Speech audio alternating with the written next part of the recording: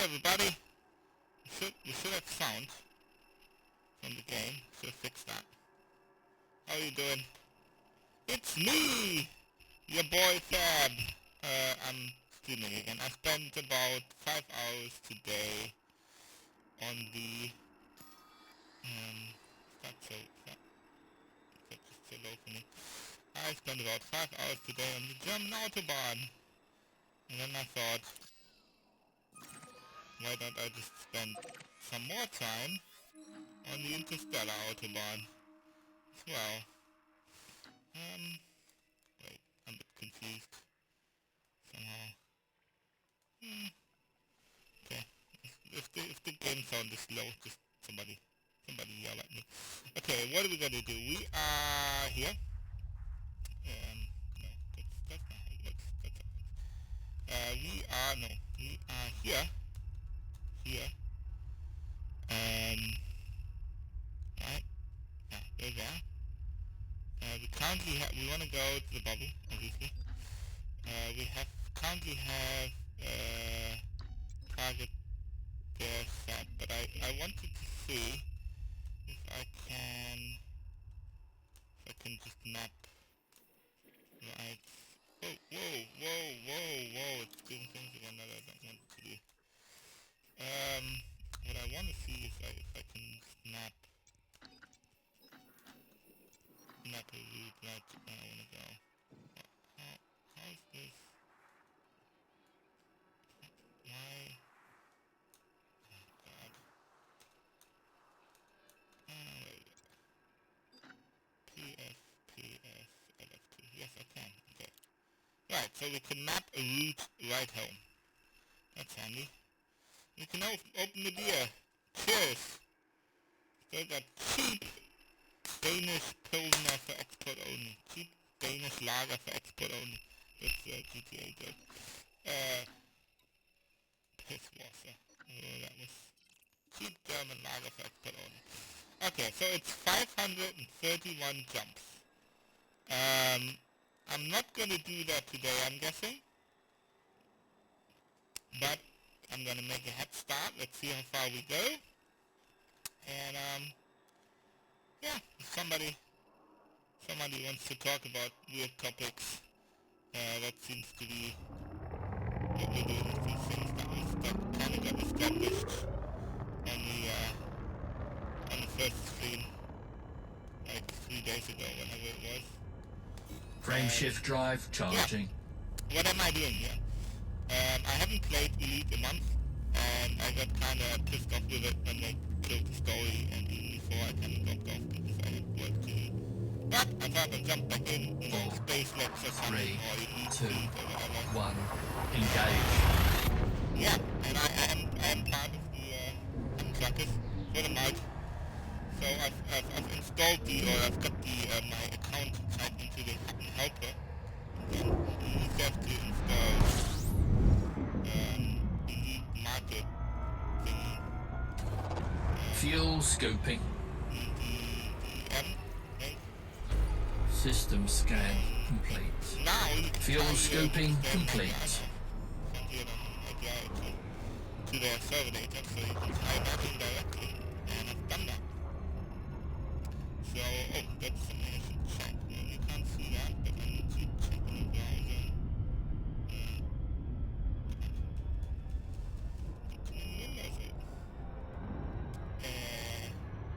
Actually, you can type into the Nara as well now. I figured that out. And so I think that now looks like I'm signing. So it should be picking up my travels. And, yeah. Frameshift drive charging. I'm planning to hand in my exploration data somewhere where the clock is going to do that once I get back, of course. 4, 3, 2, 1, engage. Do that because I'm a good trucker. Yeah, I'm kind of happy to be back in the game. This is kind of what I'm doing in the heat. Jumping around. I do like bounty hunting stuff, but like for the last year or so, I've been kind of just exploring. And I'm working on my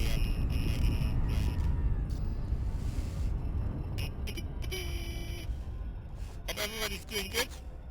Hope you're having a good week. Frame shift drive charging. I'm having a good week. Drove the wife to Germany to Düsseldorf yesterday. Kind of by spontaneous. Want to spend some time with it. I'm kind of like driving. 4, 3, 2, Yeah, 1. Engage.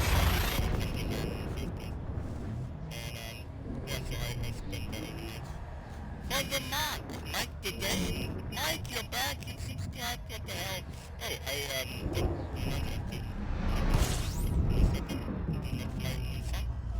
I love that everybody knows that. Fuel scoping. Everybody knows who the truck is on.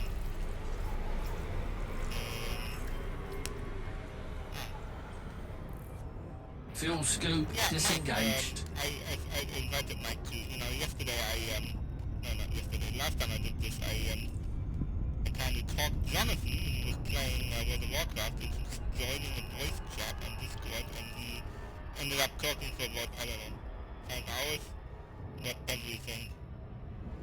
My audio is really bad, so that's weird, bad in what way? Like distorted bad? Like not loud enough? Really bad. That's weird. Wait, check this. Give me a second.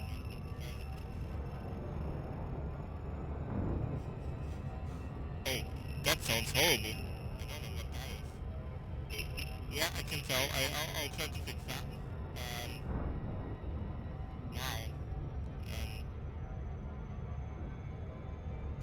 Because it's not the game. That will involve changing the light bulb, because it sounds good on the mixer, it's not difficult. So, it's not my... Yep, is it my USB audio interface? But it sounds good on this. Windows. Don't tell me it's Windows. It's always something.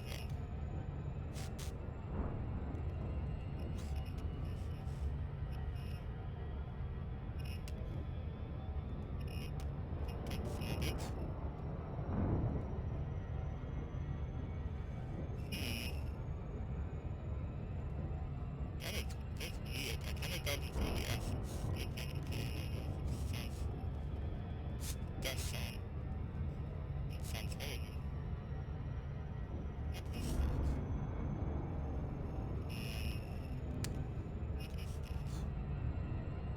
Okay guys, I'm just gonna try to unplug my USB interface and see if that works. If everything goes to shit, then I know.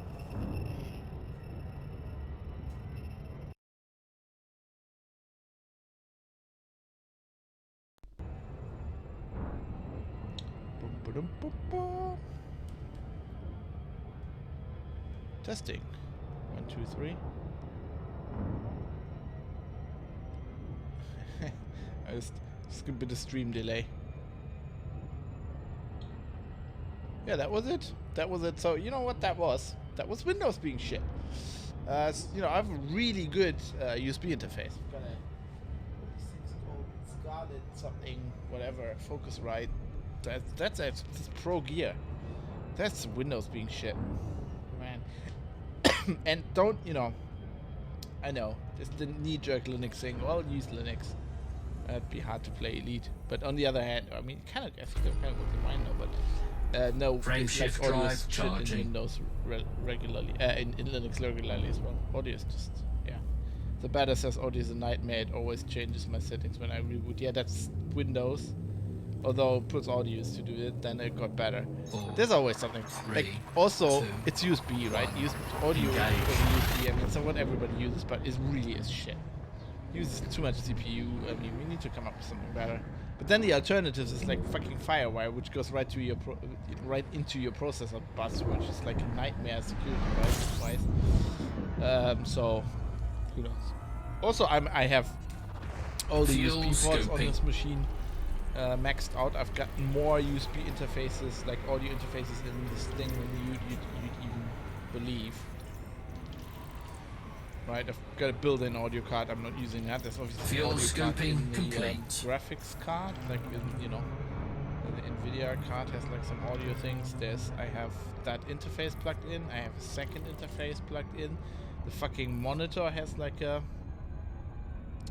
something. I've got like USB speakers because they work and they refuse to pay.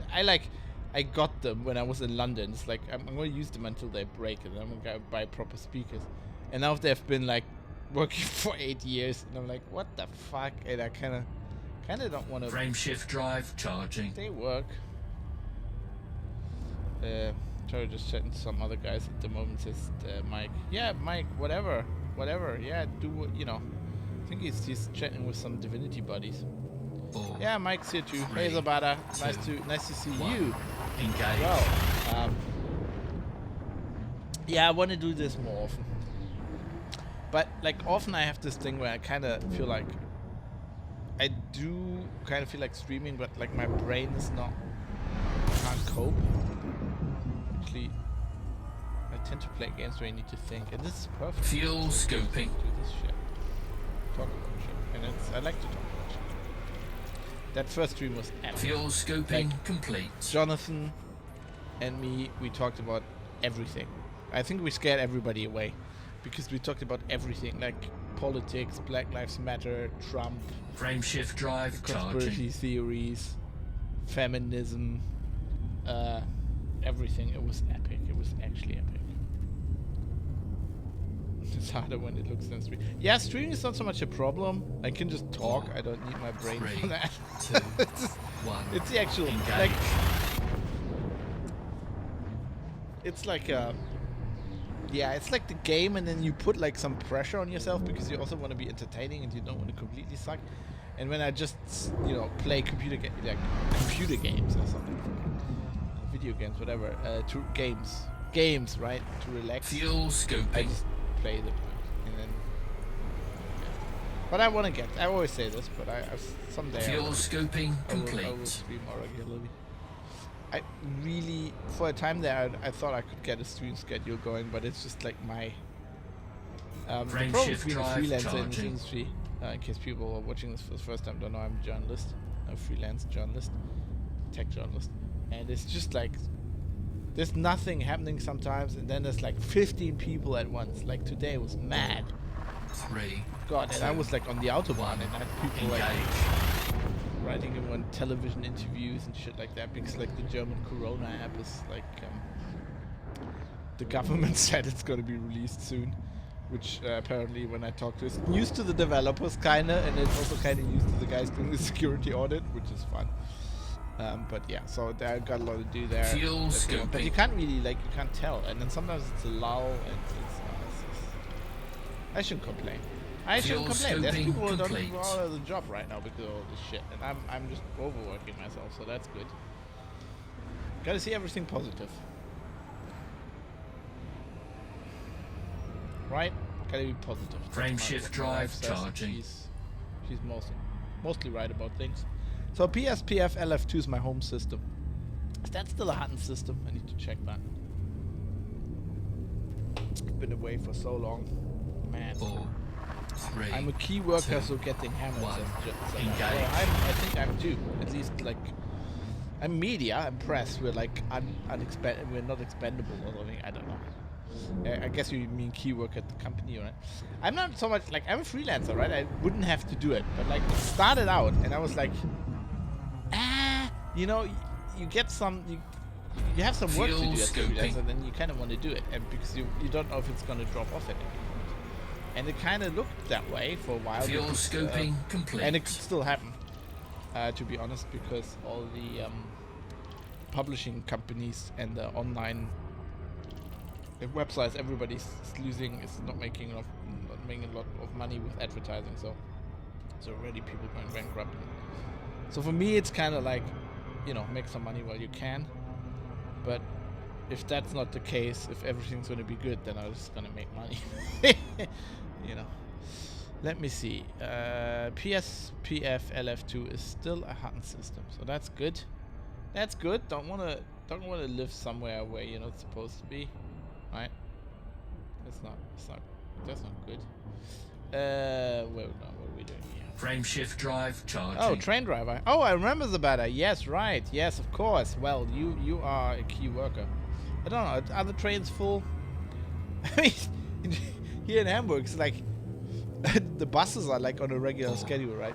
3, And I always see the buses 2, go past. They're always 1. empty.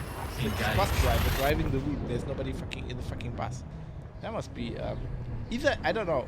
Either it's great because you don't have to deal with people, or you don't have to deal with them anyway. They're not allowed to like approach the front part of the bus. They've got that all like taped off. But yeah, but I'd be a bit unhappy if I was driving empty buses around. Fuel scoping. Getting busy System now. scan. Well, yeah, it's complete. getting back to normal, isn't it? Fuel scoping It's complete. here people just avoid public transport, and I do, to be honest, as well. I'm not at all scared about from this thing, right? Frame shift drive I'm charging. kind of like, if I get it and I die from it, then I would have died anyway. Like there's obviously, I will, if I die from that, I have some other disease that would have killed me sooner or later. I will just go out with a bang. 4, Might as well 3, get the thing 2, everybody's dying for. 1. Um, Engage. Too many drivers to have brakes at the same time, as we can't sit far enough apart. That's weird. There's all this crazy shit, isn't it? Well, but here everybody's avoiding public transport, so I'm not really scared. But I kind of avoid public transport because public transport is like if you want to get Fuel sick, public scoping. transport's the way to do it. Like, System scan I mean, complete. just the common cold. Like, God, when I was commuting Fuel with public scoping transport, complete. I was, for like, when I started doing it, like, I used to drive around on the motorbike, like, in the rain and in the wind and in the cold, like, in the middle of the winter. That was actually, like, really good for my immune system. I felt like that was, I wasn't getting sick that much. And then when I started doing, like, Frame shift drive so I charging. did bus, subway, train, and then tram, bus. That was, like, kind of my trip. So I got everything right. And I got so sick for the first, like, months. I was like sick from everything, and then it started 3, to get better. 2, I think then like the 1. immune system gets Engage. better. Still like pick up every fucking thing. I miss all the bike updates. When I was doing podcasts, I was riding along, and Katie was in Hamburg and I was in Hanover. I used to ride along. Yeah, I miss being on the bike. That was great. I got so Fuel much bike scoping. climbing. Actually, last week I did a bike trip to friends who live in Fuel scoping complete. Flensburg, next to the Danish border, and I just rode up there like the long way around. Like, I don't know, it took me like 4 hours to get there or something. In the Frame sun, shift drive lovely weather, charging. and I had forgotten how relaxing riding a motorbike is. I mean, probably not for everybody, like, but for me, and I guess it's in the family. My dad's and my mom's exactly the same way. It's like it just 4, clears your 3, brain. 2, Like 1. for me, there's Engage. nothing like that. It's like I'll ride for once I'm on the bike for an hour, then it starts like just it's total zen. It's like meditating for me. And it's not like you're not like drifting off, because like the trick is, I think, your brain and your body and everything, you still have a lot to Fuel do, right? But scoping. it's like this. It's like you're doing it and you're there and you have to pay attention, otherwise Fuel you'll be scoping dead. complete. But everything else like leaves your head. And then Frame obviously shift when drive you get out in charging. the countryside, you're just riding and there's like, country highway, and then you're riding through a town, and then you'll be long straight roads again. That's like really amazing, really relaxing.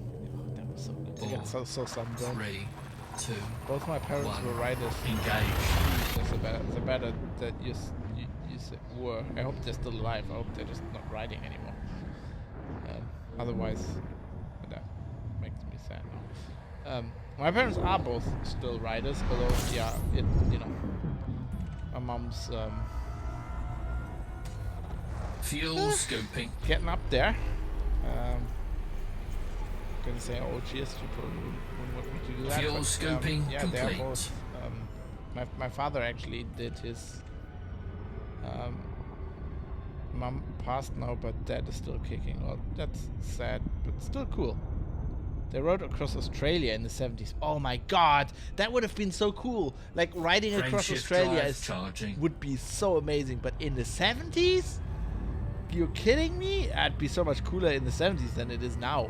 Wow. Yeah, my dad got a license, and then at first my mom would sit on the back, 4, right? And then 3, in 2, 1. yeah, stick a Engage. photo in Discord. Yeah, definitely. I want to see that. And in Germany you have this thing where if you have a there are these 125cc bikes, and you can ride those with a car license. So my father got one of those. Then I was on the back a little bit, but like then I think at the beginning my mom actually rode on the back of that for a bit, and then he got a real Fuel bike. He scoping got a complete. license, got a real bike. Then my mom got a 125. Then my mom made a real license and got a real bike's license. And when I did my my car license, they were like, okay, so I bought the car, like from my money, the money I had saved up, and my parents bought the license, which all the training, all that. Which in Germany is like, Frameshift I bought a drive Twingo, which charging. is like 10,000 euros at the time. So the license almost that, I guess, with everything. But they were like, if you make a motorbike, if you get a motorbike license at the same time, we'll pay for both of them, 3, which was really smart 2, by them. And then I did it.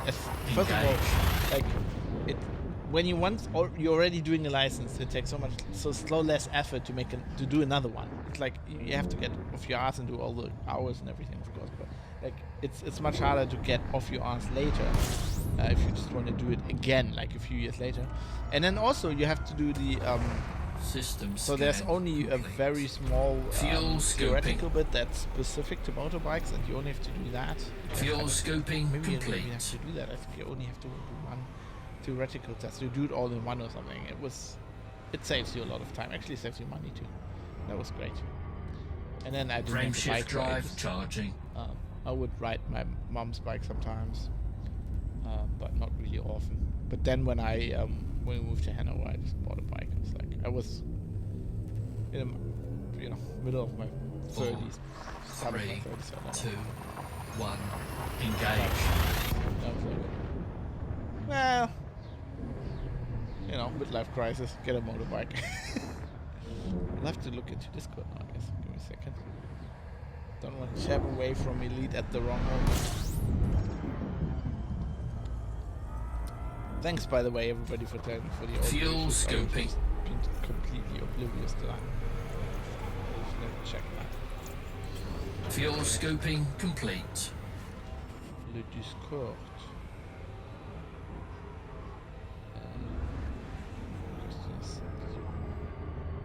The better put it in the if you do it, put it in streaming. Oh no, he sent me one. Oh no, he didn't. Put it in the streaming channel or send it to me directly or something. Otherwise, I won't find it. He's probably looking through the pictures, like where the hell is that picture? I know that happens to me a lot. It's like I'll tell somebody like I'll send you a picture from this, and it's like where the fuck Frameshift did drive that go? charging.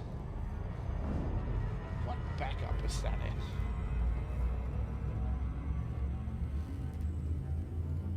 Oh, look. Peter Witherspoon liked my Hut and Helper comment 4, on Twitter. That's 3, 2, 1. Engage. Gotta get back into the trucker thing. I neglected that for way too long. I'm sorry, guys. Okay, done, he says. Well, give me a second. Ich can't. Do not tap away from Elite while you're in hyperspace. That's just Elite 101. Fuel scoping. 101.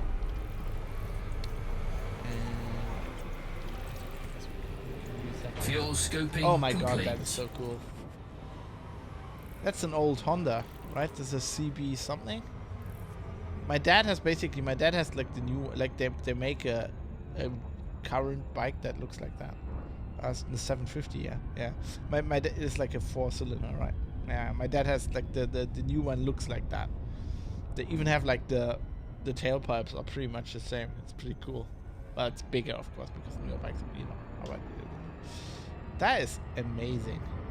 Man, I should like that. Oh God, that's the thing I'd love to do. Like the problem is my wife's not gonna like.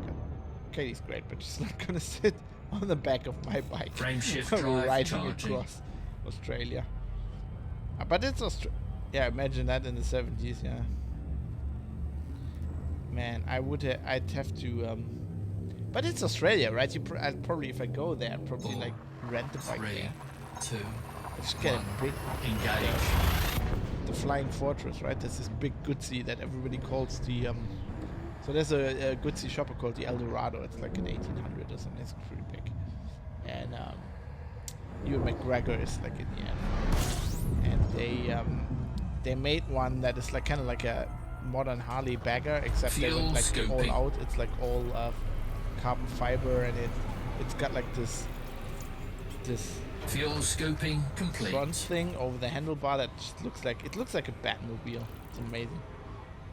They also call it the Flying Fortress. Yeah, it's great. It's got like the engine. You know how they on the Goodsey the engine always like it's like a Harley V shapes like this, right? And on the Goodsey it's like this, and they always stick out. And on the Flying Fortress it's red. So the whole bike is like black, and then just like the engine sticks out.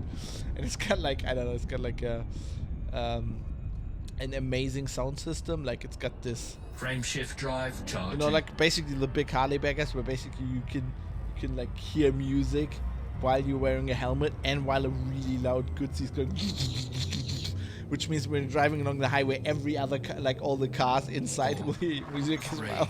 2, 1. Engage. I'd love to buy a big old 80s Goldwing. Yeah, I've never been a fan of the Goldwing traditionally, but you know, getting older, I kind of like these baggers. So yeah, something like that. I think Katie would. That that bike in the back is probably really comfortable. Like, 'cause you Fuel could scoping. go across Australia on that. God, that would be amazing. Although Fuel imagine, like, scoping where would you complete. go across, right? You'd have to go like fucking.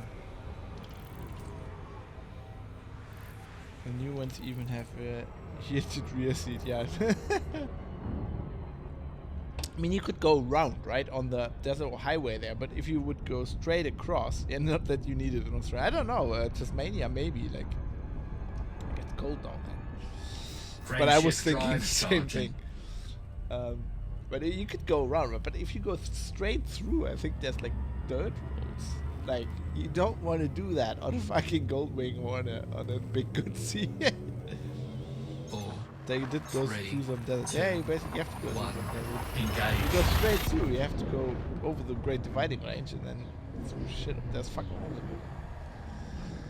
it. Yeah, that would be a challenge on that. That's not a good off-road bike. I don't know. I'll have to think about that. But man, that would be a thing to do. Oh god, I love that so much. Fuel scoping. Across Australia on the bike. Or just go around Australia.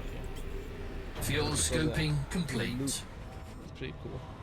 Start like in New South Wales, go up all the way through Queensland up to the Cape up there, and then Northern Territory. Frame shift drive And charging. then it gets really deserted to fucking, towards fucking Western Australia. And then there's nothing until you hit like Perth.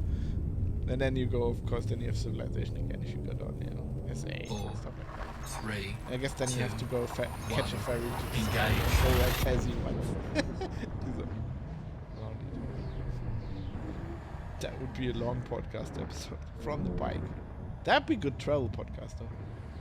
Oh, I'd have a lot of time. You need to rig something where you have a microphone in the helmet, and even then it wouldn't be great sound quality. Fuel scoping.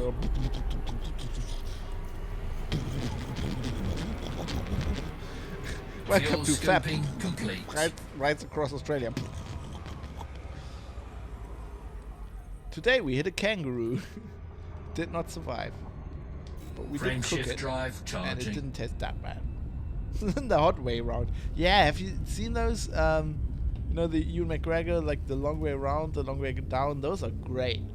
It's like basically him and his mate do like bike tours 4, across 3, 2, Russia. 1. There's a new Engage. one. Really? What's it called? Where's he going?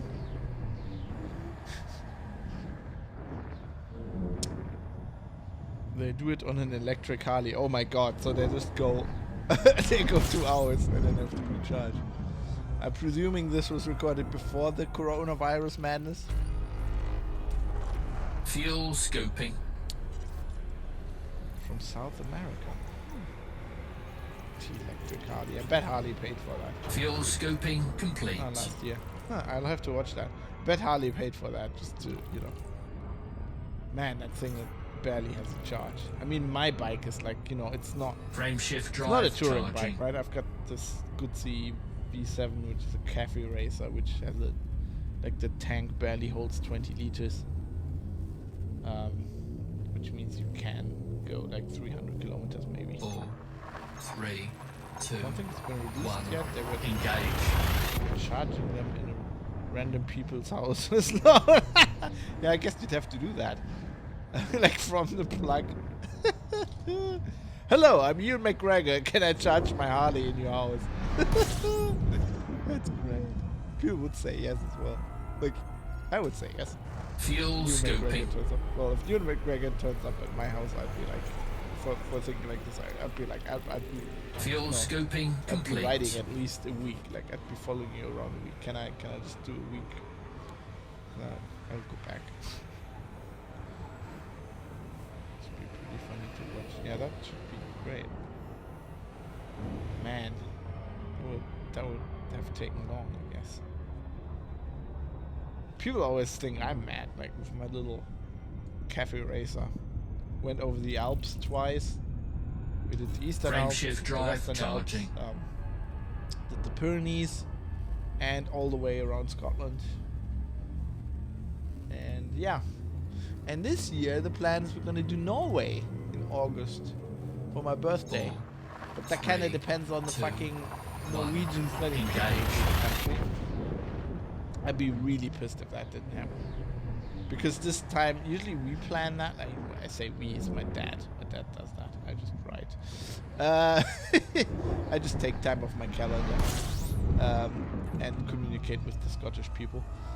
But usually, Fuel scoping. yeah, he does that, and he found this great company, which kind of cool.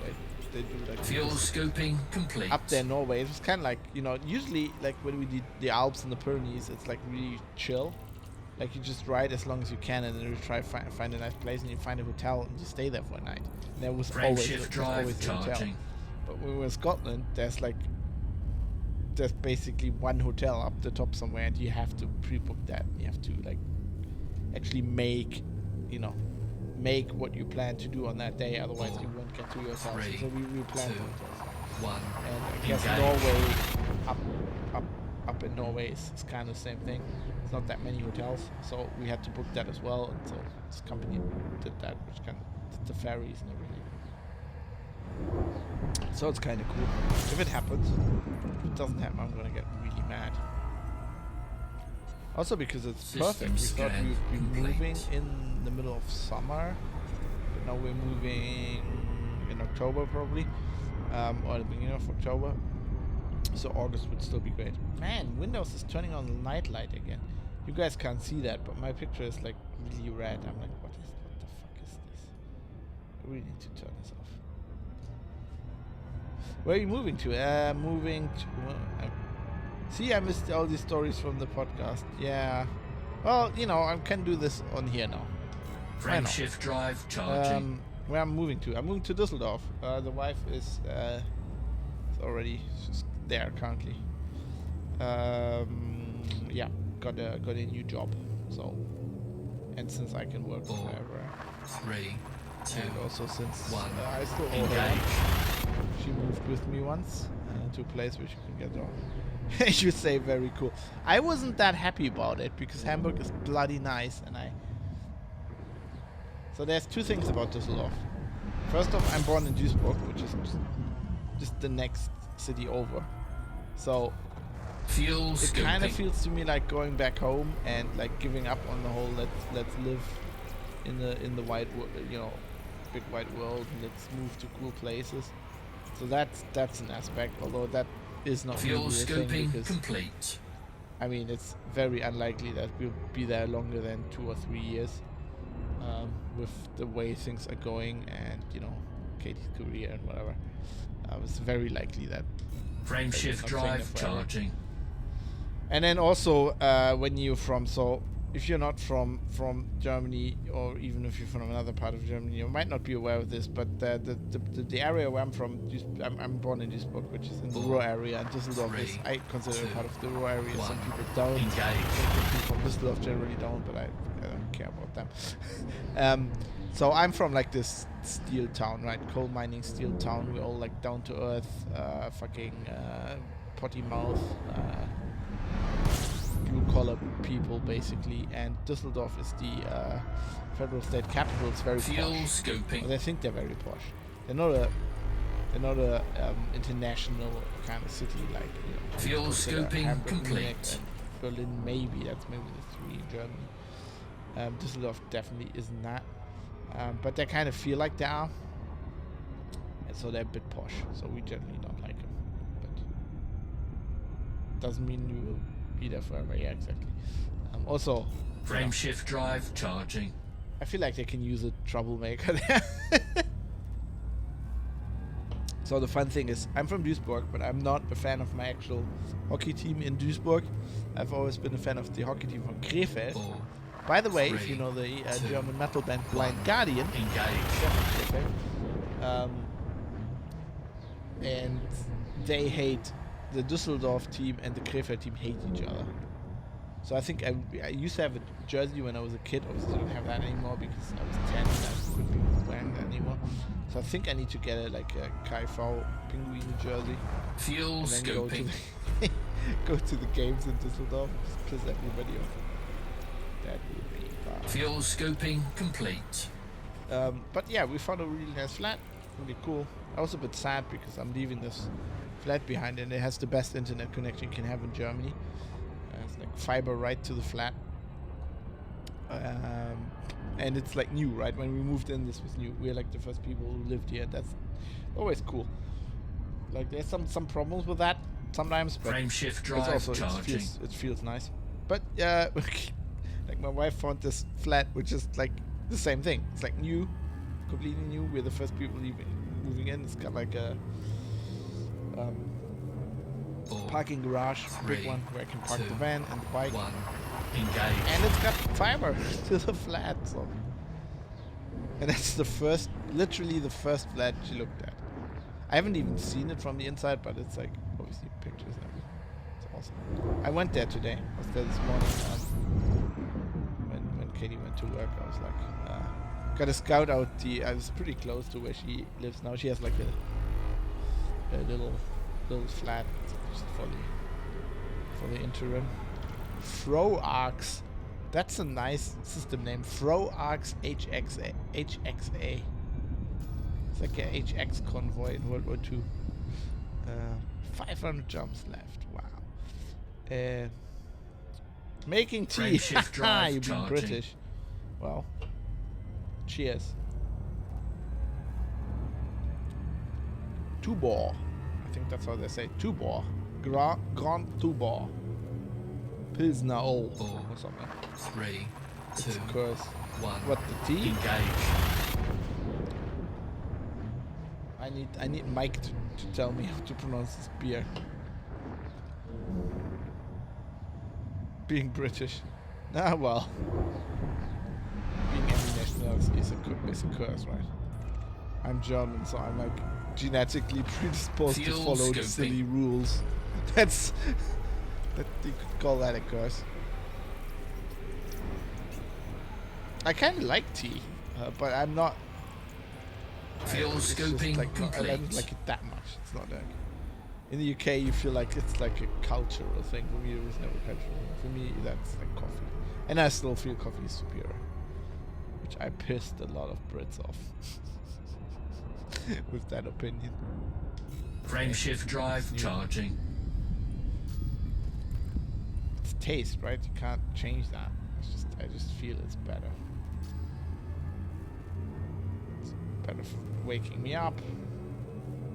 4, It's just like a different 3, kind of. 2, Maybe I'm just used 1. to it. Engage. Like black tea always makes me a bit skittish. And I don't get that from coffee. I like to switch it around though. And tea is nice in the winter.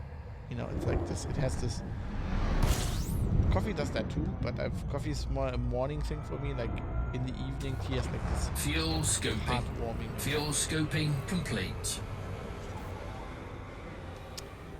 So while we're at drinks, I discovered something. So I with the Corona boredom, I started like running, and I've been running a lot more than I've ever I run 10 kilometers now, which I haven't Frame been able shift to drive like, charging. consistently, which I haven't been able to do since like 15 years ago. But I started to get like this weak feeling in my like this really weird like not like normal, like, Four, more like 3, when you've had a 2, cramp. 1. I'm Engage. like something's wrong with my like I'm missing something like magnesium or something, I don't know. So went to drugstore and wanted to to have like some supplements, whatever, like to told them what the problem was. And Fuel scoping. they're like, yeah, you could, we could order these like supplement things, but also you might also just try Fuel like scoping beef broth. complete. I was like, what? And they're like, yeah, especially that like you have this kind of deficiency when you like, when I say beef broth now, first he was like, are you a vegetarian? I'm like, no, not really. It's like, if I say beef broth Frame now, shift just drive charging. you get this feeling, right? You get this, like, yeah, oh god, I would love some beef broth. That's like you're missing like the salts or whatever in there. So I've been just drinking beef broth. It's so good. You don't need those 2, fucking supplements. 1. Beef Engage. broth. And beef broth is amazing, unless you're vegetarian. But I love that shit. It's like, wow. I used to think that when I was really sick, like when I had the one time I actually had the actual flu. That stuff saved my life. Like I would have probably just would have to put me in Fuel hospital scoping. on some IV otherwise.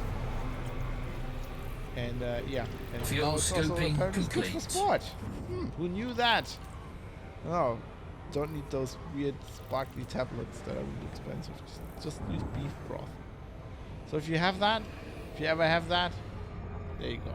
Frame shift drive charging.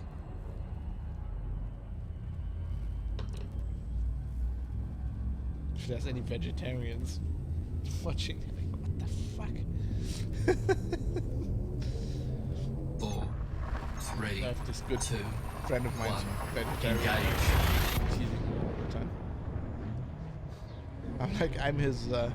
I'm his counterweight. I'm basically all the extra meat I eat is just like the meat he doesn't eat. So really, between the two of us, it's just even. Fuel scoping. It's like a normal person. It evens out. Fuel scoping complete. My wife was also doing like exercises, just like, oh, I bought some protein supplement stuff because I'm not eating enough protein, and like for her that's pretty right. And she's like, do you want some as well? And I'm like, well, I could do, but like I think I'm Frame eating shift enough drive protein. She's like, charging. yeah, you're not eating that much meat. I'm like, starts counting like, I had burgers on Monday, then on Tuesday I had carbonara, on Wednesday I ate a steak, and she's like, 3, all right, yeah, 2, probably. 1. Had Engage. some eggs for breakfast this morning. I think I had some like really. I was actually missing protein when I started running because at some point I was like, I ran like midday, then I did some work, and then I went shopping, grocery shopping. And when you like, you're not supposed to go grocery shopping when you're hungry. I didn't Fuel know it was hungry, scoping. but then I walk in there. It's like I need System to scan eat something today. I forgot about that. Like I need some dinner. It's like, what can I eat? And I Fuel went like scoping straight to the complete. meat counter. I was like, they had this like bull steak or whatever. And I look at it, it's like, oh, this is great. And I bought like a huge steak. I went home. It's like, I'm making this, right? And then Frame I'm like, shift drive hey, charging. something missing here. Oh, I could just put 2 eggs like sunnies or 3 eggs sunny side up, and then put them on top, and that was so good. So I think I was missing 4, protein. 3, 2, 1. Engage. But if you never tried that and you're not a vegetarian, try a steak with like eggs on top. So good, so good.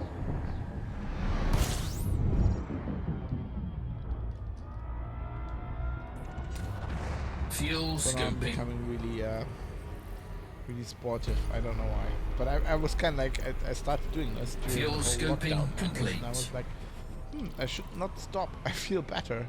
And like even now, I feel like it's weird. I feel like more energetic. Earlier I did Frame some, shift drive didn't charging. really, because I spent so much time on the autobahn today. I didn't really have time to go running. So the other week I bought like a skip rope. And you think that's silly, but it's like, wow. I did like 30 hours, 3, 30 minutes 1. of skip rope Engage. earlier, and that, it's like my legs are fucked. I'm happy that I don't have any, like, you know how people like do flight sim? There probably do people doing elite like with pedals. I'm happy I don't have any pedals on this setup because my legs are shot to fuck. But it feels really good. Fuel scoping.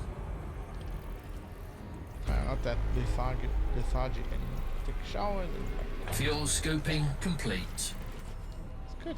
I should have done this years ago. Anyway, that's why I'm telling you this.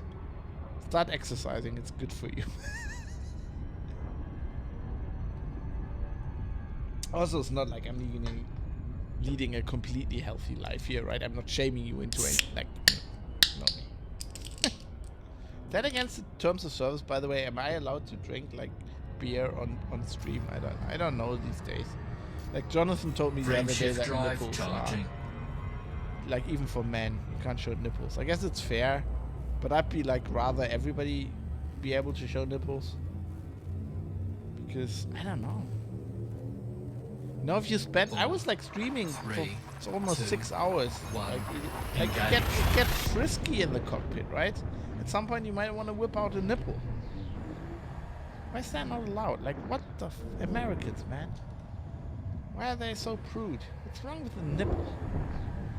Like any nipple, really. I mean, it's the first thing you see, basically, Fuel scoping. as a baby. It's the most natural thing in the world. Unless you're Fuel like scoping the complete. Scaramanga, you have 3 nipples, but even then. An extra nipple. Oh, the batter returns. Well, you missed a lot of nipple talk. Yeah, I was saying that. Frame shift drive charging. I also, like, if you do running, so just to recap this, don't buy any like magnesium or like electrolyte supplements, just beef broth. And if you need, if you're running and you need protein, then just have a steak with 3, like 2, 2 or 3 1. eggs. Sunny Engage. side up. Great. And then I segued into Jonathan having told me that nipples are against the terms of service on Twitch, which I object to. You know, my mom ran around naked for a while Fuel for this scoping. whole like System freedom scan of the nipple complete. thing in the end of Fuel at scoping in the complete. beginning of the 70s, but we're talking about the 70s when your parents were riding motorbikes to Australia. I'm a vegetarian. Yeah, well, that was my caveat. If you're a vegetarian, don't do it. Obviously, don't do the beef broth and don't. Frame shift you'll drive have to get some charging. supplements. You probably need to have some supplements as well if you're vegetarian. I don't know. What the fuck do I know? Let's talk about nipples. So my parents were like 4, beef nipples. 3, Yeah. 2, What's better than nipples? 1. Beef and Engage. beef covered nipples. Yeah, they were fighting. Like my mom was fighting for the independence of the nipple, and we lost this all again because the Americans run the internet. Even they had the whole nipple movement, right? Woodstock and that shit. And nipples. at Fuel Woodstock. scoping. What's wrong with the nipple? Seriously, I don't get that. Yeah, Fuel I scoping get the complete. showing genitalia or something. I get that. but the nipple? Come on. Frame shift drive Anyway, charging. this is getting into territory where people will be turning off again probably because I'm going into political hell. Why do I act like I care? 3, 2, 490. I really need 1. somebody to talk to. Engage. What's Mike doing? Mike, hurry the fuck up. I need like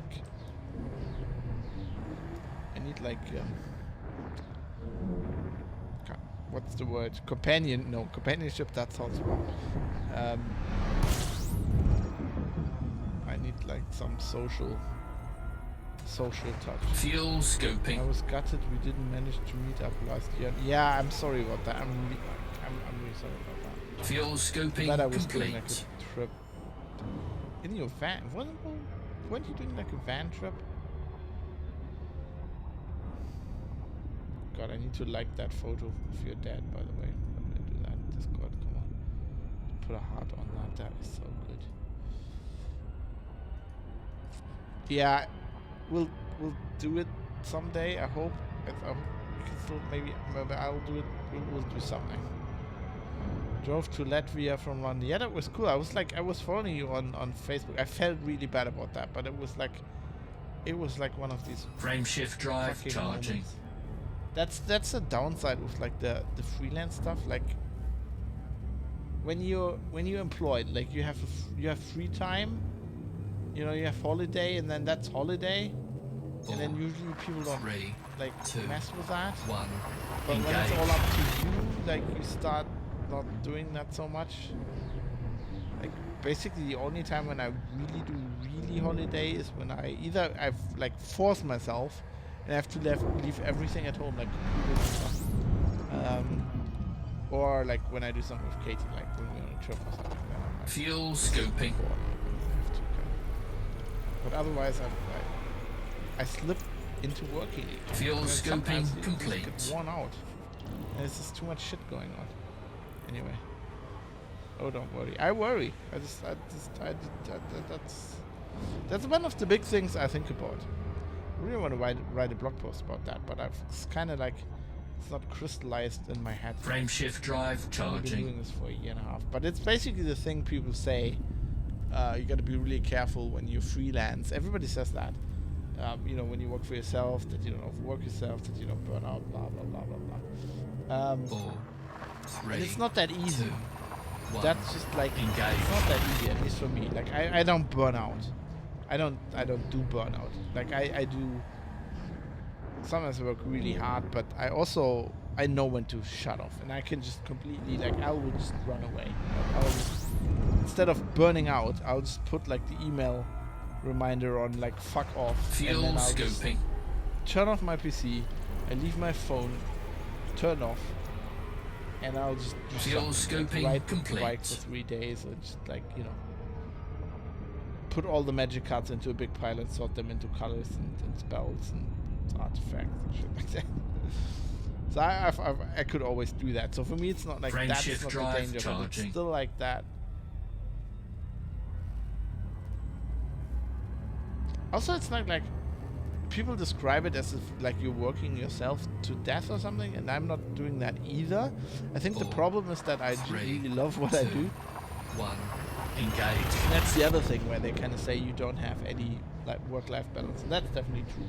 At least if what you do, you love doing. Like I can't, like this for example, right? If I write an article, it's the same for me as this, right? And this isn't really work. Fuel So writing an scoping. article, to me, well, it is work, and I get paid for it and whatever. But it's also like Fuel scoping complete. let's not kid anybody. If nobody would pay me for this, I would still be doing it somehow. I'd still be writing. I hate working for other people. I can't stand it much longer. So but I don't know. Also says I was amazed by Germany though. First time I've been. Okay, let's talk about that first. Why? Frame Did it shift strike drive you, like, charging. as most people say, it's really clean, and I feel that. Like in the when I would live in the UK, I was like, Not that I found it negative, but I was always amazed. Like, why did they let everything? Why did the houses look like they fall 4, down? And then somebody 3, actually told me 2, that it's like it's 1. like people actually like it. Engage. I mean, I tried to explain to somebody once that in Germany they wash like we wash our houses. Like, you know, if you own a house and it gets dirty, you just like get a high pressure water hose or whatever. And people were like, "What do you like clean? What's wrong?" For the working Fuel thing, scooping. I get that. I'm like I think I Fuel didn't know. scooping complete. So I really liked working at the place I was working. Yo, Mike, do you wanna hang out? I'll send you an invite to a Discord channel, and I'll go in there. Just know that once you're in there. Oh no, I don't send you an invite. It's called. I'll figure it out. Once you're in there, you're on stream, right? Just so you know. It's called Streaming Voice, and I'll add you. I'll give you. There's a role. I'll figure it out. Okay, should be able to join that channel, and then I should hear you. Well, the world should hear you. We raced by on the way east, but coming back we went more south, and it's beautiful. Love to go riding all over. You know, I never. It's kind of like. Is it like Frame the country shift drive charging. you were born in, right? You don't think of that as beautiful, but like, I must say I've noticed ever since I got the bike and also the van, and we've just been riding, just been going places, that I kind of really enjoy that. I really 3, like Germany in that 2, way, but only if you don't. 1. Like, I feel Engage. like, so in Germany you'd go along the autobahn, like the highway, right? And you just go that, and you don't see anything of the country. And if you don't do that, if on the motorbike you do that a lot, you know, you go a little local, and shit, and then you actually start to appreciate it. How's it going, guys? Fuel scooping. Hey, Yep. well, guys, it's just me. Oh well, there's a couple of. Well, and the Fuel screen, scooping I guess you're complete. right. Wait, I have to turn you up. Let me just. Yeah, somehow- well, I can probably. It's probably probably do it on my again end. as You well. know me, audio shit. Let me just Yeah. do this. Let me just talk Is to this better? anything. Not really, but I think it's really my. Hello? Yes. Well, I'll just turn you up to 200%. Say something. Something. Yeah, that's okay. I guess. How are you doing? Yeah, good. I'm out in the cold here as well, in the big dark, in the black. Where are you? Yeah, so in deep space, Burp 8JP B36B, about Wait. 8,000 light years from the bubble. I'm gonna map you. Let me just. Okay, can you give me just the individual letters? Yeah, so Bravo, Yep. Oscar, Yep. Echo, Yep. Bravo Oscar Echo. P. What is P in Paris? I Papa? can't remember. Papa, Papa? that's Papa, yeah. Yeah. Hotel, Hotel. Hotel, Hotel. Juliet, Juliet. Dash, Dash. Papa, Papa. Space, Space. Space, like a space. Yeah. Sorry. Yeah. That was. Yeah. Bravo, Yep. 36 36. dash 8, I Dash think. Yeah. Okay. That's where I'm at. Wait. Why can't I find that? That doesn't. Bravo Oscar Echo Papa Hotel Juliet dash Papa space Bravo 36 dash 8. I think it's an 8, yeah. Okay. Maybe it's not. Wait, maybe I can search it. Can I? Jesus Christ, Elite. Are you sure it's 2 H's? I can't see what you've typed in because of your. Oh. Maybe. Yeah, well, sorry, there's a space between the 2 H's. Yes. Okay. Sorry. Yeah. Now I've what changed it is. everything. Now it's probably fucked up. Wait. There we go. Yep, we're finding you. Whoa. Okay. Oh, Yeah, hello, you're- Sabata. You're Not quite. that far away. Well, 8,000 light years. yeah, 8,000. It's a bit.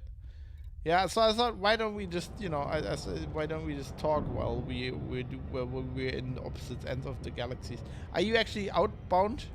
Frameshift drive No, I am on charging. my way back to the bubble, but I keep searching for Earth-like worlds because obviously I'm Right. exploring. So I get sidetracked from time to time. Making I just money. found one there actually. Yeah, I found an Earth-like world just there now, 10 3, minutes ago. 2, Every 1. time I get delighted. Engage.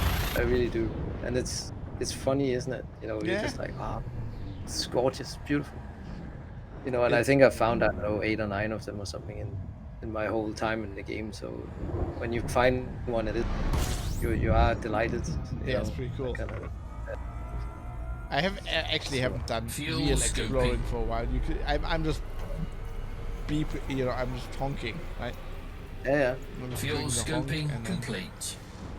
No, I do the spectrum analysis after they've introduced that, and then if I find a really good planet, then I will go and do a detailed surface scan, as you say, for the Yeah. for You're the money and the fame. You're So, probably good at the scan thing. I've you get Frame if you shift do it, you get drive faster, charging. right? Yeah. No, I've gotten fairly good at it. I think also because using the Thrustmaster is actually pretty good for it. You do it with the joystick? Oh yeah, Oh. 4, Yeah. 3, 2, because you can 1. you Engage. can use the 2 tabs on the back of the thrust to move the spectrum analysis Right. bar. Yeah. So it actually goes really quickly when you do that, and then you use the joystick to just, of course, move around and all that. Does it have? Uh, I wonder if that Fuel. thing. Wait, I'm just gonna turn the sound in the game down a bit so then we can hear you better. Does that have its own mapping?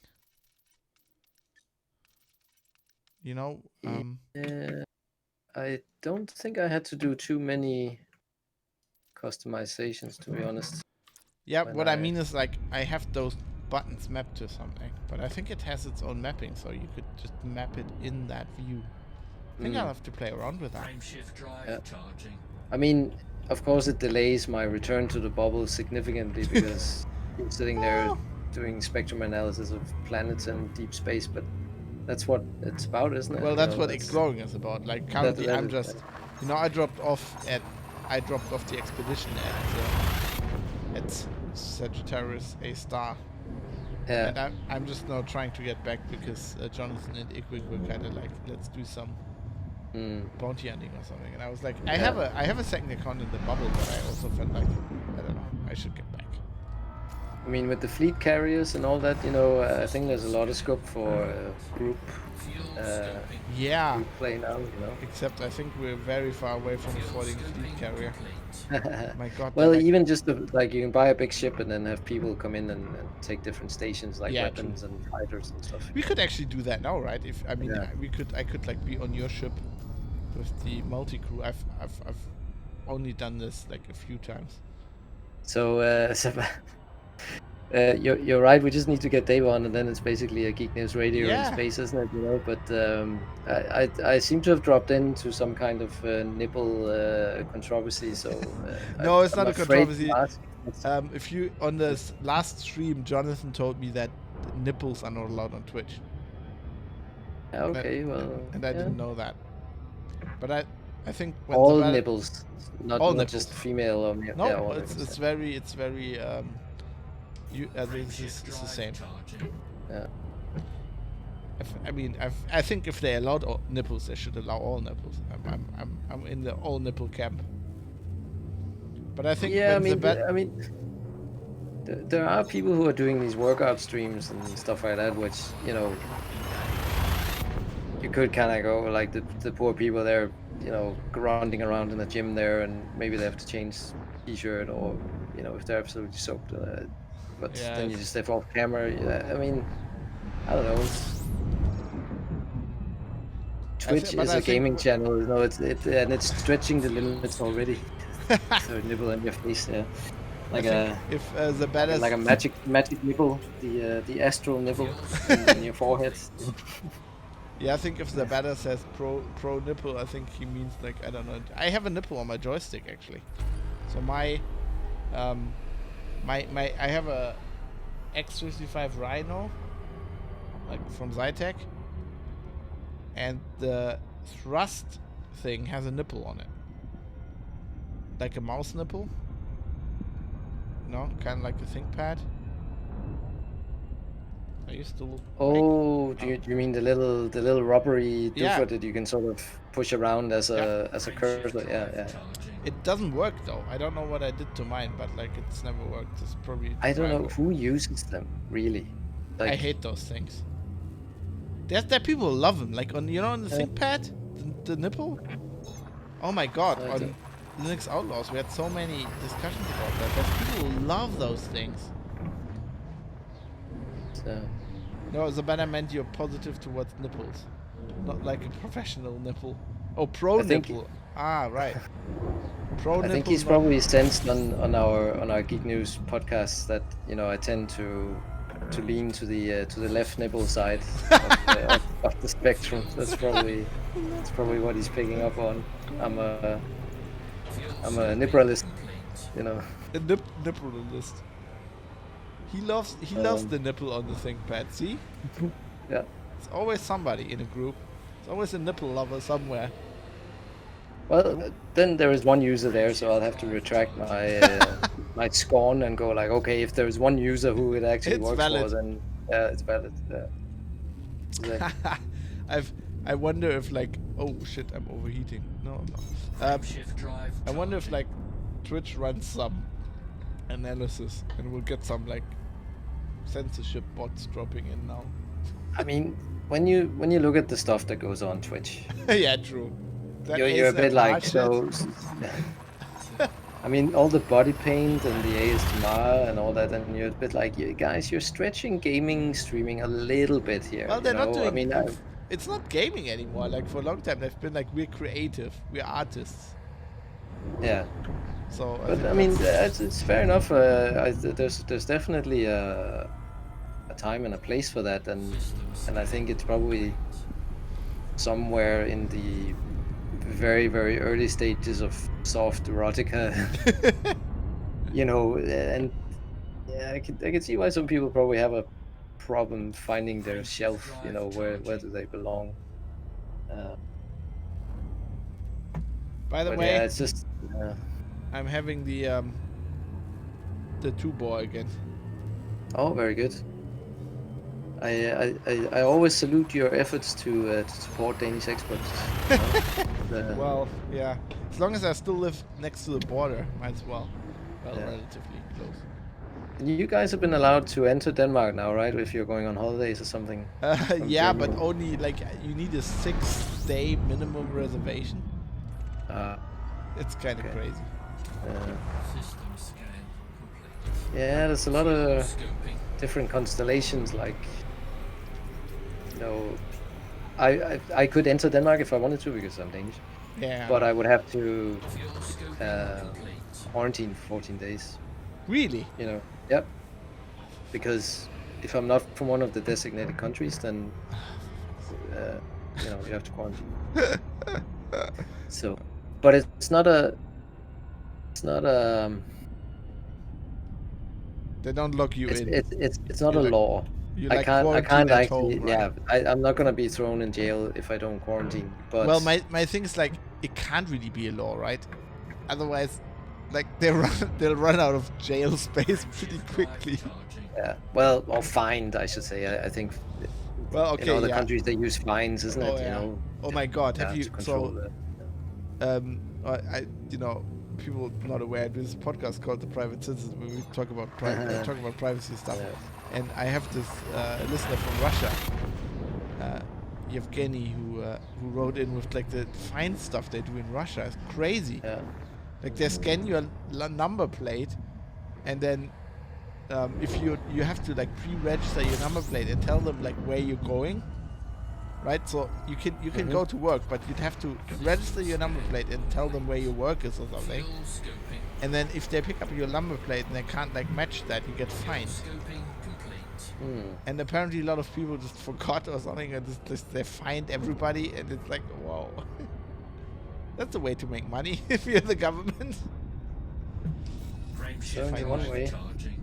Well, I'll be exporting supporting your exports, and then at some point I'll switch over to the Dutch exports when I'm in Yeah, well, Düsseldorf. that's fair enough.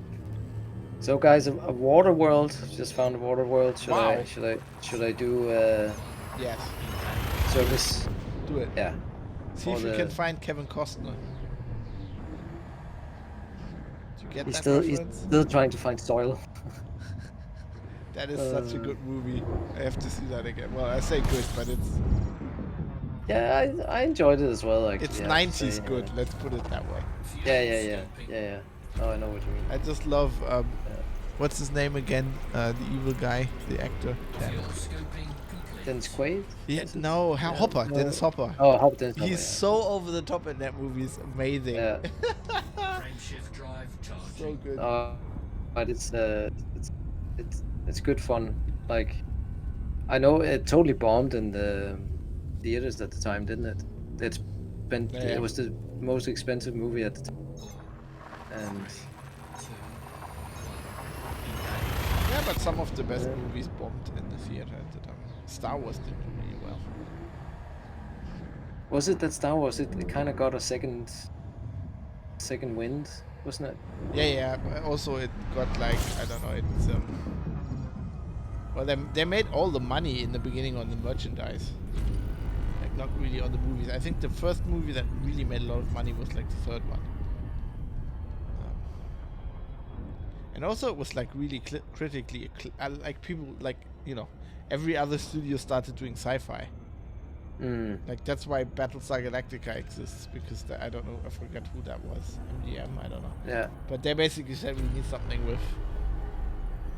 That's why also why it's called Battlestar, which is a weird name. Frameshift drive charging. And they put the star in there because we need something with a star in Yeah. in the title. Oh god. Oh, that just reminds me of Stargate now. That's a movie I need to watch again. 3, 2, Thank god. And I knew we were to But it's Stargate. Actually. One of yeah, that's those things also very 90s. Yeah, that's true. So are I'm you trying doing- to remember all my key bindings here. I'm like, yeah, I was And- thinking and it I'm sounds pre- like you're trying not to burn up in the atmosphere. and so- then I'm so scared of pressing something where it starts, overheating my systems or Yeah. something, or I go in silent mode or something and Yeah. burn up. Silent running. It's so scary when you're so far away from home in the black. Oh, totally. Yeah. Oh my god, yeah. And I mean, I looked at it, and the last time I really played this was September last year. Yeah, it's pretty And, much the same for me. I think I've been out of it longer. I actually So- remapped my my all the toggles I have on the throttle part, and I put I've got a little sticker like little tape on it, like with writing, so I know what's what. Yeah. Kind of thinking I should do something similar, because this just freaks me out. Yeah, you don't want to push the silent running button and then. Oh. Oh god. Fuel scoping. And I don't have that many heat sinks left, and I've actually once or twice on this long I've accidentally used one of my heat sinks. Yeah, and me I'm just too. I refilled them now because I was at the station, but yes, my god. Sabata says nipple scan. Do the nipple scan. Well, basically, we can turn anything into a nipple, Listen to the podcast, The Private Nipple. Yeah. It's private. Well, that works. Kind of works. Yeah. The private. The nipple wants to be free. I'm sure Christine's downstairs going like, what the is he talking about? When he talks to that German, it just Yeah. completely goes off the rail after like 20 minutes. I don't understand it. It's just like, oh god. I'm happy he has friends, but Yeah. yeah. I think she needs to meet Katie at one point, and then Katie's like, yeah, that's Fab. That's how he is. Mm. I'll explain it to you. And then we'll be playing Warhammer or whatever, and then at some point we walk in the kitchen, they're sitting there with red wine, giving us. It's that your look. fab passer, you know. Yeah. Yeah, I know. Oh, I found a button that hadn't been mapped. Wow, I love it. Yeah. great. Because that's why I couldn't open system map. I didn't actually have a keybinding for it because if whatever's happened since the last update or whatever, it's kind of wiped all my key bindings. So I Oh just yeah, you chose- yes, you need to update those, backup those, Mm, because sometimes with updates they wipe them out. Yeah, it happens. They're in some obscure folder. When you listen to the Hutton Truckers stuff, they're always like, that's the first thing they tell you. Update your, back up your key bindings. oh man, that's like always press Control S. you Yeah. know, Yeah, Scoping. pretty it's good. always the same in computing, pretty much. Always back up the nipple. Right, okay, let's go look at this water world and have a little look-see. So the Earth world that I was mapping up close and personal was like 57,000 light seconds away. That, So Is- it took me like, yeah. what would that be, like 8 or 9 minutes to actually get to it once I was in the system. But it, it's worth it, right? When you Yeah, find yeah, one of sure, definitely. I mean, I'm a Hutton Trucker. You know, the thing. 90 minutes to go to the planet or the station is nothing to me. Oh yeah, that's right. Charging. Oh, I remember that time I did that. That was nuts. I think But I've done it that's 3 the- times now. Yeah, that's part of the initiation, right? Though. Isn't it? Yeah. Somebody asked on Twitter the other week, what is like the thing you're most like the biggest achievement you think in games? Mm. And I think I said like doing the Hutton run 3 times, and I was kind of sincere. I think that. It is an achievement. So Bada So is asking if you yeah, stream as no, well. I don't stream actually, no, because like my home life is not conducive to streaming. That would be a step too far. So booking it out, and all of a sudden there'd be a 6-year-old girl just jumping into camera, and going "Bah, bah, bah, bah, bah, bah," or something, that Yeah, wouldn't Frame shift drive. it wouldn't charging. work. Mike's happy enough that he can sometimes go to the man cave. Yeah, exactly. and Like hang tonight, out where with the boys. we'd had a busy weekend. I didn't actually expect that I would be able to play, but then it was just like, I think you should, and that's the thing, like, when you know each other after having been married for 13 years, you kind of, you can look at the other one and go like, I think you just need to Yeah. have a bit of your own time, don't you? Yeah. Yeah. So that was kind of what happened there. I thought I was gonna be completely wiped out. I spent like 5 hours on the autobahn today, and I was really tired. I actually had to stop at a rest stop and just sleep for an hour. And by 5 hours, I mean 5 hours driving, so I guess it was 6 hours. I don't know. But yeah, so but I stress I can only stream after bedtime. Yeah. Frame shift So drive I charging. thought that, but then I came home. I was like, okay, I need to still do some work, and then I was like, I do exercise now, and after that I felt like really good. Even before I knew I was gonna feel good afterwards. I was like, I'm just gonna stream now. Did 5 hours on the autobahn. Might as well do 5 hours in the elite. No, I don't think I do 5 hours today, but the last stream was literally almost 6 hours long. That's very good. That was the one I missed, yeah, on Saturday, was it? Yeah, Katie was out and was like, okay, I'm gonna stream till she's back. Then she came back and was like, I was like, I kind of still want to stream. She's like, yeah, okay. And then she went to bed. And I was like, Jonathan kept me company and we discussed everything political there is to discuss for about 5 hours. Yeah. And I mean, there's not that much political stuff these days. No, there's nothing happening at all. Like Yeah. the US is completely. I've never seen the US that quiet. Nobody's complaining about the president. It's really weird. Everybody's really happy.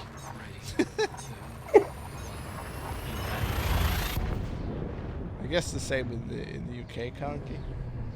You know, it's a completely calm situation. Everything's fine. Yeah. Like that dog in the burning kitchen. It's fine. Yeah. It's fine. So it's you know, there's sometimes I think there's very specific things. I mean, I miss Kings already anyway, but there's very specific things I miss it for. And one of these specific things, if we had Dave on the line, right? I would tell him now, Dave. Remember in 2017 when you thought when the celebrities that like there was this year when like a lot of celebrities died and then on Twitter was like the meme, this is the worst year ever. Yeah. And then we talked about that a lot. And then in 2018 or whatever, it was like there was even more shit going on. People like, this is the worst year ever. Don't you kind of want to go back to 2017? I would give pretty big concessions to rewind the clock a bit, definitely. Yeah, those were the good old times. Yeah, was that the year that Lemmy Kilminster passed away? Yeah, I think. Yeah, there was this one year with all the celebrities. Yeah. Where like a lot of people passed away, and then Twitter was always David like, Bowie as well. Yeah. People were like, this is horrible. This is the worst year ever. Those Brexit years, says Labada. Well, yeah. Then I was. Well, that's the thing. Like Brexit at the moment is sort of sneaking in under the radar. Like, Yeah. Nobody cares. So with the pandemic is. Totally, Oh my God! That you're saying that now. That'll be a really rude awakening. I hadn't realized this. I mean, in the past they talked about them walking towards the precipice and all that.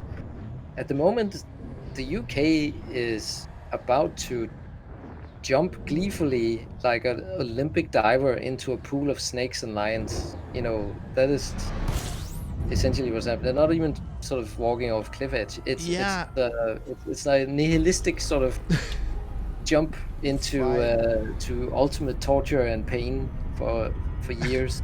It's very Warhammer. It is basically like going like to Slaanesh, right? Here's my car keys. You know, take me for a ride. I think Slaanesh is more fun though. I think Slaanesh is more fun though. This will be more Nurgle-y feel.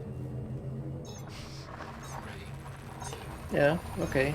But what I kind of meant was, so they were saying, it's gonna be. I mean, there's still lots of stuff they need to sort out, right? Like specifics with the EU, and they were kind of saying that like 11 months wasn't much time. But they're not sorting anything out right now. Do you think the EU or like the British government is sorting any of that shit out right now? No, but that's the thing. That's what I mean with under the radar. That at this point, the deal that Boris Johnson negotiated has now been panned by Boris Johnson as being unfair, right? So we're in 1984 land, right? Where you can't laugh about this. I know that, but it's kind of funny when you're on the outside. So it's like, you know, don't believe what you see with your own eyes and ears. You know, just believe what the party tells you. And we're in that stage now. Like up is down and left is right, and yeah, it's just. It's always incredible. been at war with Eurasia. Yeah. Exactly. Yeah, that's gonna be weird. Like in December when they're like, shit, we actually wanted to. I think they're gonna just postpone it for a year. But that was the thinking, but that doesn't seem to have any kind of traction with anybody. Well, that's gonna like once the EU realizes that they didn't do anything as well, that's gonna happen. It's gonna be like Corona extension, Rona holidays. Yeah, I don't Wait, Zabetta says we have Brexit. China holds my beer. Yeah. Fab, I'll move into your van. Yeah, that would work, I guess. The last bastion of freedom. My van. I just need a. Frameshift drive Yeah, charging. I need a flag, like a rattlesnake flag. Don't tread on me. yeah, Yeah. against Oh. flag. Dave will have a fit if he heard you saying that. I know. Oh, I'm entering the Norma arm now. I'm in another part of the galaxy. Are you entering another cluster, another yeah, sector now? another sector of the galaxy. Because obviously as I've been talking to you, I'm still in burp. Yeah, You you're know, some. yeah, it's Call it some- burp. I like Yeah. that burp. Yeah. I'm in. Wait, let me see. I can't read that because this is Sunday. I'm in Puiki Poop. Puiki Pub. Puiki Oh, Pub. the pub. You're in the pub. Yeah, PU-B, but it's the pub. It's the Puiki Pub. I guess that's a corona violation. There's so many Irish people absolutely chomping at the bit to just get anywhere near something that looks or remotely smells like a pub. You know, I'd be like, I'm like, aren't people like jumping out of the window by now? I'd be thinking like that's such a big part of like the culture. Yeah, I know. My God. That's like if you're in like New Orleans or Nashville, right? And there's no music going on. Yeah, Like I'd be like, what the fuck? is part of the soul of a country, isn't it? In many Yeah. places. But even when they open up, it's not gonna feel like a pub anymore because it's gonna feel more like a restaurant, right? Don't you start with the new normal as well? No, no, that. but I'm just saying that this is the guidelines that they're gonna set up. Is that, you know, you have to keep in these sort of pod groups. I'm kind of- Drive charging. Okay, this I don't know. We need some. At some point, has to be a rebellion. Somebody is gotta say when. No, but like in all throughout humanity, obviously somebody's gonna make a pirate pub, right? I mean, Yeah, of course. I mean, these things will happen. So you'll have some I don't know, provisional pub army or something. Give us the pubs back. I mean, there still must have crates with like Kalashnikov rifles Fuel scooping.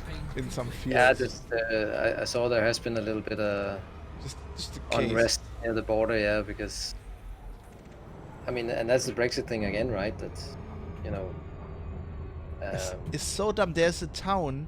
Okay, there's a town in Bavaria, right? That's right next to the border of Austria. And basically, it's one town. So it's like it's a town that is cut in half by the river, as towns often are. Except the river is the border between Germany and Austria. And there's different. Basically, the halves of the town are different towns. Right, they have different names, but they're basically one town, right? The infrastructure is not like doubled, right? They're basically one town. There's like lots of people who like are in love with somebody like from the other side. Fuel oh They shut that down yeah, oh Like, no. for the first, and this is like for the first time in 1,000 years or whatever. Like when Yeah. there was still was the German Empire and the Austro-Hungarian Empire. This was like the same situation. Like even there was like a story on the Spiegel where they wrote about this, and then I didn't really like it. And then I did some research into it. And this is like even when like they were at war. This town was always kind of special. There Yeah. was like we're not really at war because like the like my mother lives on the other side. Yeah. And now it's like it's closed. Like you can't. Well, not anymore. But it was like closed, and there was like, God. Zabata says pirate pub on a barge. I like that. Yeah. Maybe You know that crazy guy? There's this one crazy guy who built a barge that looked like a submarine. He always dressed like a German submarine captain. All right. No, I never heard of that actually. I think he got sent to jail for tax fraud at some point. But he has like had like one of these river barges, Fuel and scoping. he would like show tourists about around it. It looked like a German submarine and said like "use something." And he always wore like a German submarine uniform. So guys, an ammonia world with I know. 1% oxygen. Is that special Frame enough? shift I don't drive even know. charging. Sounds smelly. I would give it a birth. I'm gonna keep trucking. Yeah. Yeah, keep trucking. Sure. Zabata says Yeah, my but local it's- pub used to be on a barge. That sounds cool. But you're right about perspex paints. You know, that's gonna be our life. We're gonna be surrounded by crystal. We're Fuck gonna that, be man. the prisoners of the crystal maze. You know, this is idiotic. We're turning our lives into, you know, you watch, just read like Judge Fuel Dredd. scoping. Like, we're turning Eight, our lives into 2000 this shit. Fuel scoping complete. Well, I would say, I mean, I'm getting the impression that, you know, because people are so desperate to have some kind of normality, you know, like Ireland has actually from today opened up quicker than they had Frame planned. shift drive charging. So now I'm allowed to travel within the Dublin area, Woohoo! like the county Dublin, where the county I live in. So I'm actually Woohoo! allowed to move within the county of Dublin and not just within 20 kilometers. That's Let's bad. celebrate. Yeah, woo. So some shops and stuff are being opened quicker as well. Yeah. So- You know, like the federal state that is between here and Denmark, Schleswig-Holstein, yeah. right? And you know, I talked about that on the podcast. They closed that down, right? Scoping. So, I mean, it's open now again. But like, since this whole thing started, Fuel scoping. they had 146 deaths. They closed the federal state down for that. Frame shift drive. For 146 people who died. Like, that many people die there because they fall on their field and they stick their head into the, you know, the fucking tractor thing that plow the field with. Christ. Yeah, I mean- but I think when you look at Germany, you've had a fairly controlled sort of course of the virus. Yeah, but it's completely silly because we would have had that anyway because Germans just follow, like, you didn't have... Yeah, yeah. No, didn't but have that's that saying like you're very compliant people, and I'm not. you know what? Fuel scoping Well, complete. I kind of am, but I don't want to be. yeah, I know what you're saying. I'm fighting it. Let's put it that way. Yeah. Fighting it. So I'm not. But- I but- refuse to wear a mask because I don't want that, like, the look. Right? I refuse to have that look. That mask look. So I just wear a bandana. Mhm. Yeah. Yeah, well, that would be accepted though, wouldn't it? It I is think. accepted, but people look at you weird.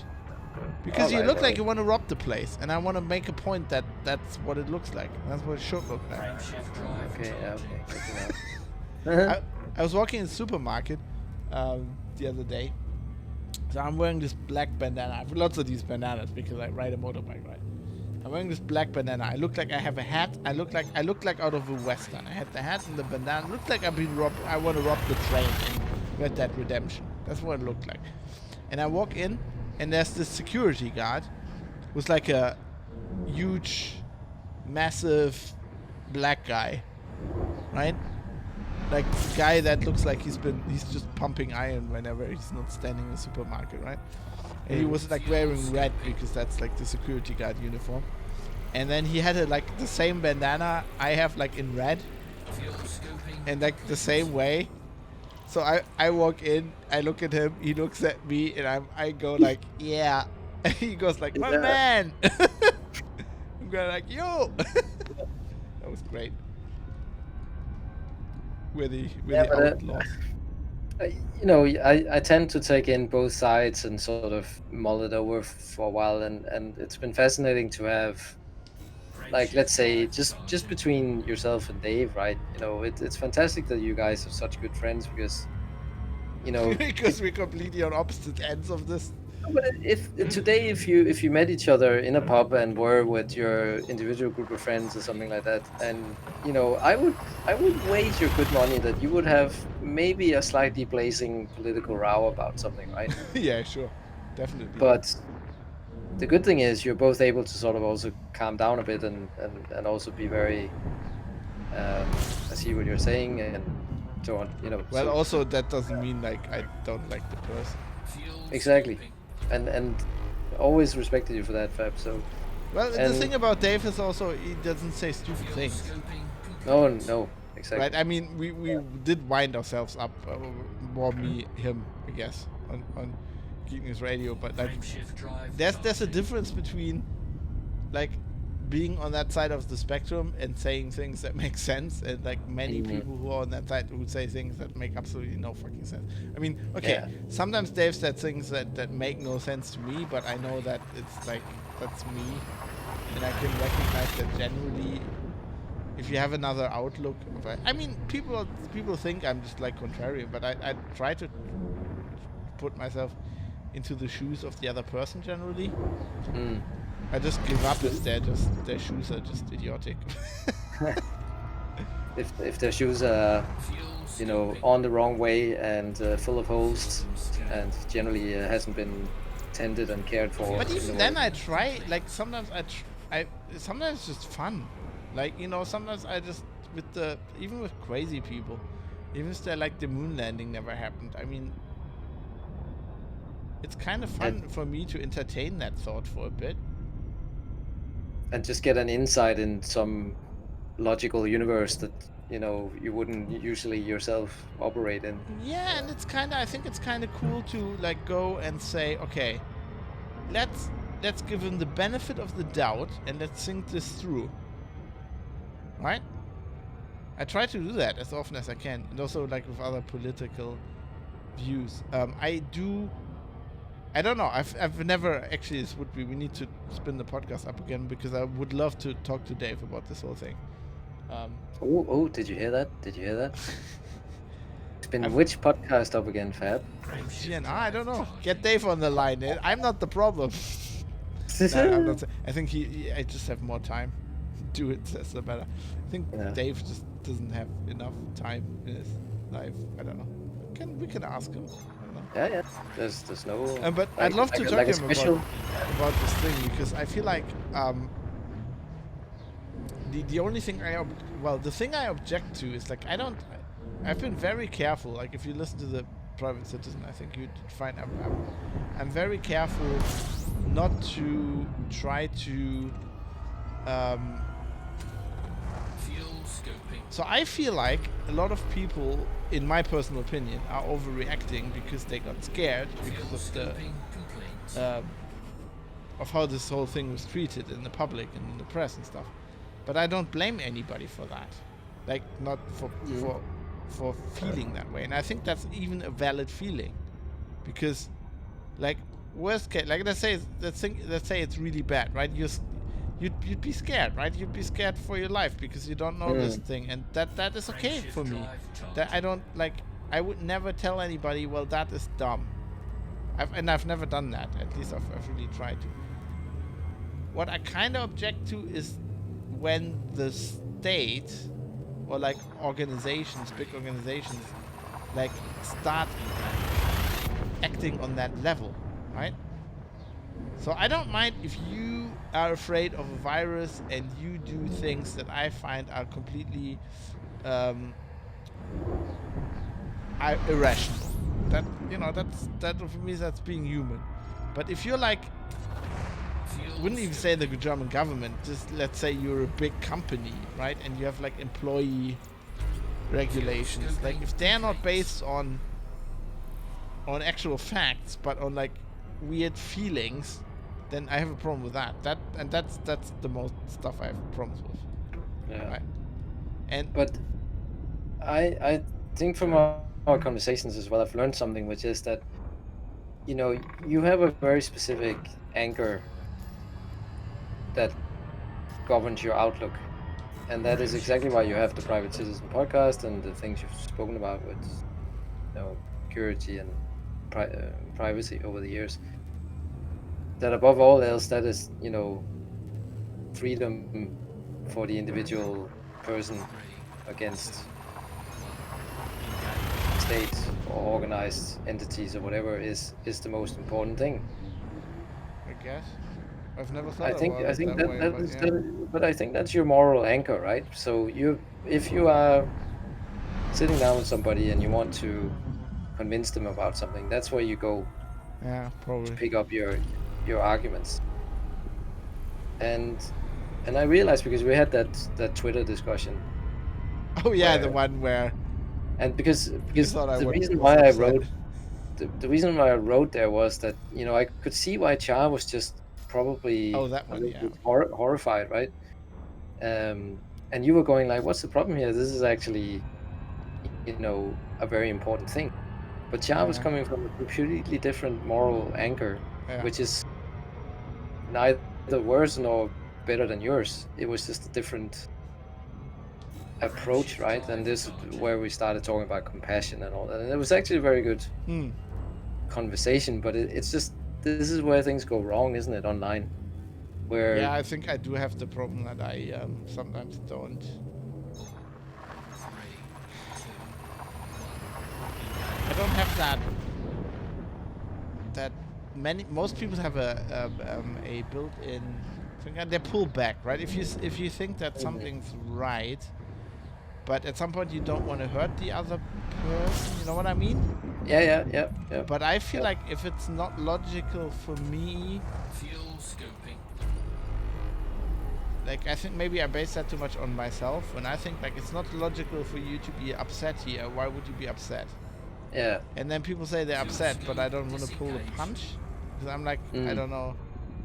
And Yeah. I think I don't analyze that. I think I do that often I only see that afterwards. But on the other hand, I don't want to change. Because I feel like... No, but and that's the thing. I don't think we want you to change either, Fab. So it was just a The it was just podcast an would be observation shit that for I one kind of thing. yeah. No, you know, you have your brand, and I think you should stick to it for sure. I don't think I can. This is not so much a brand I have voluntarily, to be honest. You've monetized your natural instinct for let's say quick fire logical.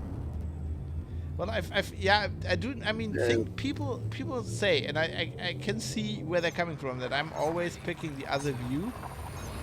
But like I explained this actually on, I think I mentioned this on some Private Citizen. My brain doesn't work like that. Maybe it does. Like maybe you're right. Because often from the outside you can analyze stuff like that better. Maybe that's right, but it doesn't my brain doesn't recognize that. You know what I mean? But that's, and this is the really fascinating thing that I still think back to the stuff I read about in university on social systems.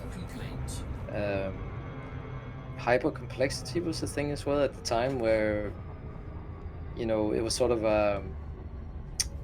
frameshift drive charging, it was a theory about how systems evolved through learning, and which things sort of happened when you had reflection, like self-reflection. And it was both looked at the macro level for societies, but also for individuals, or for, like, you know, different movements through time and all that. And it was quite interesting actually to go like, everything has a blind side, right? Because in a logical way, you know, even if you believe in God, like it's and this, I found this fascinating when I read it, like it is logically impossible for something to be omnipotent.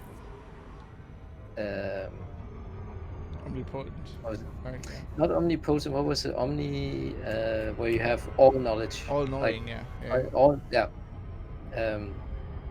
Because then there's no barriers to anything. There's nothing that defines things. If you know anything, there's no barriers to, like, and then basically the concept is that if you have no structure where you do have a blind side, or there's like frames around thoughts or physical entities, you would just have this big gelatinous glob in the universe, right? Like, because it wouldn't matter. Like, if there's no borders to anything, then everything just is the same. Oh shit, this is really deep. Yeah, no, but we're flying in space, right? So Yeah, it's good. I'm in hyperspace right now, so it kind of fits. Yeah. Yeah, it is. So when I started reading that, I was like, wow, okay, this is it's actually quite interesting, because it explains a lot of stuff that, and it was actually the German guy Niklas Luhmann that talked about this one, social systems where you will always have a blind spot, no matter which organization or person or state or country or yeah, sure, yeah. philosophy or religion or whatever. There will I mean, always be there's a limit to analyzing yourself as well. I mean, this is why I feel like I don't know. I mean, there's probably people that need that, but being in a relationship, for me, it's very important to have somebody I trust very much to say things when they need to be said. Yeah. And they have a relationship where you can do that without like jeopardizing the relationship. That's very important to me. Nom de rigueur. Yeah. Hello. Who's this? Hello. I don't know. Says for me, I we'll need both. Yeah.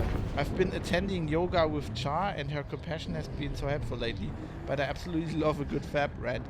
Actually, yeah. I mean, Char is very compassionate. I give it. Like, I think this was like a misunderstanding, because I don't think I'm uncompassionate either. I think I'm actually a very and I say that because I've been told this by people who know me quite well.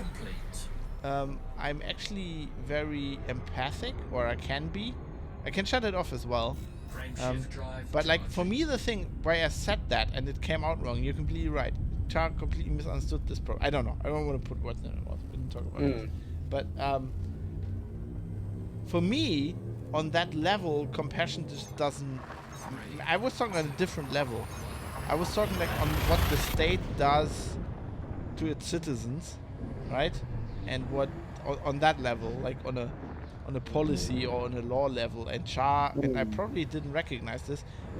Well, I didn't recognize this. Obviously, Char was talking on a personal level, right? Definitely, yeah. Personal compassion. And for me, that is like, I didn't even consider that, because for me that is not discussion at all. For me that is a given, right? So I don't. That's the thing I told. That's why I said, you know, somebody says, okay, I want to do this because I want to protect myself from this, and I think, well, that's ridiculous, because I mean, what I know about science tells me this and that and this. I wouldn't say that, because this is about you, right? And if you feel that way and you want to do something, or you need compassion about something, whatever, completely. But like, that is a different thing when you're doing that. Like, when it's personal, it's everybody has their own emotional state, right? Everybody has their own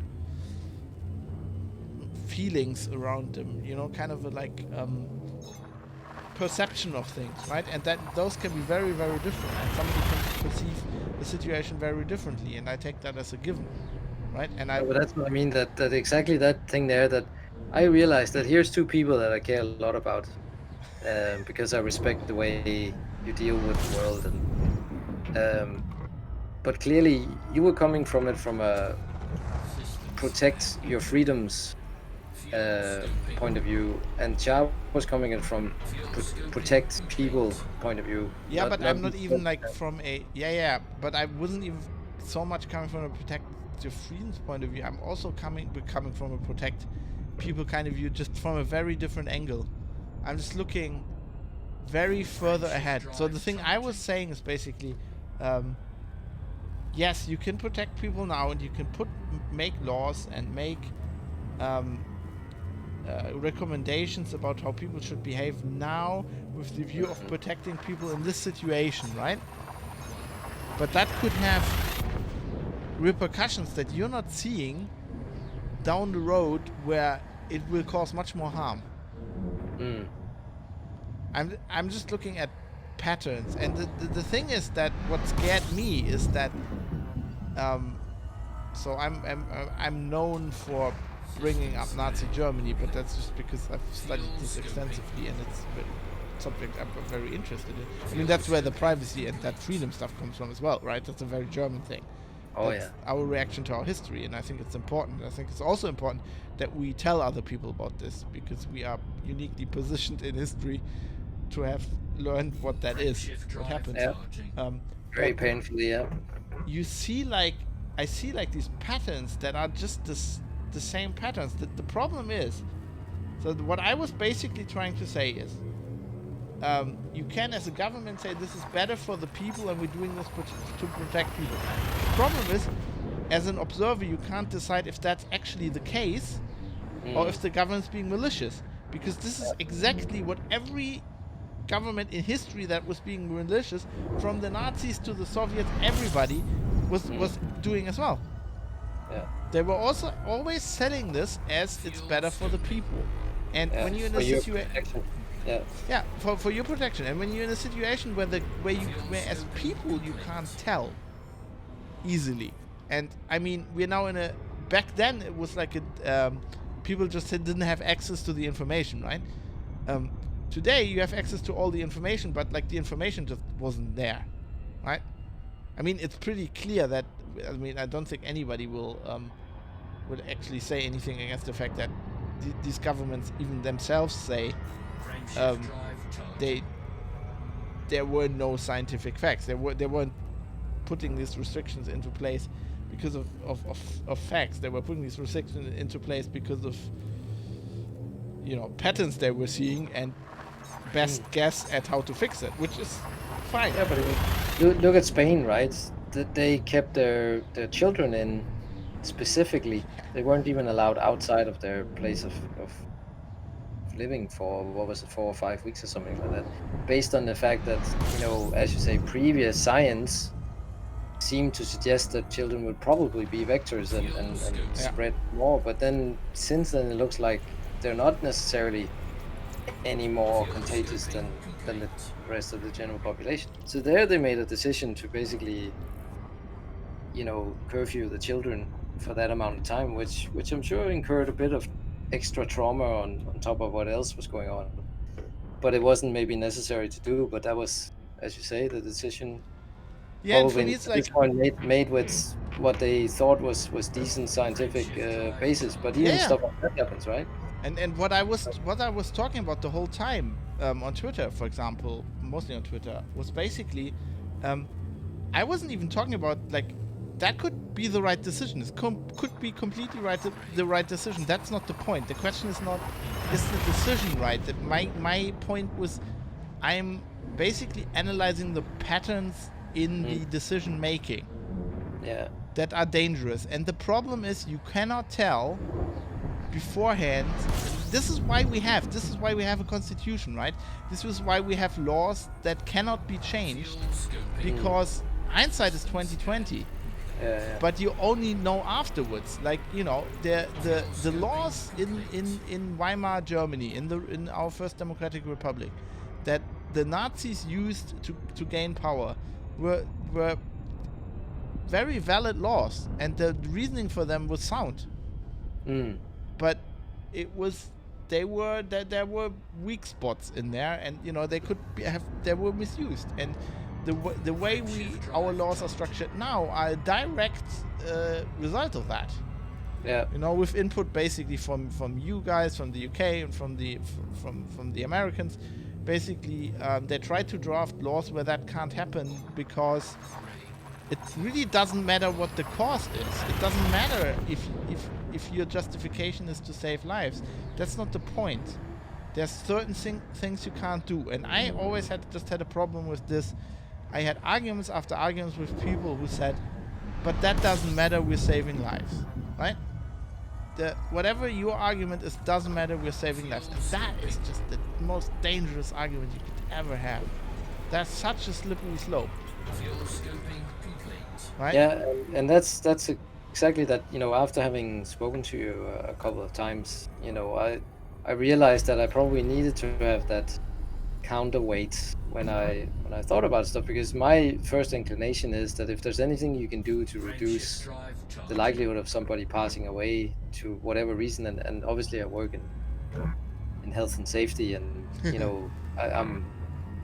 I'm for want of a better word, I'm biased in that sense that everything in me screams that you must process your way out of this, Yeah, make that makes complete protocols, sense. make sure you control risk, make your proper mitigation so you can make the risk as low as possible, and so on.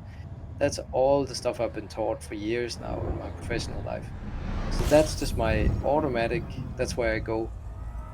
And you're exactly right that you have to go like, okay, how are you able to build in a function which is like a fail-safe that says, okay, in the case of malicious use, don't do this.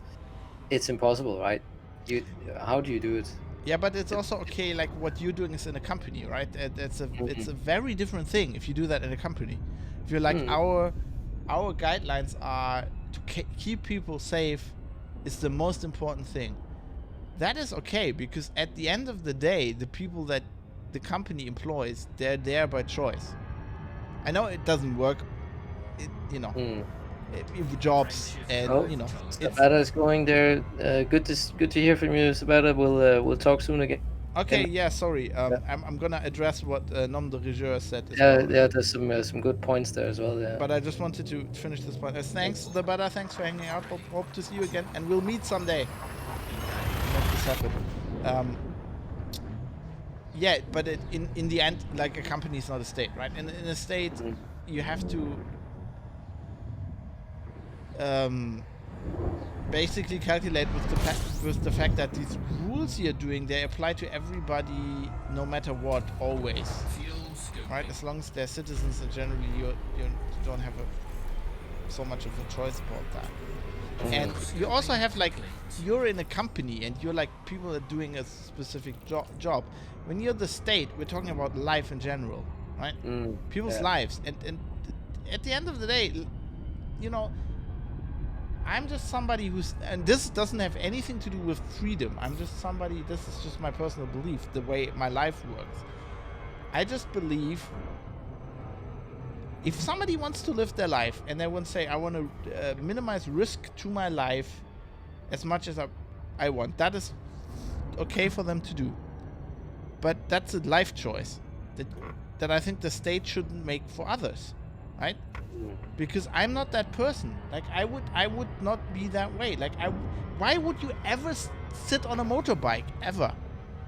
If your thinking is health and safety and we want to protect people, you would immediately outlaw motorbikes. Yeah. The things are death traps. Yeah. You would outlaw private planes, right? Little two-seater planes. They're coffins. Drive charging. Or at least you would design and mitigate by design and so on so much that it would either be unrecognizable as a plane or, Yeah, I mean, basically you'd have to. I mean, these things crash because of training. Training deficiencies and also maintenance, right? You have to have maintenance like an airline, and then you couldn't afford to have like a little Cessna. But there's just like things where I don't know. It's interesting. I've never thought about this that way. That what you said being my anchor, but I guess that is true. I guess that's because I'm a German, right? Because I've studied, I've read about this so much, and I've thought about this so much, and I've always come back to. So I'll do this and then I'll address the chat. But basically, so my main focus in university was that I picked myself was Bismarck. And my parents were dismayed because my parents are pretty left-leaning. And Bismarck has a, I don't know outside of Germany, but in Germany, for the longest time, Bismarck has this reputation of being the guy who enabled the Nazis, right? Prussians and all of that. But when you say that, I remember reading about this, and there's a picture. I think there's a picture of Bismarck, sort of formally greeting Adolf Hitler. No, that's Hindenburg. Yeah. Oh, is it Hindenburg? Oh, okay, because Bismarck was dead at the time. right, okay. But it's Hindenburg- completely understandable. It's the Pickelhaube and the beard. But Yeah. that's the same thing. I mean, Hindenburg was there were the Prussians, right? It's so Bismarck is tied in with the Prussians, and generally, I mean, it was the emperor at the time. But did Hindenburg hate Hitler's guts? You can Yeah. see it in the picture, I think. He hated him. Totally. Yeah. I mean, the guy Hindenburg was a dyed-in-the-wool Prussian soldier, honor, never give up, chivalry, right? And Hitler was a fucking little private, wasn't even German, right? Wasn't even German, who begged and begged his superiors until he got an Iron Cross, right? But the thing with Bismarck is like, I mean, modern German his historical science doesn't subscribe to that so much, and it really is idiotic, because basically, I mean, there is some truth to that, because what Bismarck did was found the nation state of Germany, and basically Hitler is in abstract, the Nazis in abstract are a complete result from that, because basically Germany got founded as a nation state much later than others. You know, I mean, the UK was a nation state for hundreds of years.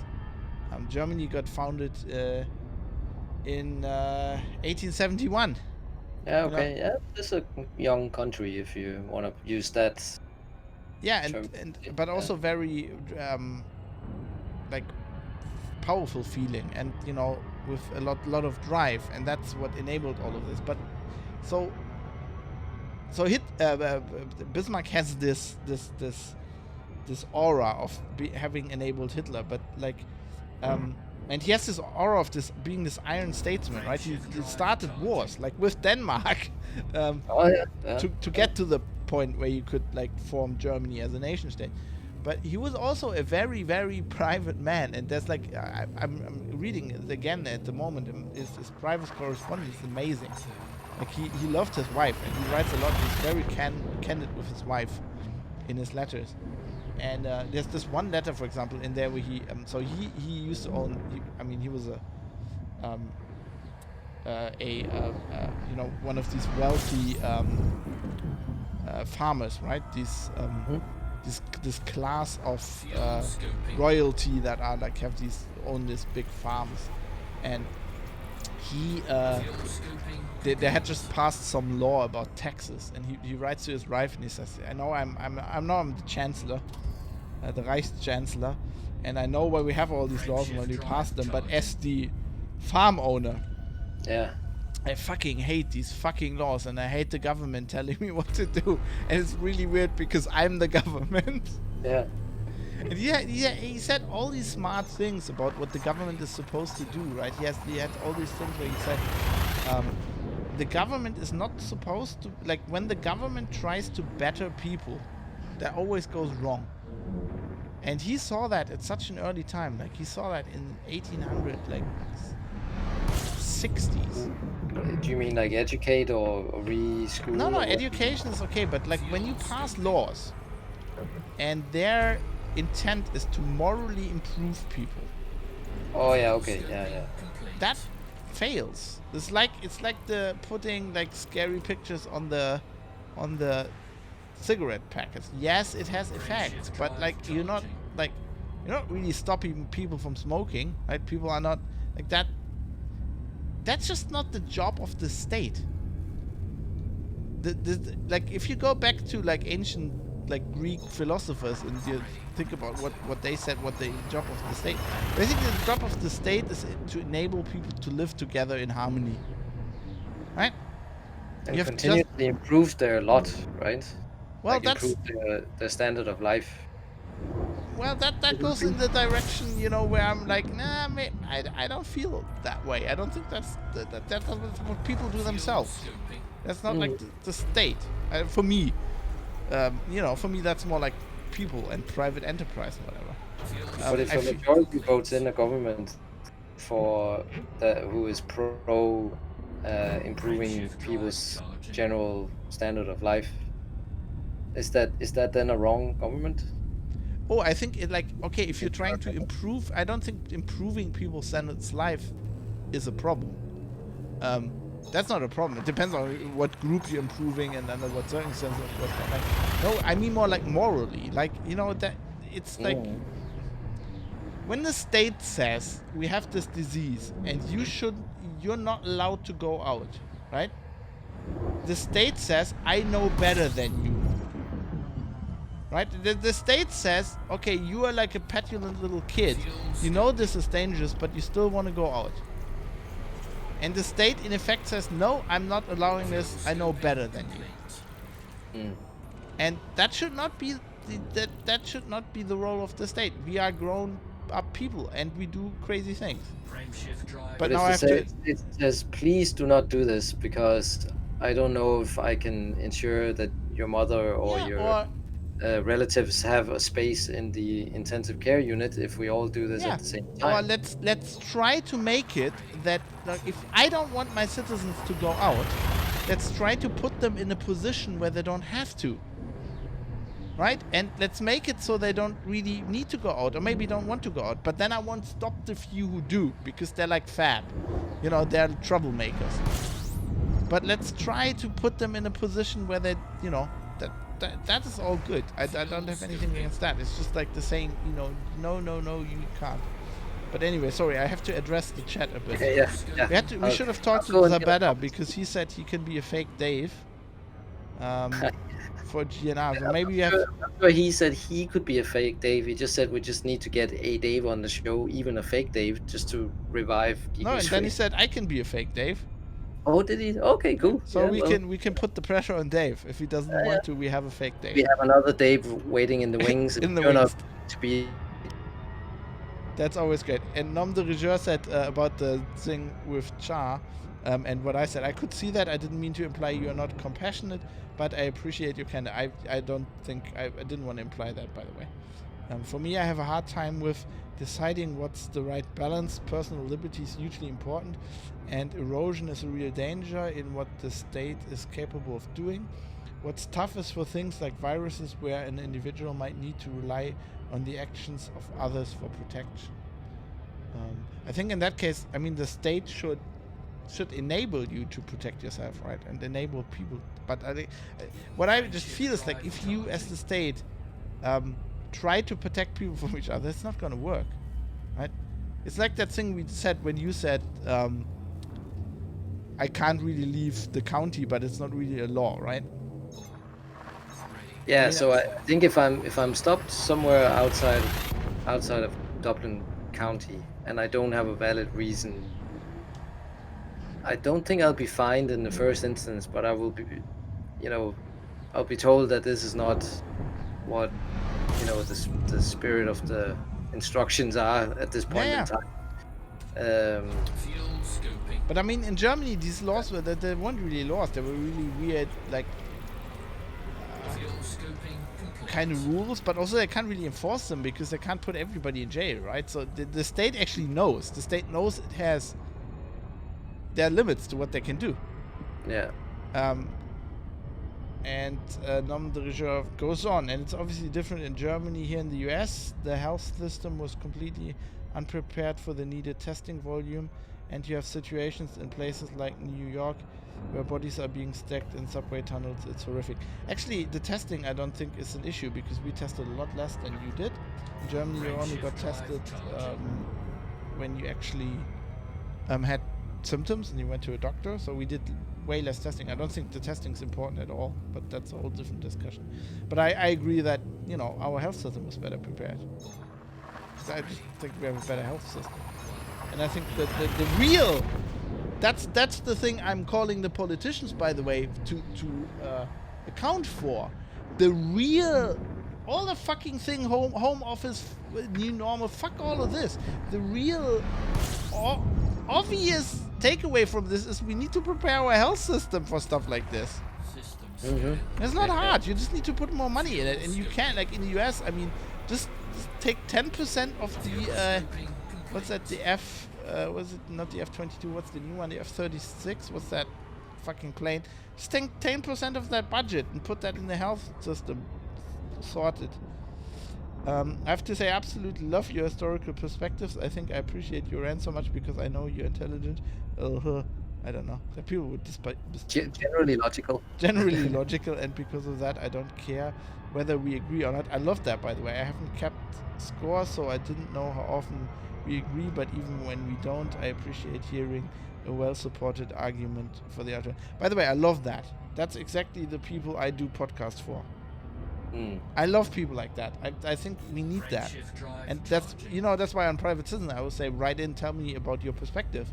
Because I realized, you know, whenever I say something, I had this colleague, right, at the place where I used to work, was always like, you're so sure of yourself.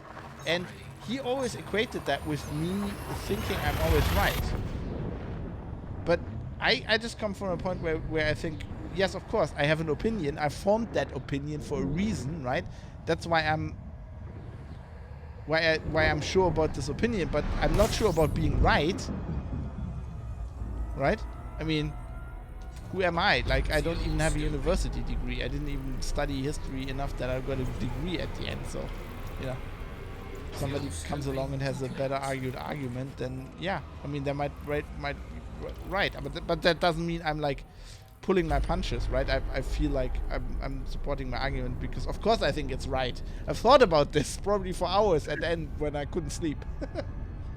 No, but I think just that simple 20, explanation of your thought process. If more people actually took the time to, show that you're humble enough to actually go, I know I don't know everything, but I will think about stuff and also defend my arguments if I feel I'm being just sort of targeted outside of the sphere of logic, but more sort of going, I don't like you, or you're from Germany, whatever it is, something stupid like that. So sometimes I just look at the world and go like, why is it so difficult to sometimes just go like, yeah, I was wrong? Yeah, I mean, that's human, right? Yeah. I mean, I do realize I have this. So my problem with this whole shit is, I argue with somebody, and I might be I will sometimes be too stubborn on my point, and I will argue with them, and it kind of kicks something loose in my brain, right? Where I think maybe they're right, but I think I've never managed to agree with them during the argument. But that's not malicious. Like, for me, that kicks something loose in my brain, and then I lie awake at night for like a while, and then I think about it, and then a month later I go, maybe this guy was right. Right? I had that with mental UFC. Yeah, basically. I had that with nuclear power, because I was so dead set against nuclear power because my parents just brought me up that way. And I think I didn't really think about it. And at some point, just like all the arguments I started having as a student with people and on the internet, and they just started to wear on me. Then at some point I turned around and people were like, what when did that happen? Right? Or like I had that with guns. If you listen to Linux Outlaws at the beginning, I'm completely for like complete gun control by the state, and that's not something I believe in anymore. Like, I changed my opinion, but it never happens like that. And my regret is that I never, like, if I meet a person who has a really good argument, right, and in the end it turns out they actually change my opinion, I never really tell them. I mean, if it was you, for example, I would, because then it would, like, months later we'd meet again, right? And I'd go like, Dave, or Dave, or you, anybody. Yeah. You know, I'd go, Mike, remember back in the day, and then. But yeah, I think that's just general. I think everybody has that, and I think you feel defensive sometimes when you're arguing with people, and the internet just seems to. Yeah. Make that worse. I think you're right as well. We have to acknowledge that we're all human, and we will do this from time to time. But the art of doubling down just because has become a real thing that I just see so much. Yeah, I mean, people build that into their identity. I mean, people build things into their identity. So let's say in the US currently, I mean, you can see that all over Twitter. There's people who baked into their identity that they hate Trump, and Trump has to be gotten rid of, right? And then they do that for so long that at some point they can't they can't divorce themselves from that anymore. No matter what happens, right? It might literally come out that, like, literally be proven that, like, Joe Biden raped a woman, and they will not. They might be the most ardent, like, you know, feminists there are on Twitter, but they because they're baked into their identity that they're against Trump, they will still say they're gonna vote for Joe Biden. It's just one example. You know what I mean? Yeah. It's like with the PlayStation, Xbox. You know, you buy a PlayStation and then it becomes part of your gamer identity. But there, if it was me, I would probably just go like, okay, so this is one of those where seemingly I can't win because I don't like the guy who's in charge, and he has done similar stuff to the guy who's now challenging him. So how do I win? You know. But wouldn't you say I can't, like, wouldn't you at least say I can't vote for Biden? Like, you know, let's say that was the case, right? It's more gray at the moment, but let's say that was the case. Wouldn't you go, I fucking hate Trump, I want that guy out, but I can't vote for Biden anymore? Yeah, so I would just commiserate in a corner and go, Yeah. I would love to have been able to vote for Elizabeth Warren, but I can't get her. But then there's the other stuff that kicks in, right? That, you know, you should really vote if you have a vote, right? Because if you don't vote, Yeah, maybe I had a bad example. We're now actually logically discussing this. This is not what I wanted. But, no, what I meant was I tried to get an argument. I mean, there's lots of these things where people just, they bake like, I mean, the Trump thing is not bad because that is very prevalent. I mean, people will bake that into their identity to such a degree that they just knee-jerk keep repeating that. Like, even if the man by accident does something they actually agree with, they will once, right? They cannot. yeah, They have to hate him anyway. It's just like yeah. I think with him, he's just so far into the depths of depravity and. Yeah, but for me, for example, it was Merkel. I fucking hate that woman. I hated her. She is horrible. Who? Sorry? Merkel. Angela Merkel. She is Oh, a Merkel. horrible woman. She's a good politician, but she's a horrible, like, in some respects, but she's horrible. She doesn't make any decisions. She has the completely wrong values. She believes we should be a Christian country. Like, listen to LOs where where she was just voted in, and I was like, oh my god, this is so horrible. But then, you know, I can say yes, the way she dealt with Brexit for Germany was good, right? Because the way she is, and because she can just sit on something and just fucking doesn't care, and just is just the most strong-willed of all the parties. I mean, the parties as in negotiating parties, right? But probably also political parties. She's good at that, and at some situations it's good to have a person like that, even though I fucking hate her guts. And I wouldn't vote for her in a million lives. And I think I'll circle back to what I mentioned earlier, that, you know, I've thought a lot about this kind of your moral anchor, right? And you know, I know probably you weren't like totally on side with how I saw your moral anchor, but yes, I am actually. This is a very, very good analysis. You should be a psychologist. Oh god. But I think it's a question of that what is your anchor, right? Because that's the hill you're willing to die on. Yeah, isn't it? And in this case, I think you have a pretty good moral anchor, right? I just needed to kind of understand it a bit better. Where in the past I might have, as you say, I felt the sudden urge to just argue something you said into the ground, right? But I do understand more of it now, you know, because I see that moral anchor. Yeah, but I think like what I meant with my thing is like I think you're that way as well. You're like you're willing to change your mind, right?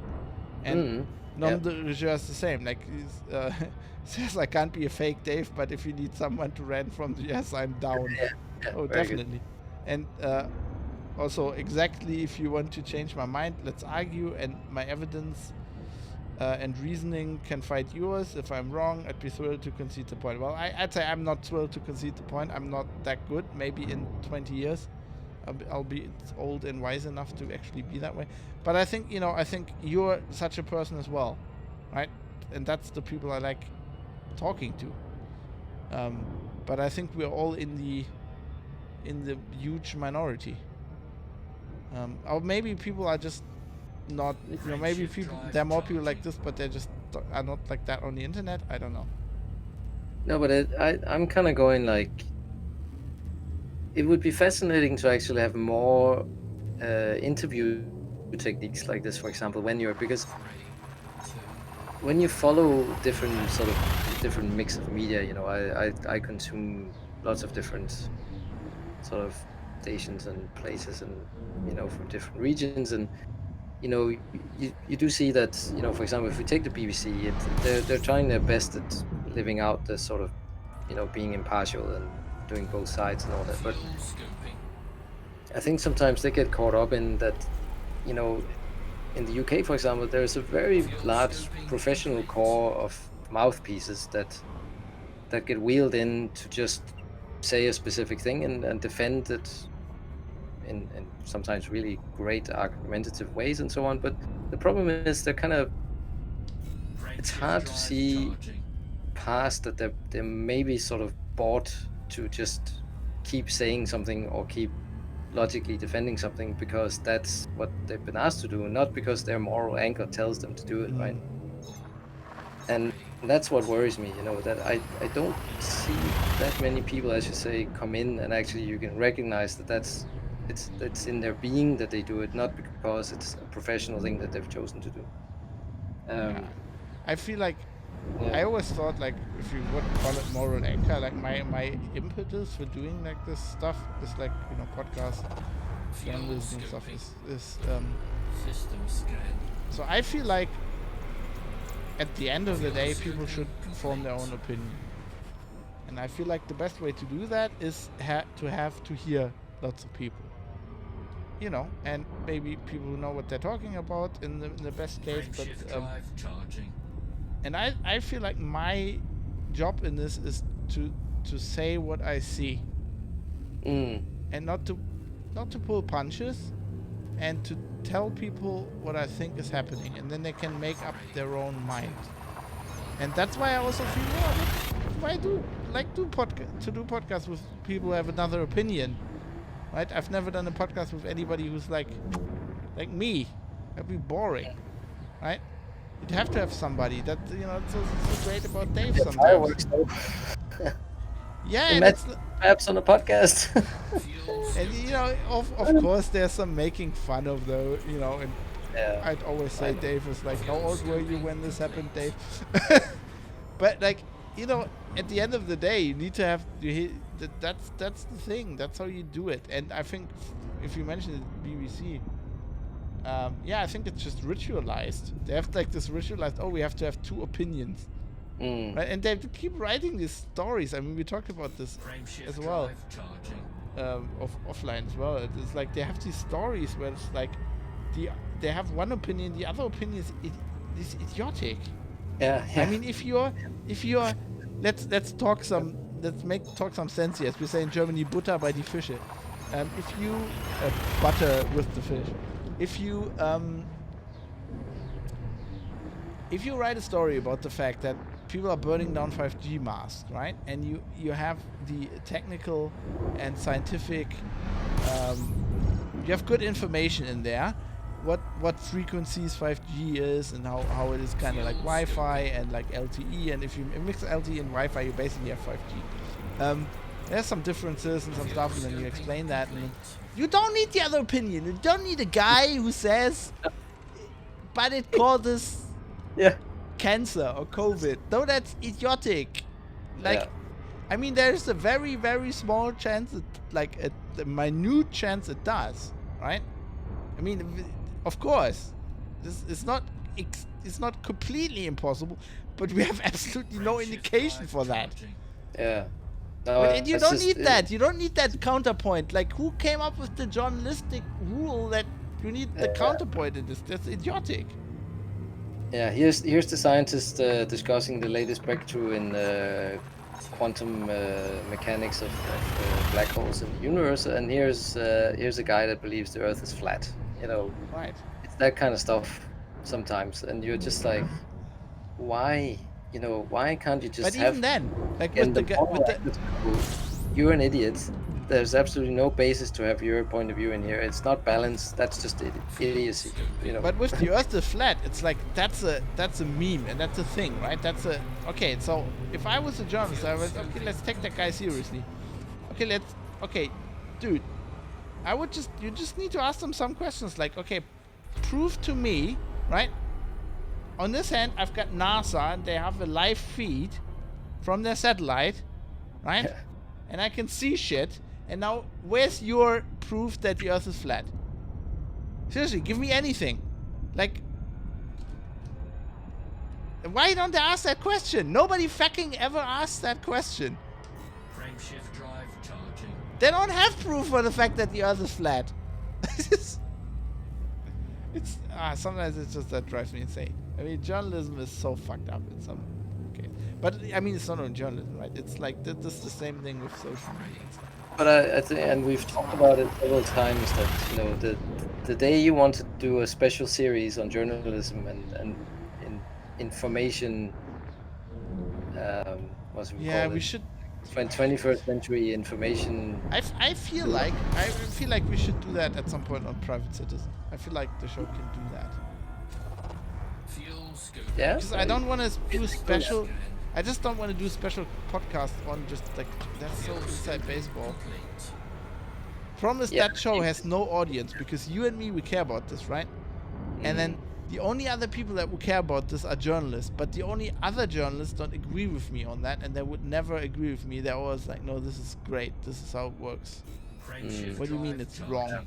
We're great journalists. Yeah. Well, We- not even are that, but they're like, I mean, I've got this, you know, I'm in the journalism, I'm in the union here, right? And they've had this thing, and like they have a monthly magazine for journalists, and they did a reboot recently, and their whole thing is like, how can we make journalism better? That's their subtitle for the magazine. The magazine is called The Journalist, and the subtitle is how can we make journalism better, right? And all they're going on about is we need more women in journalism. That's their whole thing. And no, don't get me wrong, that is a problem, right? That's a cause that's worthy. Scoping complete. But you can't tell me that's the biggest, like, the shit we just talked about, you can't solve with just having women do it. They're not inherently better. It's an element of it where the voices that you have within this very important part of a civil society, which I believe journalism serves. You know, it is an element that is a check against the powers that be, basically. Yes, completely. So within that, you need to have a diverse. Yeah, I agree with you, but that's not the biggest problem. I mean, if you ask me, how can we make journalism better? Okay, I have like that is an aspect, but like more important aspect is why do we have advertising? Why do we have native advertising? Right? Why do we don't ask certain questions? Scoping. Why don't we ask politicians certain questions? Why is it all about access? Right? Why Yeah, do the people like I wouldn't ask, okay, if Merkel gives a press conference, the government gives a press conference, right? My first impulse, I'm a man, okay, right? But my first impulse isn't, why isn't there half the people sitting here are women? My impulse is, why are these always the same people, and why are they not asking the hard questions? Are they maybe there because they're not asking the hard questions? Yeah. No, And but that's not solvable you- by just putting women in there. I mean, you're totally putting your finger on a very sore spot there, where you know that there is systemically something that's being gamed by the ones that want the less inquisitive journalists. I think it's the system is being gamed. I mean, it's the same. Like, look, it's the same in video games, right? So, you have like GameStar, big German magazine, writing a special on Star Citizen, and it's like, I mean, Ooh, oh, Yeah, Star Citizen. I mean, we're both in Elite, right? Had to mention it at some point. What's an ammonia world? Oh! Oh, I guess now you have to check it out. Yeah, You I will haven't- check it out. Sorry, it's just I No. get excited every What do you time. mean sorry? This is important. This is the game. Yeah. Like, if I see Thargoids, I'm gonna tell you about it. Anyways, it's journalism. Go on. But like you have like a German, you know, the German magazine writing about why are they writing about Star Citizen, and then it's like a very, very positive piece, right? And it's like they got access, right? They got access that I would never get. Why did they get that access? Because it's understood that they're not gonna ask the hard questions like, "Where's your fucking game? What you been doing with $500 million?" Exactly. I want to see the fucking accounting now. Yeah. And I mean, it's clear, and it's the same everywhere. I mean, it's gaming, journalism, it's cars.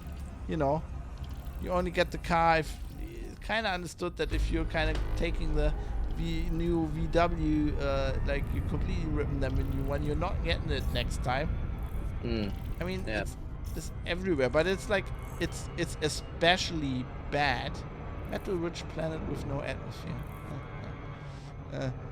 It's especially bad if we're talking politics, right? If it's all about our daily lives and all of that. By the way, I have to say hi to Dum, who said, "Jawohl, Herr Kaloin," ages ago. Sorry about that.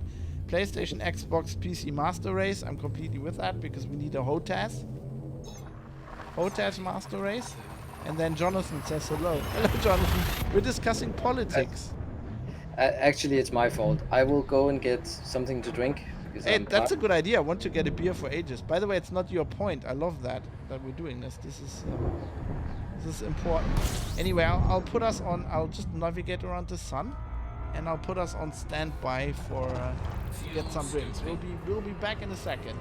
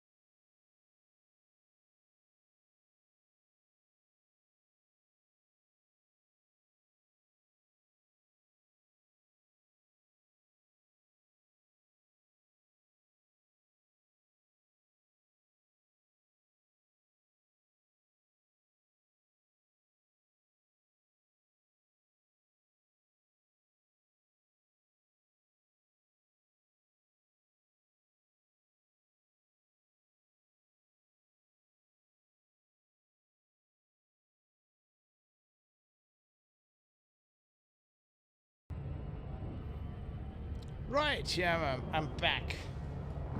I'm building a pyramid out of Tuborg cans. Tuborg. Nom de rigueur. Do I pronounce this right? Nom de rigueur.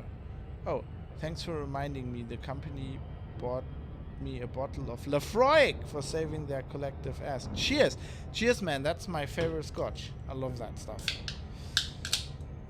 Jonathan as exploiting broken processes. Nice. By the way, in Germany, that would, oh my god, the company I worked for, the drinking on the job was so illegal.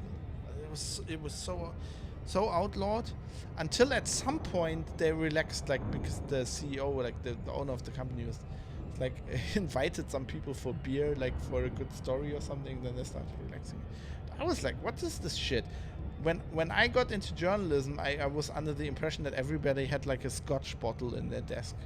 So I thought that's why I became a journalist. Completely lied to me.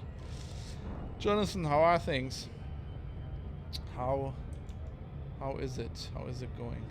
Let me check the Hutton Helper. If it's actually logging what I'm doing here.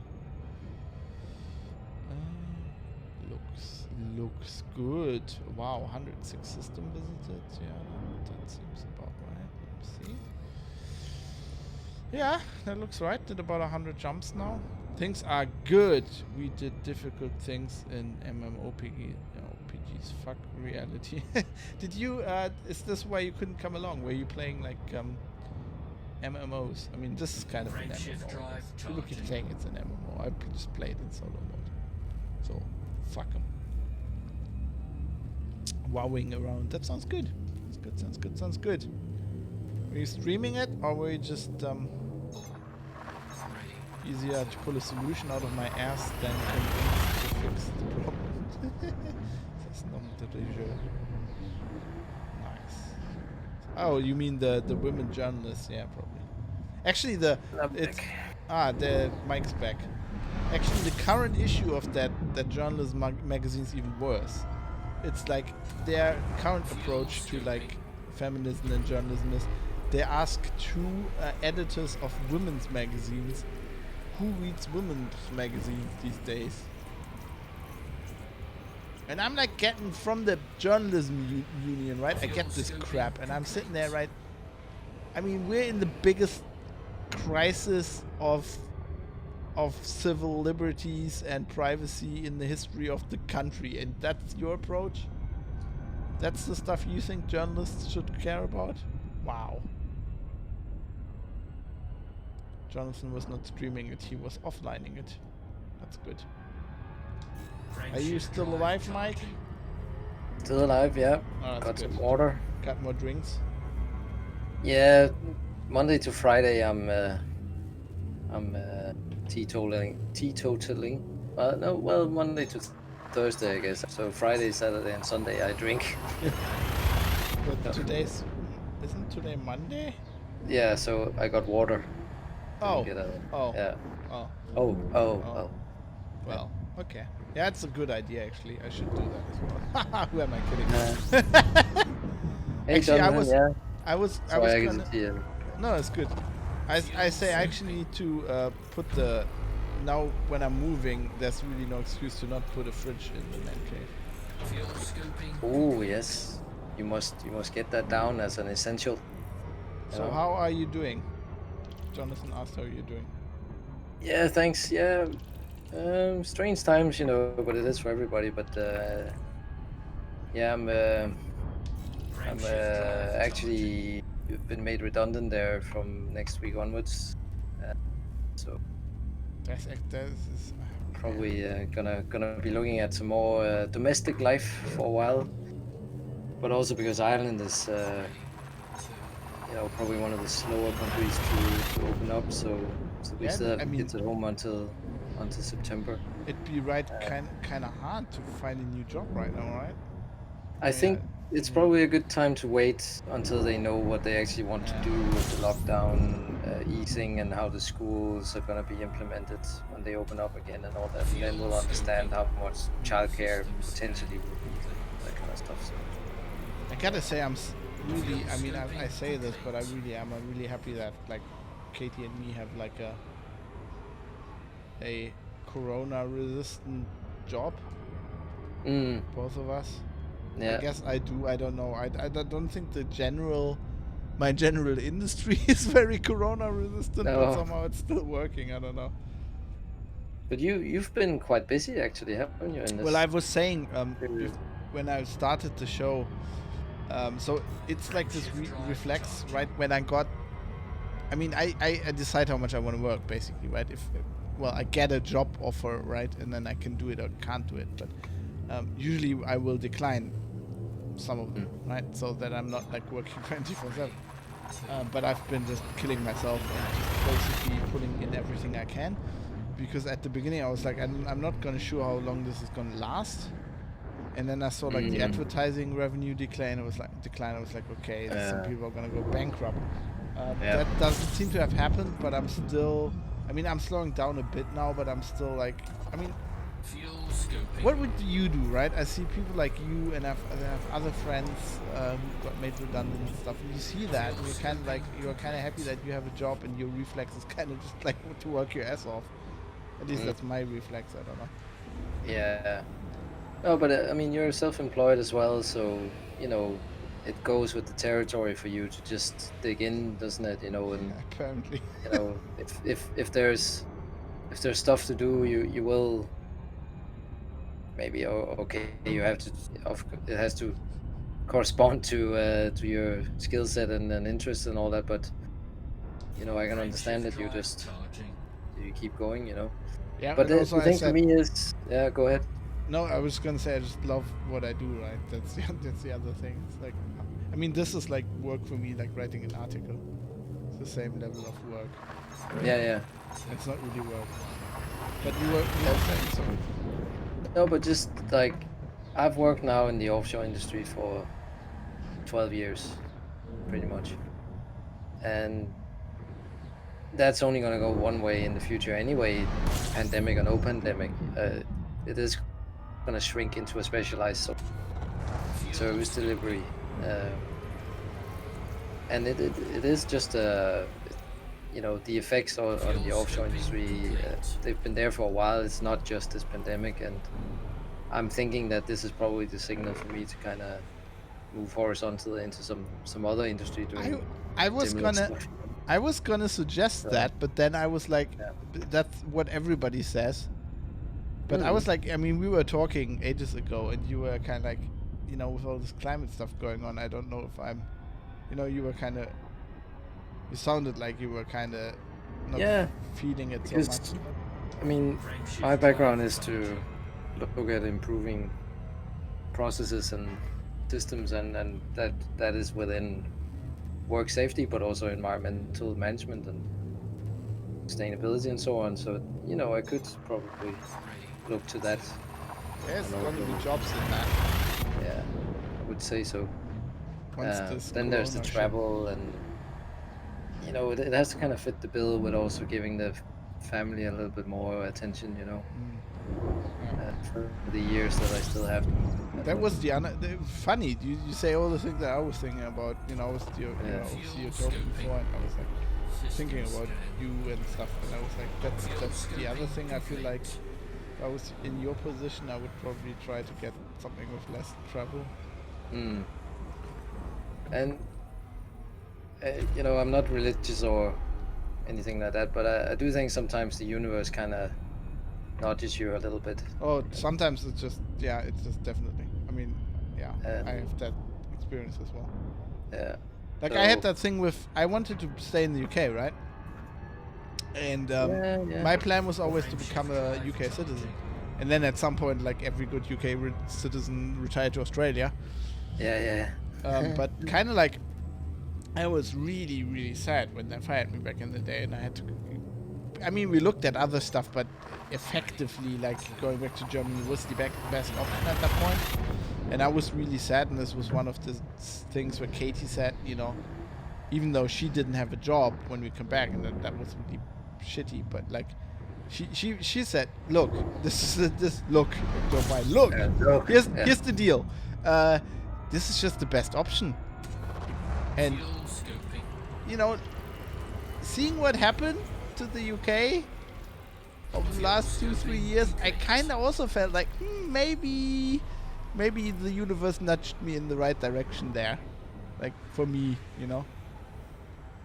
Yeah, but that's the thing, because for want of a better way to describe it, they have actually actively had this hostile environment in the UK against, you know, foreigners, and I know you're probably not gonna be viewed as the worst foreigner to have and all that, but you know, it's just, I can understand why a lot of EU citizens even just said, well, okay, I'm not I mean, yeah, actually wanted here, you know? Katie moved jobs. Like one of the reasons was because they got a new the department head doctor in here who used to be is coming to Hamburg now, and he used to run a huge NHS trust, and he's German, so you can kind of, you know, draw the line between those dots why he's coming over now. Mm. You know, and I mean, Yeah. I was confronted with this. I mean, I'm incredibly we talked with Jonathan about this. I'm probably the most privileged person in the universe, but you know, I had that in the UK. Like, I was confronted with people like, why the hell did they hire you to write English articles? Couldn't they find a British person to do that? Yeah. And my answer was always no, obviously not. And they couldn't. That's a funny thing. Like, there were people who were in that job before me. It didn't last very long. Frame shift drive charging. But yeah, I mean, that just being confronted with that shit. But I would also probably have duked it out. But so I also feel like, I don't know, maybe this wasn't so bad. That led me to Heise, which in the end led me to, you know, experience so much pain in other regards that I decided to become a freelancer, which is the best thing that ever happened to me. But now, of course, I can never work for anybody ever again. No. I don't And think I could. Like, Back, you know, you've really just fished the water there and just gone. yeah, but there's also a downside. Like, I mean this. I think like I couldn't. Like all the fucking meetings. And, oh god. Yeah, it's Nom de Rigueur said, my hope is to become redundant at my company about 10 years before they find out. wasn't it a German guy that had been? Yeah, sorry, no connection there. I know that a German guy in the civil service or something that had been dead for. Yeah, I think I know that. his salary. Dude, you don't have to you don't have to apologize when you basically look at me and then pull out the German prejudice. You know me, I love that kind of stuff. Yeah. That's very Well, German as well. Like It's happened as well, like, you know, with all the big administrative the systems. German fucking bureaucracy is so. Oh god, I'm having this insurance thing at the moment, and it's just like, why? Why is all this shit so fucking complicated? It doesn't have to be. It's all just. And do you, as Germans, do you make fun of the French and their bureaucracy, or The French have a bureaucracy. that's where the word comes from? So, Yeah, I know, but still, I kind of feel like the Prussians took it and ran away with it. I mean, I know there's the Asterix movie, right? With where they. Oh, I love that one. Yeah, Where yeah, they're yeah. in that's my favorite one, where they're in that, you know, where they have to go from room to room. Yeah. But that just feels like Germany to us. Okay, that is incredible. I mean, if you think the French bureaucracy is bad, it's just imagine that staffed with Nazis, and that's basically the German bureaucracy. It's like, no, you signed this at the wrong line, now you have to burn everything and start over. It's just, man. I mean, that's the downside, right? When you're from outside, you're like, oh, the Germans are so efficient. Yeah, kind of, but, you know, also not. I think we're just rigorous at following shit. It's not. I don't actually think it's efficiency. It's It's a rigor. Yeah. it's like Yeah. sticking to rules. That has its downsides, but it also has its upsides because lots of less stuff goes wrong. With some, not with all processes, but if you're building a car and you're just you're really sticking to the rules, right? And you're like, well, this part kind of doesn't really fit. They have to have a new part. Whereas like a British person probably would just go, oh, let's take a hammer, bang it here, and then it kind of fits. Good enough, right? But then also the dumb. Like, my car falling apart from rust because it was built in 2003 when VW didn't do like you know, the inside of the chassis. They weren't corrosion proofing that, right? Which Renault has been doing as standard since like 1998. Okay, yeah, that sounds a bit. And So VW started with this, like, I shit you not, like 8 years ago on the Transporter, or maybe 10. So you Germans, you have your weaknesses. Well, yes. we have our weaknesses. There's some really stupid shit. Oh, I'm reading this. So this book, I love this. I'm reading this book about the submarine warfare right now, right? The Battle of the Atlantic, basically. That's the part that I'm reading. Right? You know, there was a German submarine, I think U-570, that the British captured, basically because they were all like green. Right. First of all, the submarine wasn't really ship-shaped. They said, I think, from Norway, and they had a party the evening before, like lots of drinking, you know, like in das Boot. And then they sailed, but like they had like problems on the boat. But the real problem was they all got seasick. Oh no. Like they were not really experienced sailors, so like most of the crew, once they hit like open water, they got really seasick and they puked everywhere. But you're in a submarine and it smells like puke, so everybody pukes even more. And only a few people could go on deck, and then, you know, and they basically Frameshift drive charging. got careless and got attacked by a plane. And instead of scuttling the ship or whatever, they actually, well, they went on deck and they threw the Enigma overboard and all the code material, but they didn't scuttle the ship because they were kind of afraid to jump into the water because it was cold and like kind of high waves. And so they just gave up. Like they had a white flag, and like these planes circled them for like 12 hours until like a destroyer could arrive. And they took over the boat. They just all wanted to leave because they were so miserable. They were puking everywhere. And then the British is like, they sent like the first boarding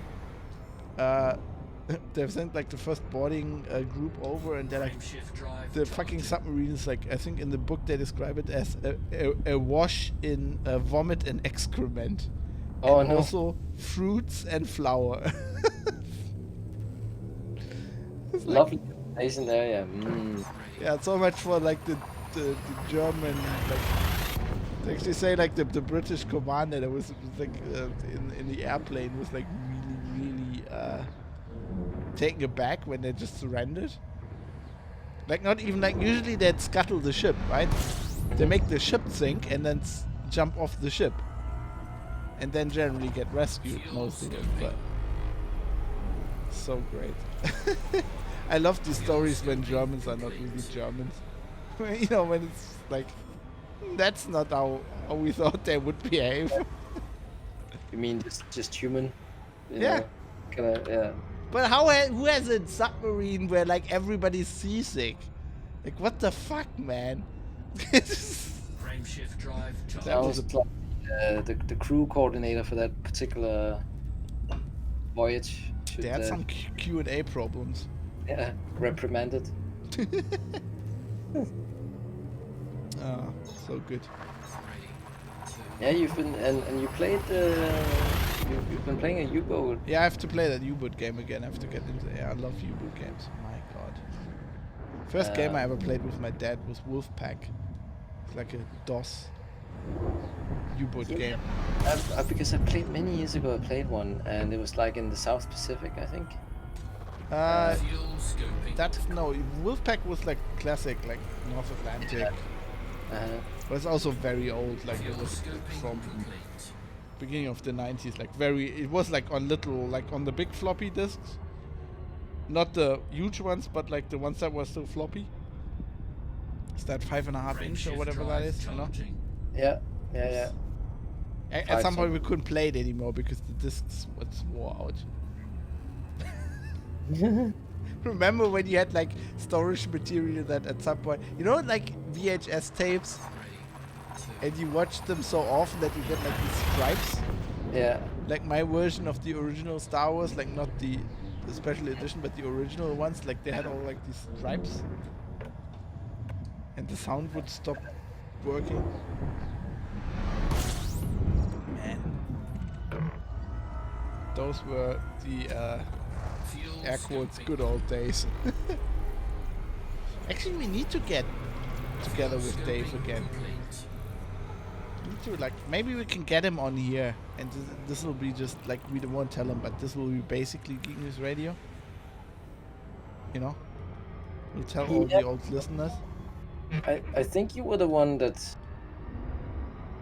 decided the Frame shift fate of drive it, charging. wasn't it? So, I mean, if you did call us back into service, I don't think we would. I don't think it was like so much that, it was just like I couldn't get it organized often, like, Yeah. you know, like you kind of need a schedule, and that was just, yeah, I will do that. I'll call you back into service. We'll just do it in Elite. That'll be okay, because I need to talk to Dave about. I don't think you know this, but like, actually, at some point, I don't know. Maybe I'm getting older. I'm getting weird, but you know how I've always made fun of him because he listens to vinyl, Fuel scoping. Mm-hmm. and I decided to buy a record player, Oh. and of course I asked Dave Scoping complete. because he's my go-to vinyl guy. It's like, what kind of record player you have and stuff. I think I need to talk to him about it. I'm gonna probably get it for my birthday. I just had this weird feeling that I wanted vinyl. And it's not even nostalgia, but because I never had vinyl. I grew up with CDs. Frame shift drive Yeah. charging. We had a record player in my house, but it was in the years just before my sort of formative music. Yeah, your formative. Yeah. My dad has a record player as well, but like my formative time was like listening to CDs. Yeah, because the first music I bought for myself was a CD. Which CD was it? It was the Black Album by Metallica. Ah, so much cooler than mine. Um, You know what CD I bought? Go West by the Pet Shop Boys. Fuel scoping. I I- still have it. It's orange and it has like little Fuel bubbles scoping on it. complete. I don't think the Pet Shop Boys have a bad reputation. No, but it's not. It's doesn't fit my brand. So the reason was, of course, I didn't buy a Springsteen CD because my dad owned all the Springsteen CDs, right?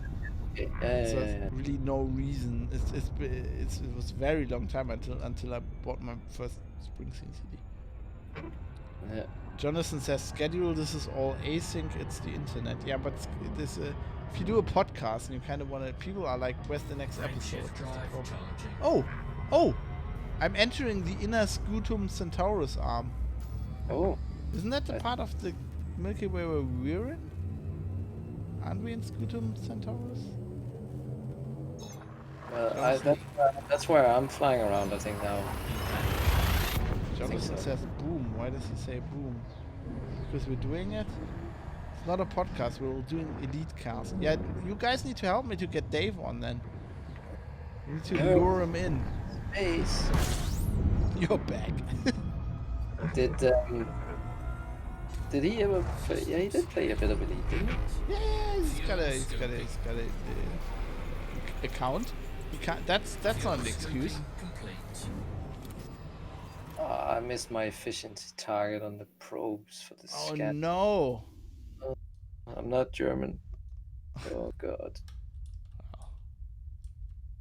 Oh no, we're in the Orion Spur. Yeah, that's the inner Orion Spur. Okay, but I'm only one sector away now. Wow, I'm actually getting really close. I love this. I'm doing some serious mileage with you guys online. This is great. I'm wondering if I'm taking the long road here. Let me check where I'm at here after I have this surface scan complete. Frame shift drive I was in a water world. I found another water world. Oh, nice. I think from the looks, I like them even more than the Earth-like ones. I don't know. There's something special about flying, like orbiting an Earth, like in Oh yes. landmass, seas and skies. So are you excited about the space lags or the elite feat? You'll have to give me some context. You haven't heard this? What So the they audit- have announced the thing that, you know, how they were saying it's going to be new era and there's going to be new stuff coming. And it's going to be, you will be able to, like, okay, beginning of next year sometime, you'll be able to debark from your spaceship and have... Oh yeah, I saw first that, person. but I only saw that it's like, okay, you can debug, and that Yeah, was we don't know more, but it's, in the community it's called space lags. Frame shift drive charging. It's what's generally... space lags. Space lags. Like Oh, legs. Okay, Legs. sorry. Yeah. Sorry, wasn't I making myself clear? The space legs. I was just like, why would 3, 2, Sorry, you need slow gravity? But I was, you cut out there for a second. Sorry, what? I was like, why would you lag in space? There's very little gravity. Because I have a German accent. Uh, Space legs. It's like sometimes when I say fab, I say fab. fuel scoping. no, but that's basically why I'm back in the game, because I'm going like I need to get Fuel back too. scoping and just I'm flying an okay ship, I guess, but I have not been in it for years, so it's Walkies. all walkies. Frame shift drive charging. Actually, I'm exactly the same. I think there are a lot of people I'm hearing in the trucker Facebook group and stuff. Like a lot of people coming in after months of not having played it now. So I think they achieved what they wanted to achieve with their little trailer. When is the launch set for? They're just saying next year. Yeah, okay, So fair enough. it'll be about a year, I guess. When they say early 2021, I'm guessing it'll be summer. It'll still Is- be sooner than Star Citizen as a game. Oh yeah, And it will definitely. have less Fuel bugs. scoping. Mm. I mean, there will be bugs, but you won't be constantly falling through your spaceship. Fuel scoping Yeah, complete. what can you play in Star Citizen now? You can play Squadron 42. Isn't No, it? Squadron 42 isn't out. Oh, it's not alright. Okay. No, you can fly around, and there's some systems, and you can walk around, and you can shoot at people, but it's like all Frame not tied shift together drive into a charging. thing. I mean, so if they had just what they have, right? Conceivably, they could release as a game. Be a bit of a shitty game, but it you could buy it, you could sell that as a game. There was games in Steam. Mm. But their problem is that they just promise so much, so they just have such a huge scope that Yeah. it's so far away from what they promised that it can't be considered a game, not by their own standards. Didn't they also cheat? Oh god, the whole engine thing is just it's not Unreal, it's the Cry engine, and then it's actually Lumberyard, which is like Fuel scoping. Yeah, they did like a modified version of it, wasn't? yeah. At Yeah, first did they they- modified it, then so there is so the point is that this engine is horrible for first person, like more than 16 people on server. But then there's there's I think I don't know if they, I mean I need to look into this again, what actually came out, but basically I think they modified it, and then they switched to Lumberyard, or they didn't really. So Lumberyard is this version of the Cry engine which you can use for free. So it's completely free, but it Frame ties shift everything drive into Amazon, charging. AWS, right? And it's Yeah. actually made for multiplayer stuff, which makes sense. And it's kind of that's a genius move by Amazon, I always thought, because you get the engine for free, but you have to use the AWS, and that's where they make all their money. 3, 2, And obviously paid Crytek for that, but then Crytek sued Star Citizen because basically they said we were only going to use CryEngine. And that's the whole thing, when a game has like the engine logo in the beginning, Yeah, yeah. Right, they get a discount on like the license for the fact that they're actually advertising the thing.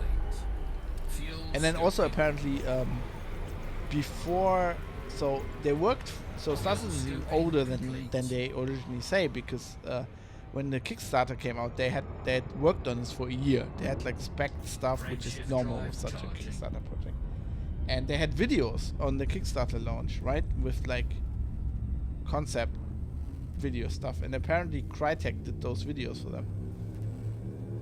But so they alleged that they never got paid or got paid. It's also hilarious. There's lots of stuff because Chris Roberts at some point got really upset because, like, you know how like they had PR community manager persons like his wife, but they didn't like.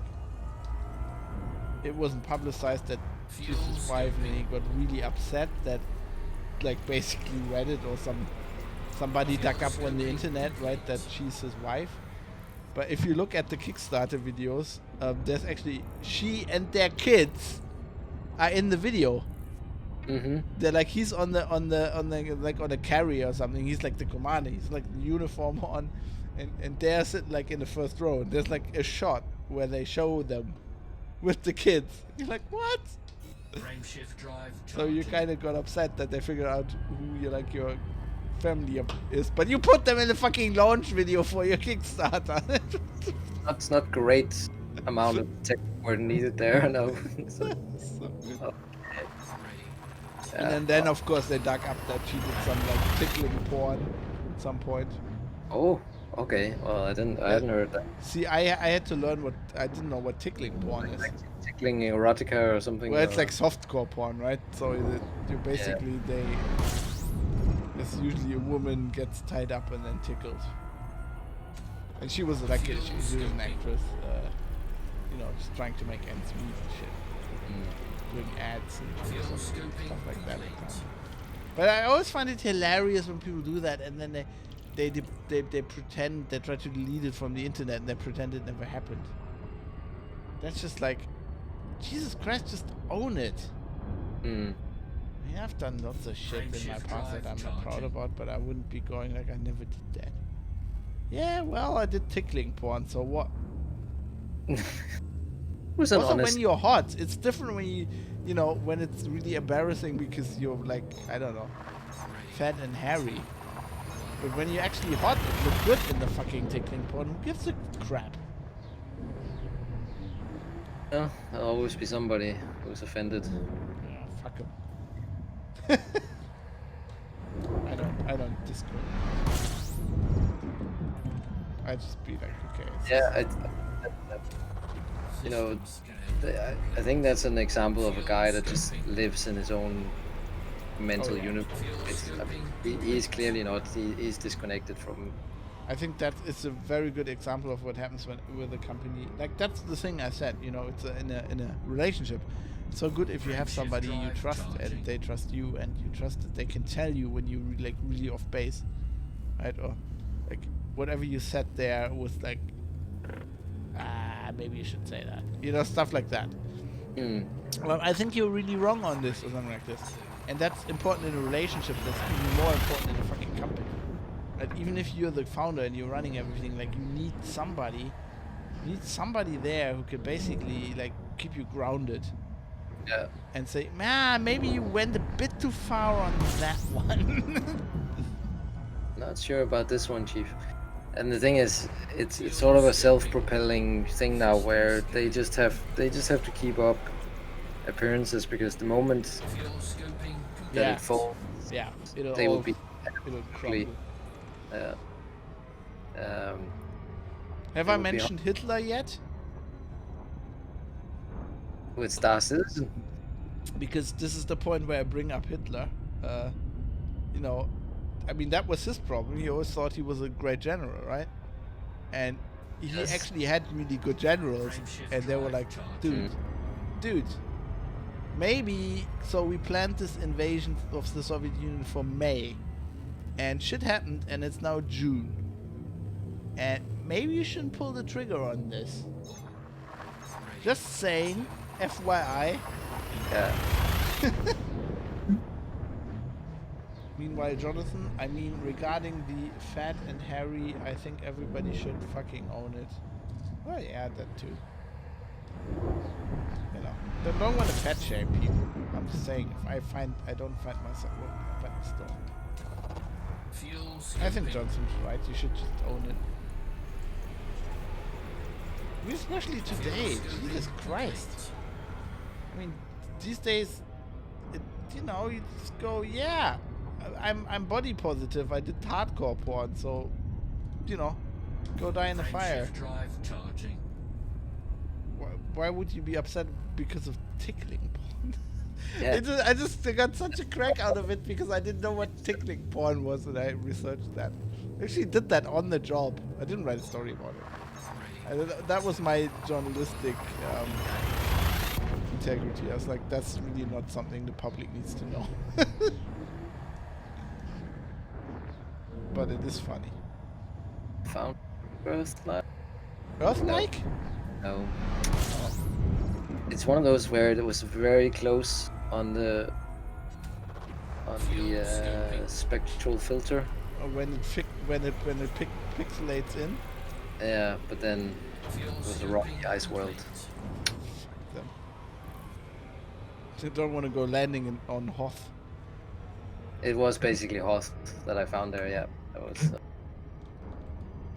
I'm now in Pruane B53-2. Great. Frameshift drive charging. But I'm making headway. 377 jumps left. Oh, this is really good. I'm now at the point where like my brain does these, you know when your brain does these really silly things. So yeah, it's sorry, well. Yeah, well, my brain is saying, why don't you just not go to sleep, and you'll get to the bubble by like 4 o'clock or something.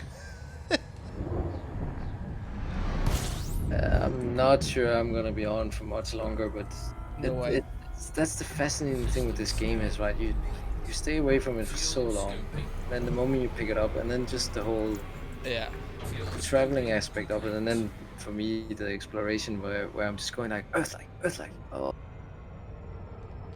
and then there's always that hope, when you see the little blip near the spectral scanner area, that could be it. Frameshift drive charging.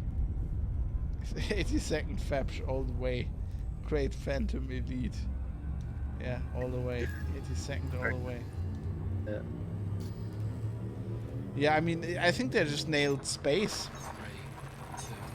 This is the best game I've ever played for like feeling you're actually in space. Yeah. I mean, Jonathan was saying that he was listening to audiobooks and he was listening to The Expanse while playing this. I mean, it could not be better. That is pretty much the ideal setup, isn't it? That if you have no other obligations, just go into the cold as far as you can and listen to interesting stuff as you go with a Bruce at your side. Yeah. I think they should.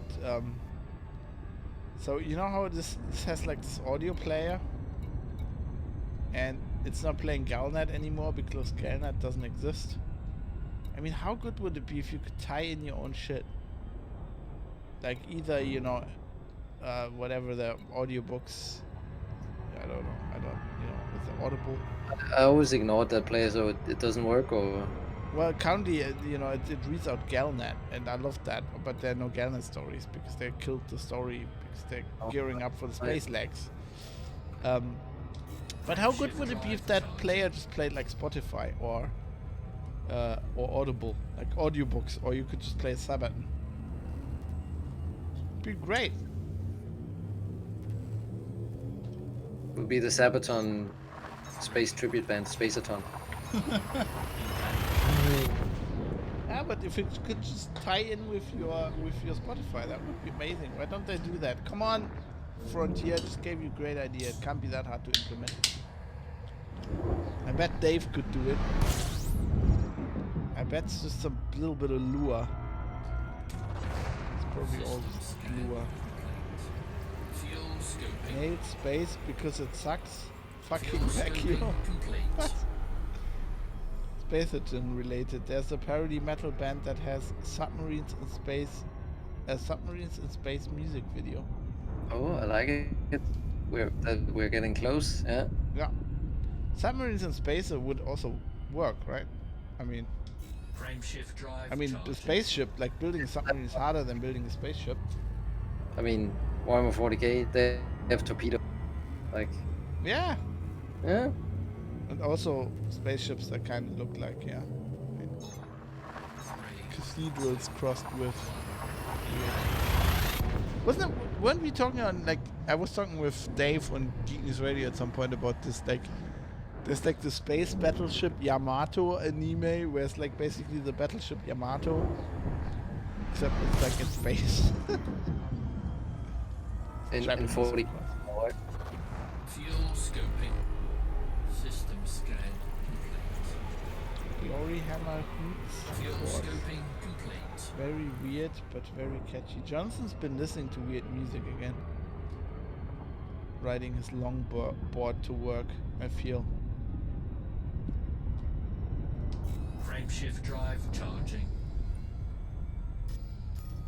Well, do you still have to commute for work, Jonathan, or are you working from home, like, half the planet? Again, well, yeah, okay, fair accusation.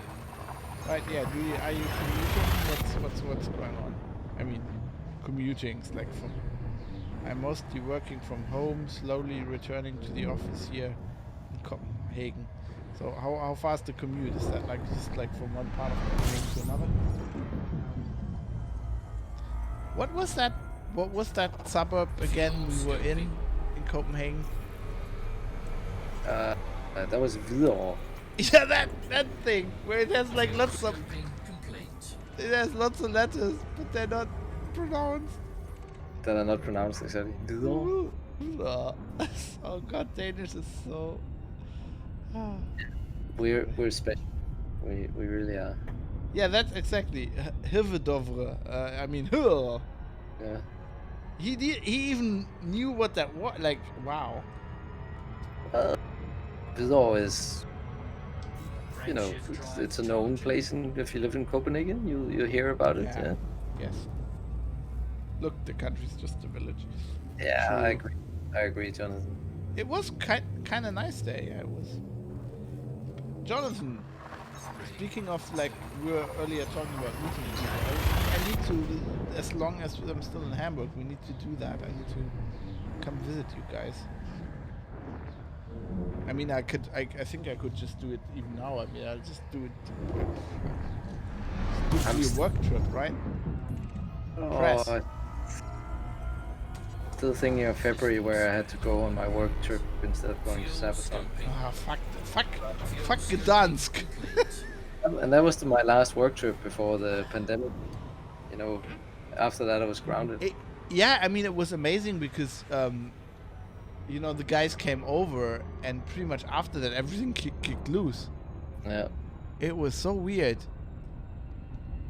Man. Investigative research. Well, yeah, I'm just gonna tell them, like, it's for work. I mean, how are they gonna, like... And, you know, at worst, if they turn me around at the border, it'd be a really good story. Like, Oh, you I'd could- immediately turn on my iPhone and start recording, go like, who are you? Who's your supervisor? What? Why are you turning me back?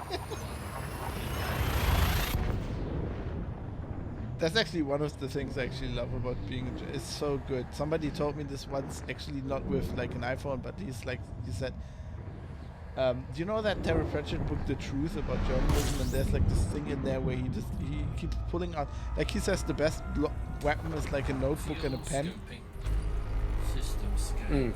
And it's so true. It's like you should. So a colleague of mine, right? He was like, I was writing new on the job. He's like, you should try this. It's great. So if somebody like really pisses you off, you're just showing your press card. You pull out like a flip notebook, you know, like you and me with like the Leuchtturm reporter, and then a pencil, and you go, okay. So what's your name again? Yeah. Okay, yeah. Okay, yeah. And you're doing here. You're doing what? And why? Okay, it's Thursday, 9:30 a.m. Okay, yeah. And people get like I did this once or twice when people really pissed me off. And like people get properly nervous. you like you can see their like sweat bead on their foreheads. It's hilarious. That's what I mean. Like journalism and journalists still have power, right? Even in this day and age. It's mostly an illusion, but yes, like a lot of power, right? Like the power of the state in many ways is just an illusion. If you all went fuck it, Yeah. you know, I find this is so hilarious about to me about the protests right now. It's like there's a protest in Germany and in Berlin and whatever for Black Lives Matter and stuff, and the same people that like 3 weeks ago were like, no, you can't go out, you can't protest, and the state completely had them controlled. They're like, no, we're going out. What about the corona? No, we're not having it. This is important. But again, this is the moral imperative of what is going on, right? That the moral imperative was stay at home to protect others.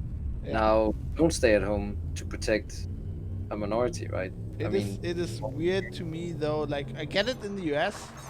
I mean, we're talking about this with Johnson as well. On my first leg of the trip here. I get it in the US. In Germany, I feel like I support. Look, here's the deal.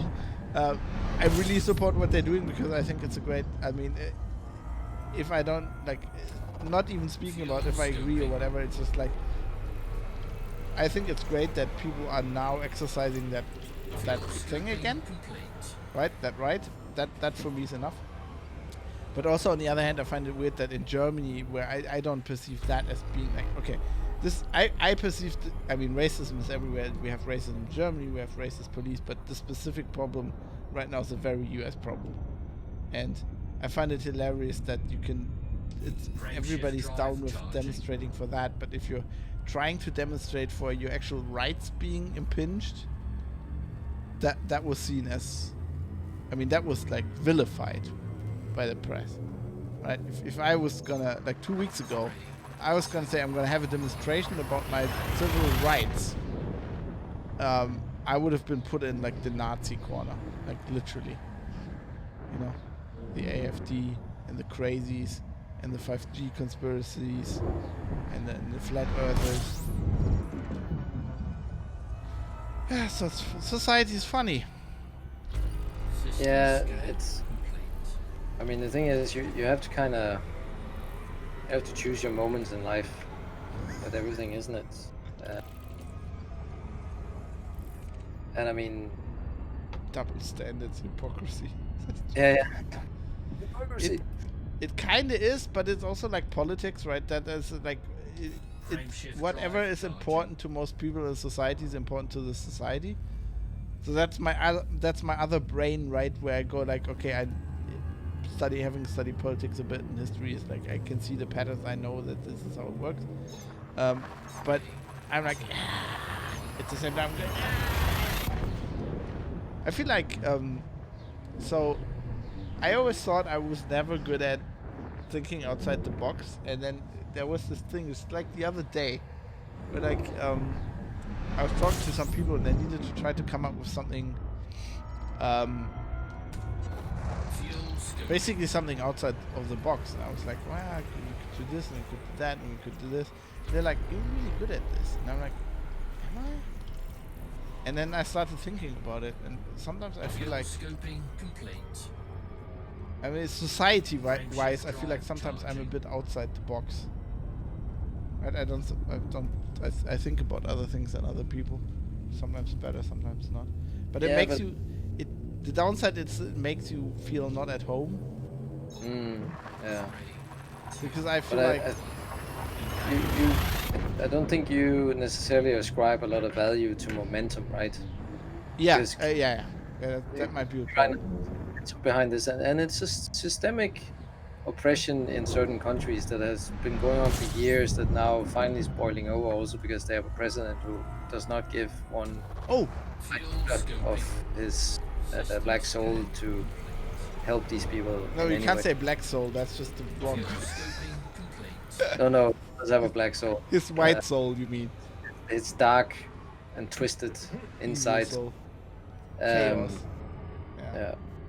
He's so for him it's just a political opportunism moment, you know, that he can seize on, and you know, for other people it's just this is the moment to just go enough's enough. But and as you say, there's probably a lot of other stuff where you, if you thought about it, you could go enough's enough about your private, you know, your civil rights. And then we end up in the same discussion about, you know, but what is the moral imperative? One is to, you know, protect people by adhering to the instructions from the government. The other one Yeah, is here to... I'm down with the protesters completely. Hmm? But I get it in the US, right? When you say, right, the boiling over, and I get that in US. My argument's not in US. My argument's in Germany, right? In Germany, we have like other problems. In Germany, we had like right-wing terrorism, and the police basically couldn't solve that. Or I mean, it's kind of not. It's kind of hard. I'm kind of not decided between the fact if they actually were idiotic and couldn't clear it up, or they were actually malicious and didn't want to. Probably the latter.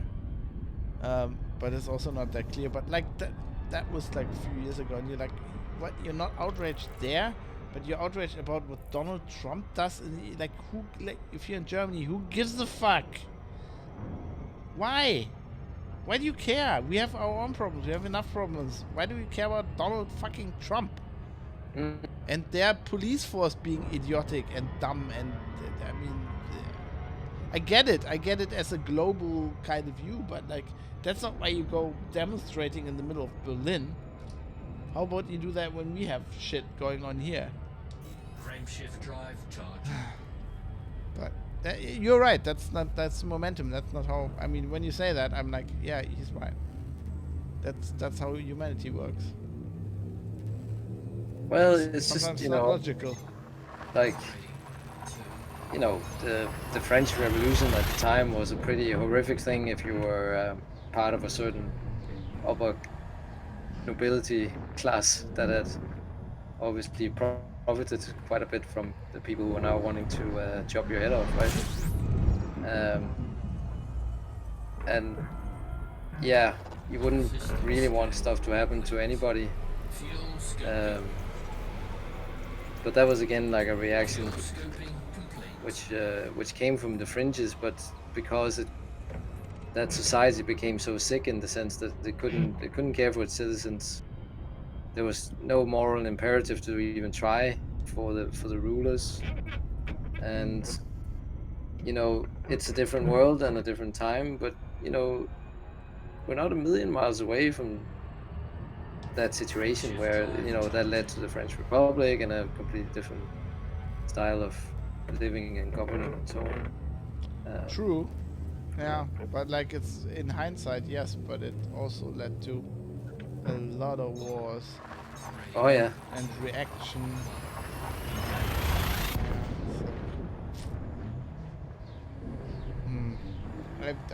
I feel like we were talking about this yesterday. Sometimes I feel like it's like I get more conservative by the day.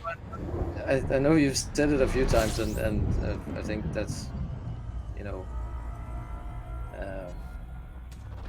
Fuel scoping. conservatism in its pure form. You know, I can sort of understand it as a thing. My reaction is just like, so if Trump's an idiot and you don't like Trump and all of that, just get your act together as the fucking Democratic Party. Stop being idiotic. Start being tactical about this. Get a. I mean, it's too late for this election, but you know, get somebody who's not a total idiot, who's not so far out there that it's clear that most people won't vote for him. Get somebody who's not senile. Just get somebody. Who isn't Yeah. anything of anybody of the... I mean, there were enough people. Who was the... God, who was the... I really liked her. The... Elizabeth Warren. No, I don't like Elizabeth. Sorry. No, we're very different. No, the ex... I think she was a Marine. I think also a congresswoman. Tulsi Gabbard. Oh God, Fab. Red flag. Deet, deet, deet, deet. I With really Joe liked Pope her. throwing the screen at you. Well, she could have won. I mean, Warren, you can say about Warren whatever you want, but she's like Bernie Sanders, who would never have like, who does something like this? I mean, as much as I hate Angela Merkel, right, who's just like cold-hearted fucking calculating bitch, but that's how you win an election. You don't win an election by going, hey, before I'm elected, let's say I'm gonna screw with Wall Street, right? You don't go, oh, what's the second most powerful group in this country? Let's just announce that I'm gonna fuck them over when I'm elected. Like, seriously? The thing is, again, we're talking about a society which is deeply flawed, you know, and has been for a while because, as you say, it's disharmonious. You know, you said it yourself that that was the function of the state, was to ensure that its citizens would be able to live together in harmony, right? Yeah. Many decades, the American federal government has not been able to ensure harmony between its citizens because it lives by an ultra-capitalist philosophy that thrives on having upper and lower class of people, right? And it's foreign to people like us from Northern Europe that grown up in pretty much like a social democratic-ish, welfare state-ish kind Well, of. yeah, for you from Denmark, but I would argue that the UK society is a lot like that as well. Oh yeah, but I didn't grow up in the UK. Yeah. Frameshift drive But the charging. two of us, Northern Europe, Mutti is our Maggie Thatcher. Yeah, I was gonna say that I do think Thatcher was worse. Like, she was a whole nother level of cold-hearted. Also said that Jonathan says that you need to write some podcast feedback. So get on now. Yeah. Yeah, no, but I know what you mean. Yeah, it's a different, but it's also a different philosophy, and it's like they have a different philosophy of running their state. And as I've become older and I've thought about it and I've read some stuff, some other stuff than I was reading before, I respect that. System scan. The problem is just Fuel scoping. there. I mean, I was talking about this on, like, I don't know if you've probably haven't listened to it yet, but I did this Private Citizen episode on this whole Black Lives Matter thing because I thought it was important, and I just feel like there's such a divide in the society that it's not only like Trump's side. The Democrats are as bad. They are as bad. They're putting winning over anything else. They don't have a moral imperative. I mean, Pelosi is off the rails. I mean, you can think whatever you want about Trump, but to say that, like, if he had reacted differently, they would had half the death.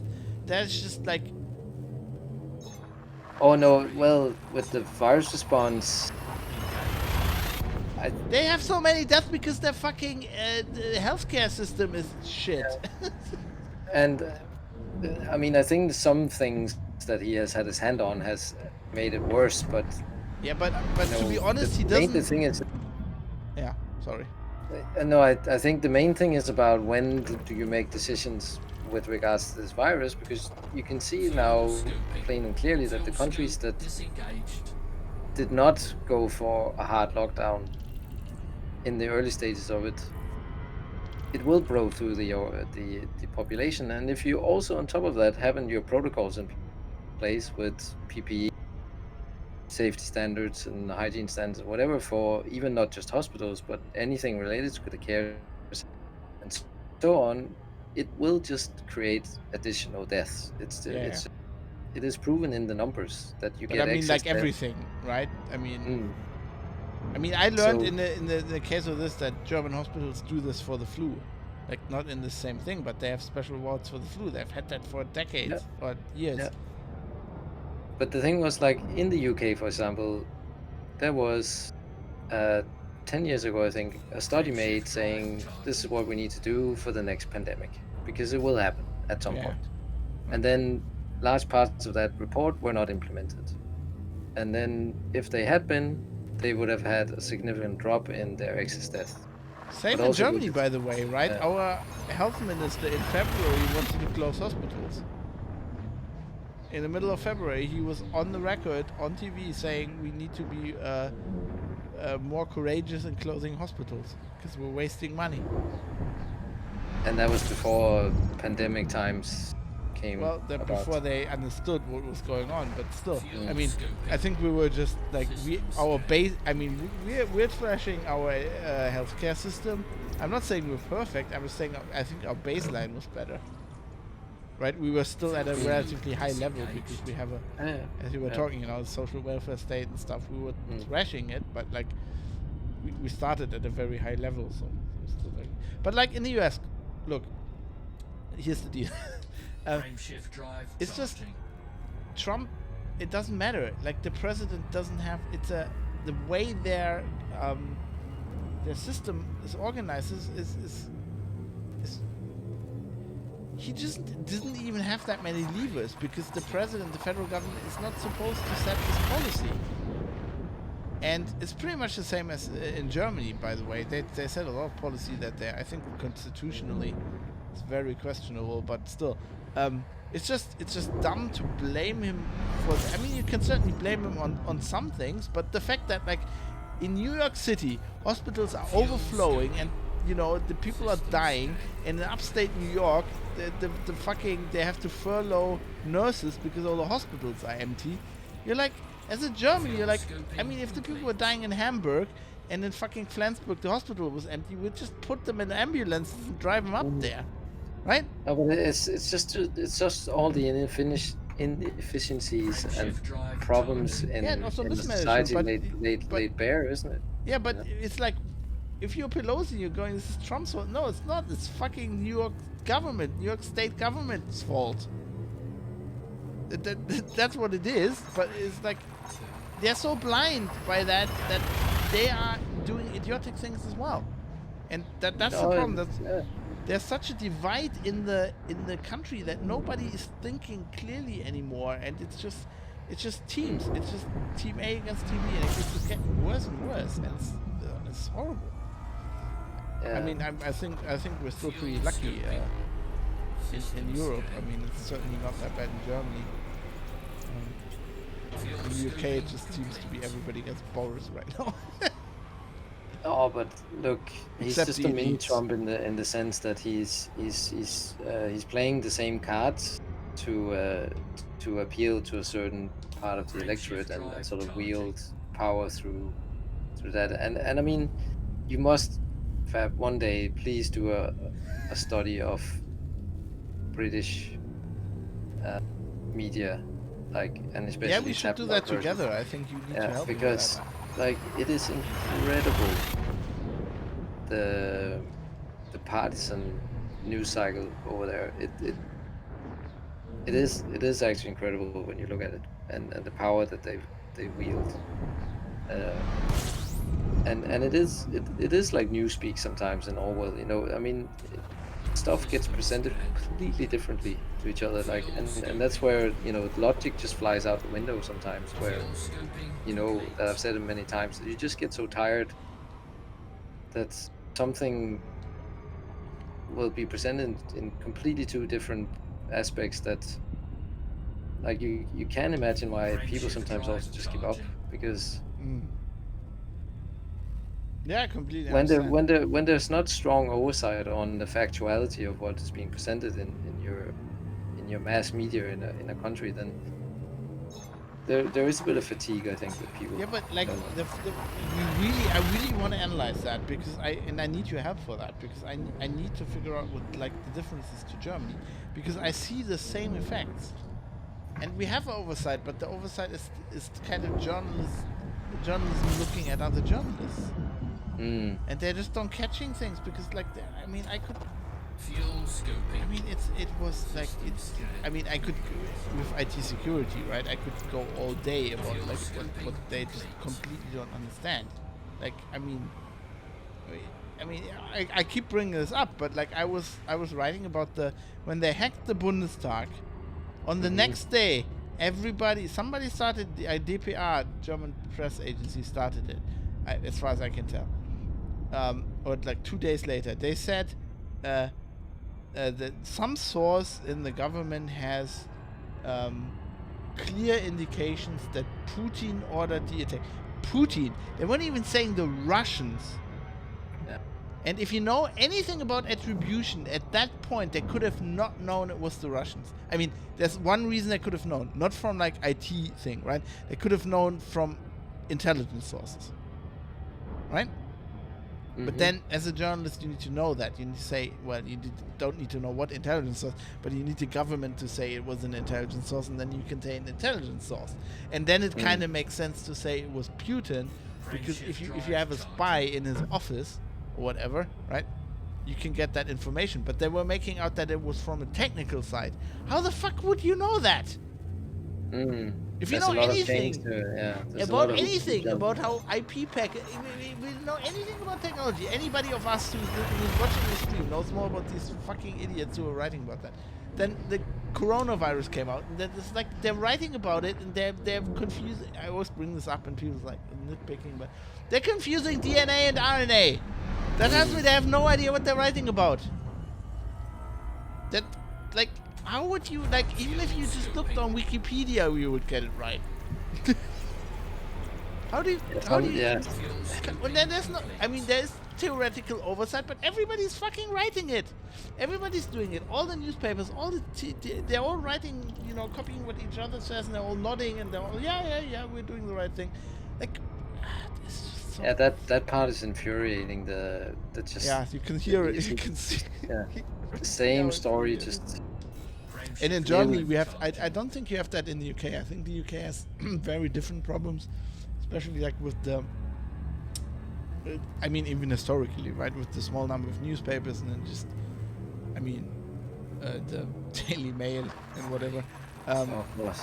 Yeah, I mean the yellow press is a specific. I mean, we have it now too, but it's a specific UK thing. But in Germany, we have a completely different. I don't think you have that. In Germany, we have a very pronounced, and it's clear if you analyze the news cycle. I don't think I could not see this.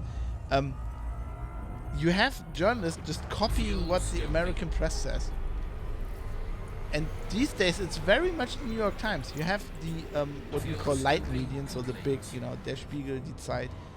You read their stuff, and you read the stuff from the New York Times, and it's clear that they read the New York Times article and they wrote their own article. And I'm not saying, you know, it's clear. It's because, you know, the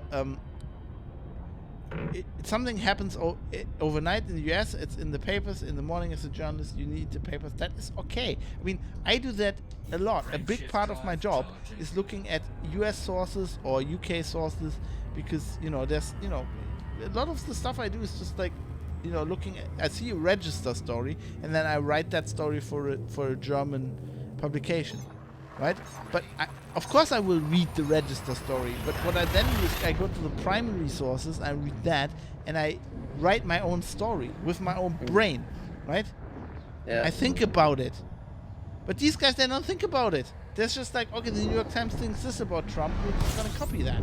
There's nobody thinking for themselves. Because, and it would be obvious, because, I mean, you have a different perspective when you're from Germany.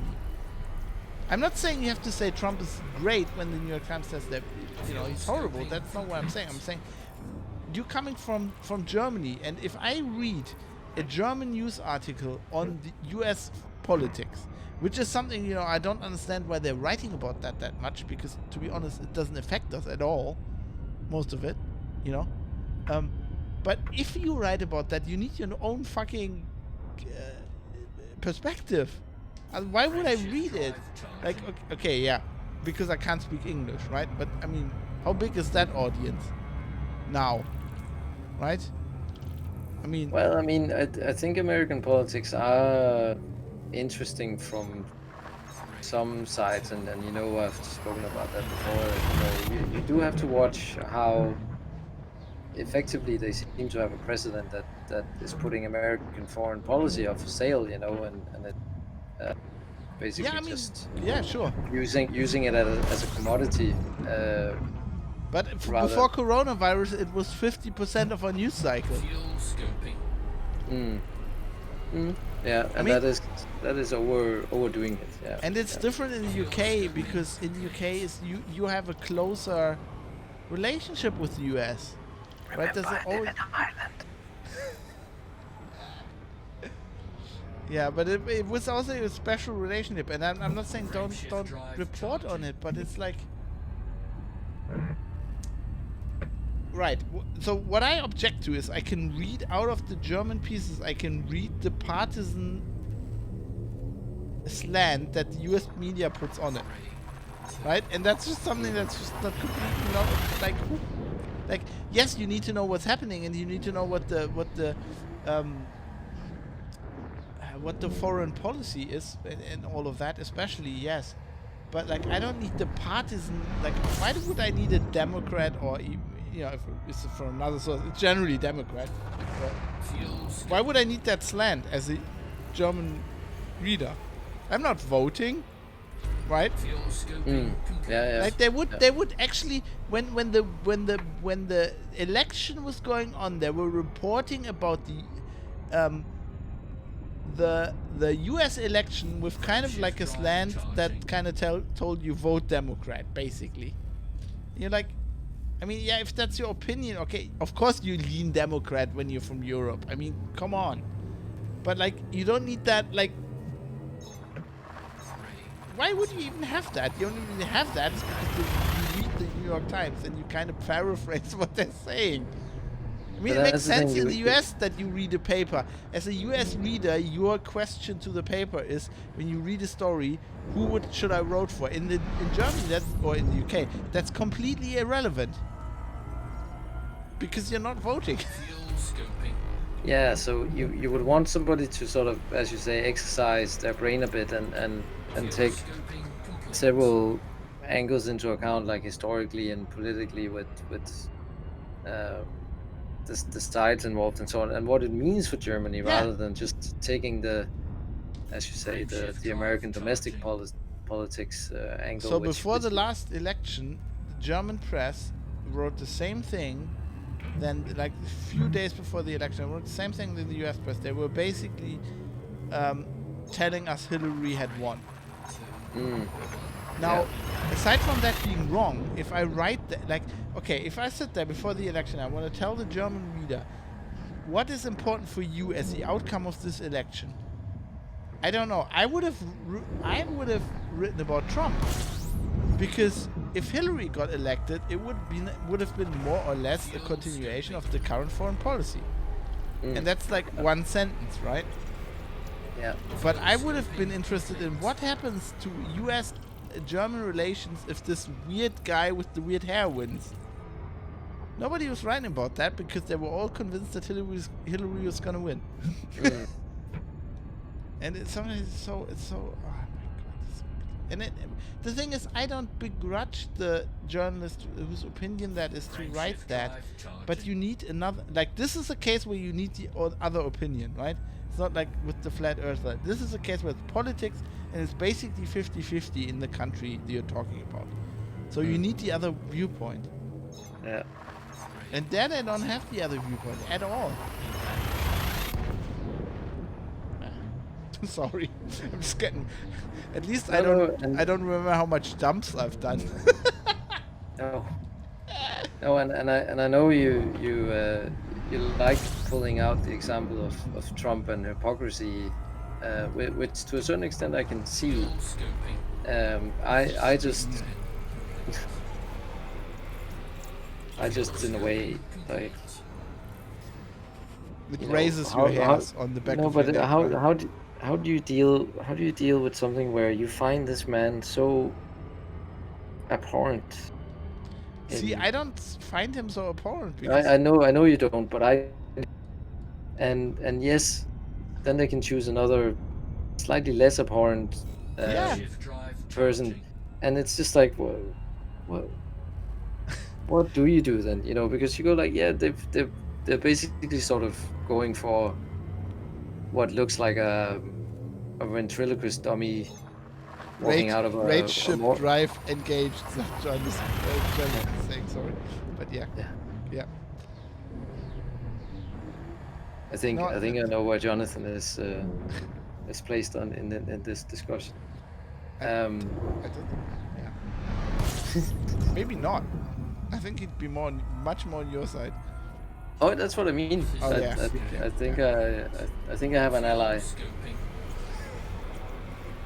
but I know why you're doing it. It's because, again, as I've told, I can see that your anger is, you know, equality of thought, right? And then you get offended by people doing the Frame shift drive charging.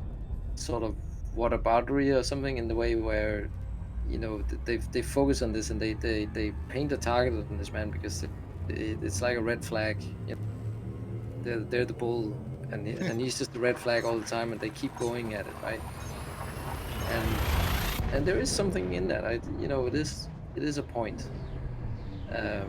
But this man wields a lot of power in the world, and I think that's where it comes from. That even not trying, but just doing stupid things because he feels like it, will have massive impacts on what we care about. Fuel scoping. And then underneath that, I'm pretty sure that, as I said, he's commoditizing American foreign policy, which means that he will sell any of us up the river if it's the most valuable thing for him to do. And I've spoken about NATO and so on before, right? And that matters a lot to me. And I think his movement and his allies and the way he was connected to the UK, I think he prized the UK away from Europe.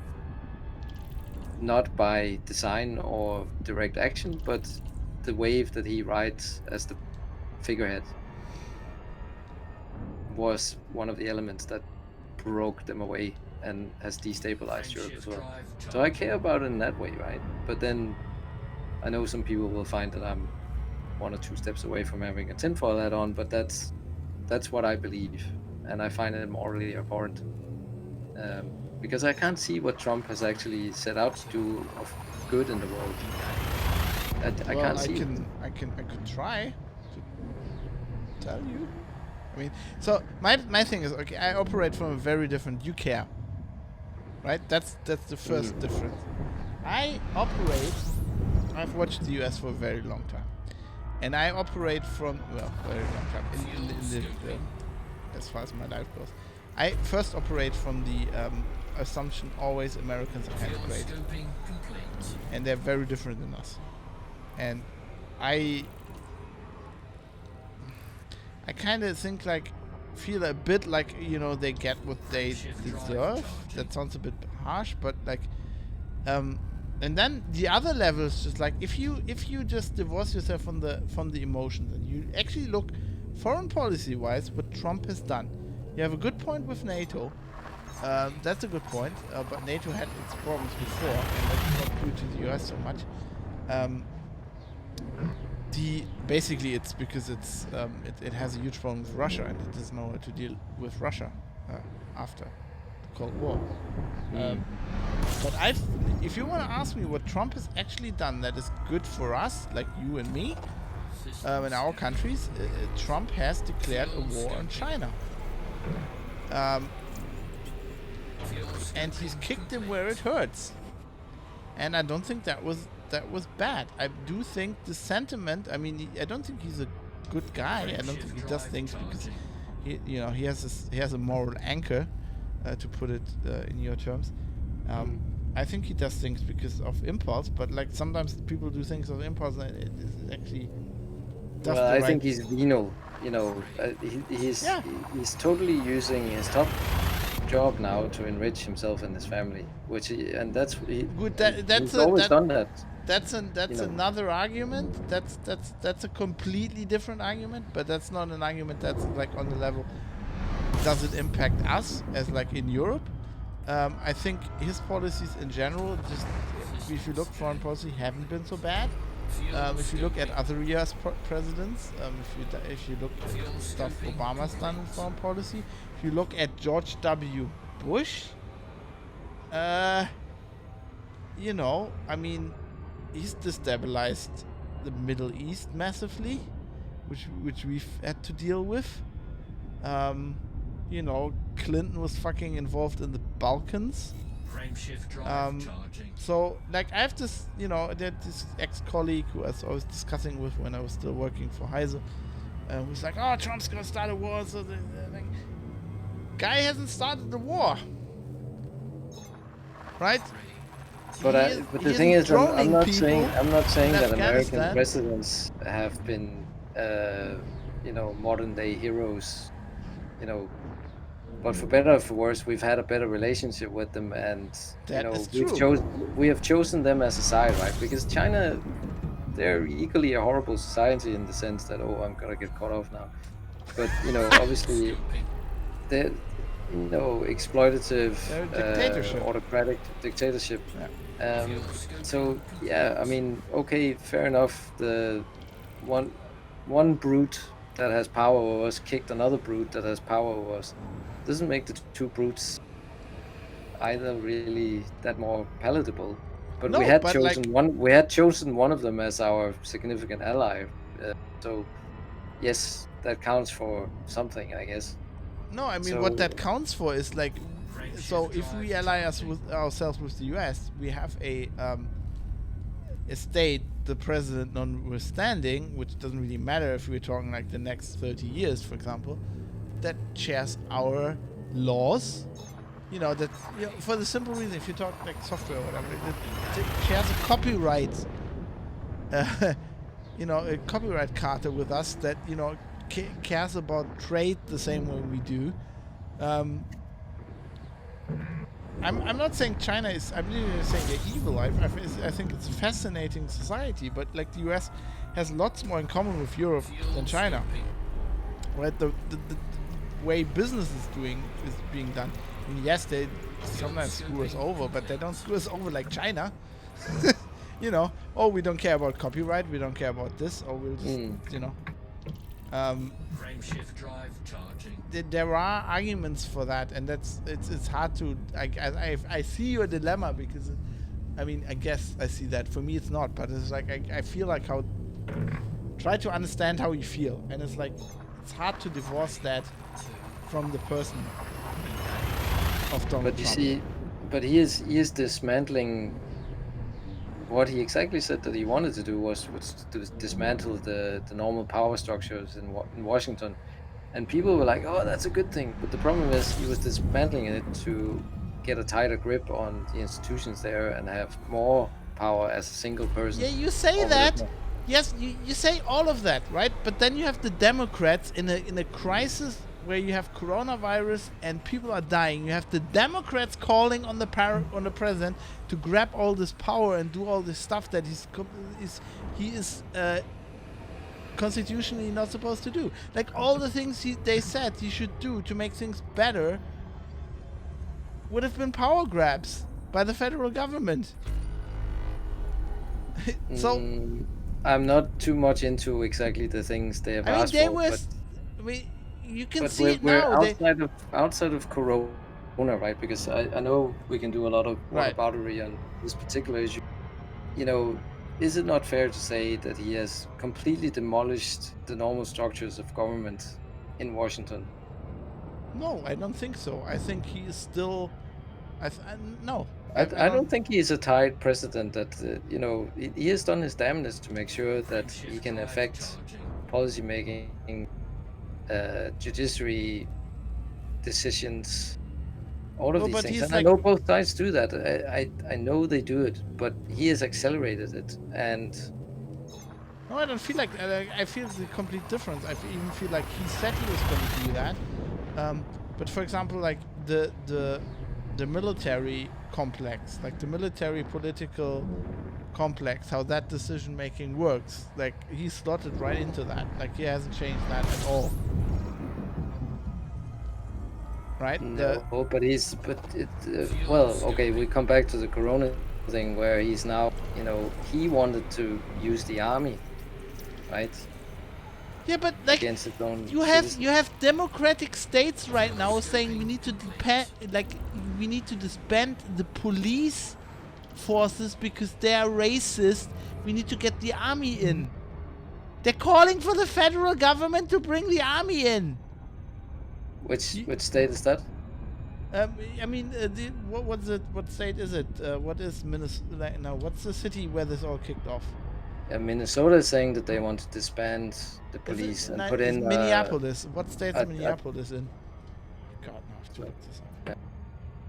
If there's I one didn't thing see I'm that they wanted notoriously- to bring in the army. They're the That's- protesters. Yeah, they were like the Democrats. I mean, it's a democratic state. They were calling for that. The mayor of the city was massively criticized. He was like meeting with the protesters, and they were saying you need to disband your police department. He said no, and they were like, how can the city disband them? Like, and then send the army in? Like, what kind of a solution is that? You're sure it wasn't the National Guard? Well, the National Guard would have been the first thing, yeah. But like, there's, I mean, I think there is quite a difference between the National Guard and there is the quite army. a difference. I'm not saying Yeah. that, but like, let me just first look up where Minneapolis is, Minnesota. No, but there were states. There's democratic states where they said we can't trust our police. We need to get the army in. And I mean this is not new. This is what they did in 1992 in LA.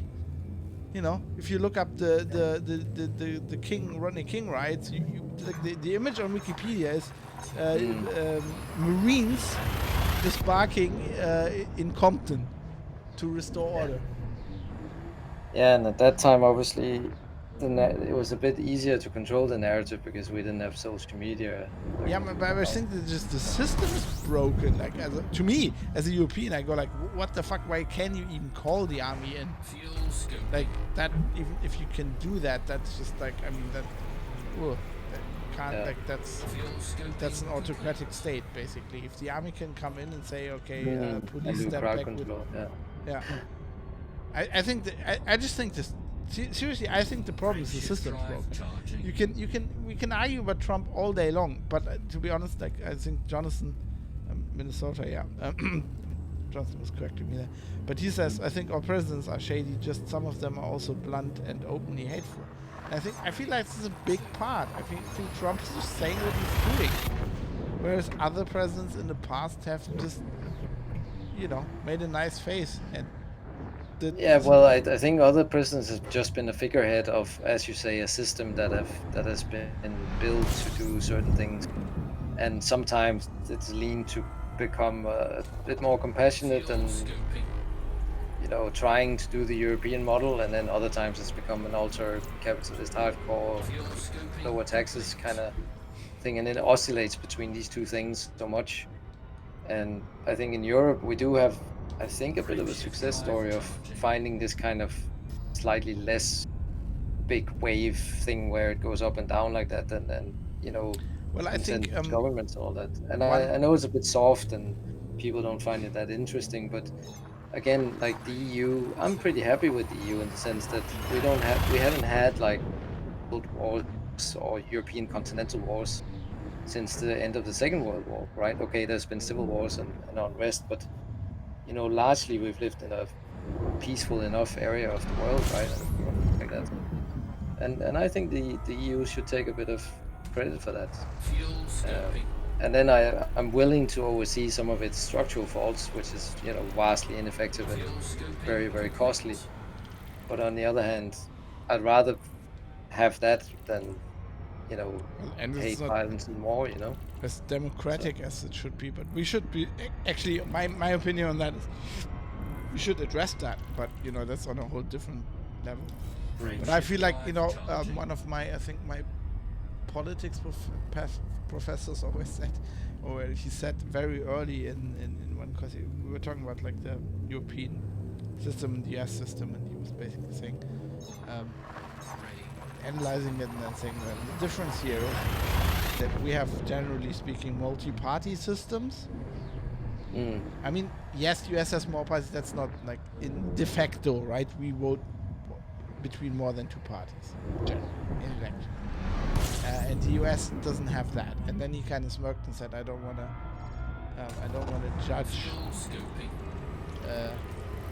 judge these systems, which one has more merit, but the outcome's pretty clear." And I think he was pretty right on that. And I fear about Germany. I'm really afraid. It's not like, oh my God, the AfD is gonna get so much votes, or when I say, look, the Corona restrictions, not really. Like my fear is that if we ever descend to something like this, like, so people were always like, so I used to be an SPD voter, so Social Democrats. I had friends who were like, party's shit, and they were kind of cheering the demise of the Social Democrats in Germany. And it took much longer than they all said, because they all said in like 2005 that they were dead. And they're a bit they're not dead now, but like we're looking at the next election next year, we're looking at the Green Party having more votes for the first time. And for me, that is bittersweet, because I see the argument and I see what this party has done and why they caused that, and this is completely their fault. But on the other hand, I always fear like what happens, like that was always one of the big parties, like what happens when that goes away, and then liberals are always basically FDP, they're non-existent, right? And I always feel like if we ever get to this 2-party system as well, then that's what happens. Like you get these deep divides between 2 partisan sides. And I think it's generally better if you have more parties. I mean, the big problem, the problems we have in Germany. I agree. I think most of the things I'm criticizing is just because we have a big coalition. And that a bit unwieldy, yeah. Yeah, and in German history, like in the Federal Republic, that has always been bad. It's always been bad. There's always bad shit came out of that. That's not how the system's supposed to work. It's too much agreement. There's supposed to be a strong opposition. The system is designed to have a strong opposition. And the UK system, you can say as much as you want, but the UK system is kind of designed that way as well, right? Traditionally, you had a Labour government. I say you, but I don't mean you. You know what I mean? Yeah. But they had a Labour government or they had a Conservative government, but there's usually an opposition, and they're shouting at each other. Yeah, that's but generally good. I think the issue is just now that, especially for Labour, they haven't been able to control the divisions on the inside of that large Labour movement that encompasses a lot of different. I think that's the same ambitions. as our Social Democratic Party. Right? And the Conservatives, the Tories, are just better at command and control, just shutting down. They are an Same election here. machine in that sense, So Exactly the same.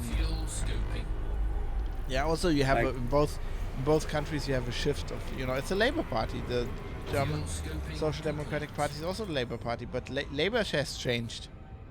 Right, the labor, as in the work. We do different work now. It's different. And you get a shift with people that are working, actually voting other parties.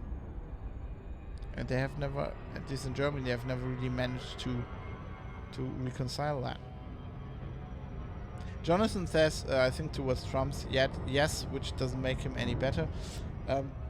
Completely agree with that sentiment. My problem is only like, if I look at US politics and I look at, let's pick the New York Times, because they're an easy target because they're doing this all the time.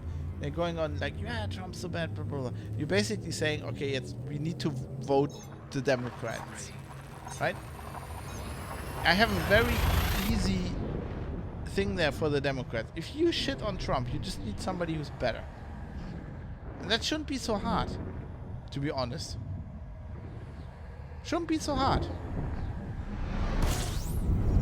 I mean, how hard would they? I mean, it's a huge party. Can't they pick somebody who's better? Fuel scoping. Also better in getting elected. Mike would probably say, yeah, that was Fuel Elizabeth Warren. scoping complete. I will continue to say that she would have been a great president, and they would have had actual possibility of Frameshift drive change. charging. I actually As- think as- Bernie as much Sanders as would have Obama been- was a great speaker, and did try and do like, he did try the healthcare thing and so on. But you're right. Institutionally, it didn't change much in the American machine that just cranked on with whatever agendas they had. But that's the thing. She is actual change, I think, and he got voted down because it was too dangerous. So Yeah, I guys, agree. I agree with that 20 sentiment. it's 20 to 12 here. Fuel I know it's scoping. later for you guys. System I will. scan. Sorry, 20 to 1. Fuel scoping complete. Oh yeah, it's I will nearly have to 2 go. o'clock. I should probably go to bed Yeah. as well. Okay, you will have to give me, before you sign off, you will have to give me a final position report. Yeah. Let's. Let me What? pull up the galaxy map. Okay. So I am in Blua, BLUA. Yeah. I know. Wait, I know that very Yeah. well. That's closer to the bubble. Blua. Space Yeah. Echo Alpha Echo Charlie. Yep. EAEC. Tango. Is there a Yankee. dash in between that? Oh, sorry. Dash. Tango. Sorry. Tango Yankee. Hyphen Zulu. Okay. Blua AX to. Okay, there's something wrong there. And then there's a space again, I think, maybe. Ah, And then it's Delta 467. these names are really not made Yeah. for. Okay, you have to look on this stream and tell me what I did wrong. I can't see it because of your picture there. Oh, shit. I don't think I can fix that. Is it maybe it's the delta, maybe 0? Let me see. No, it's not. Fuck. Why could you see it before?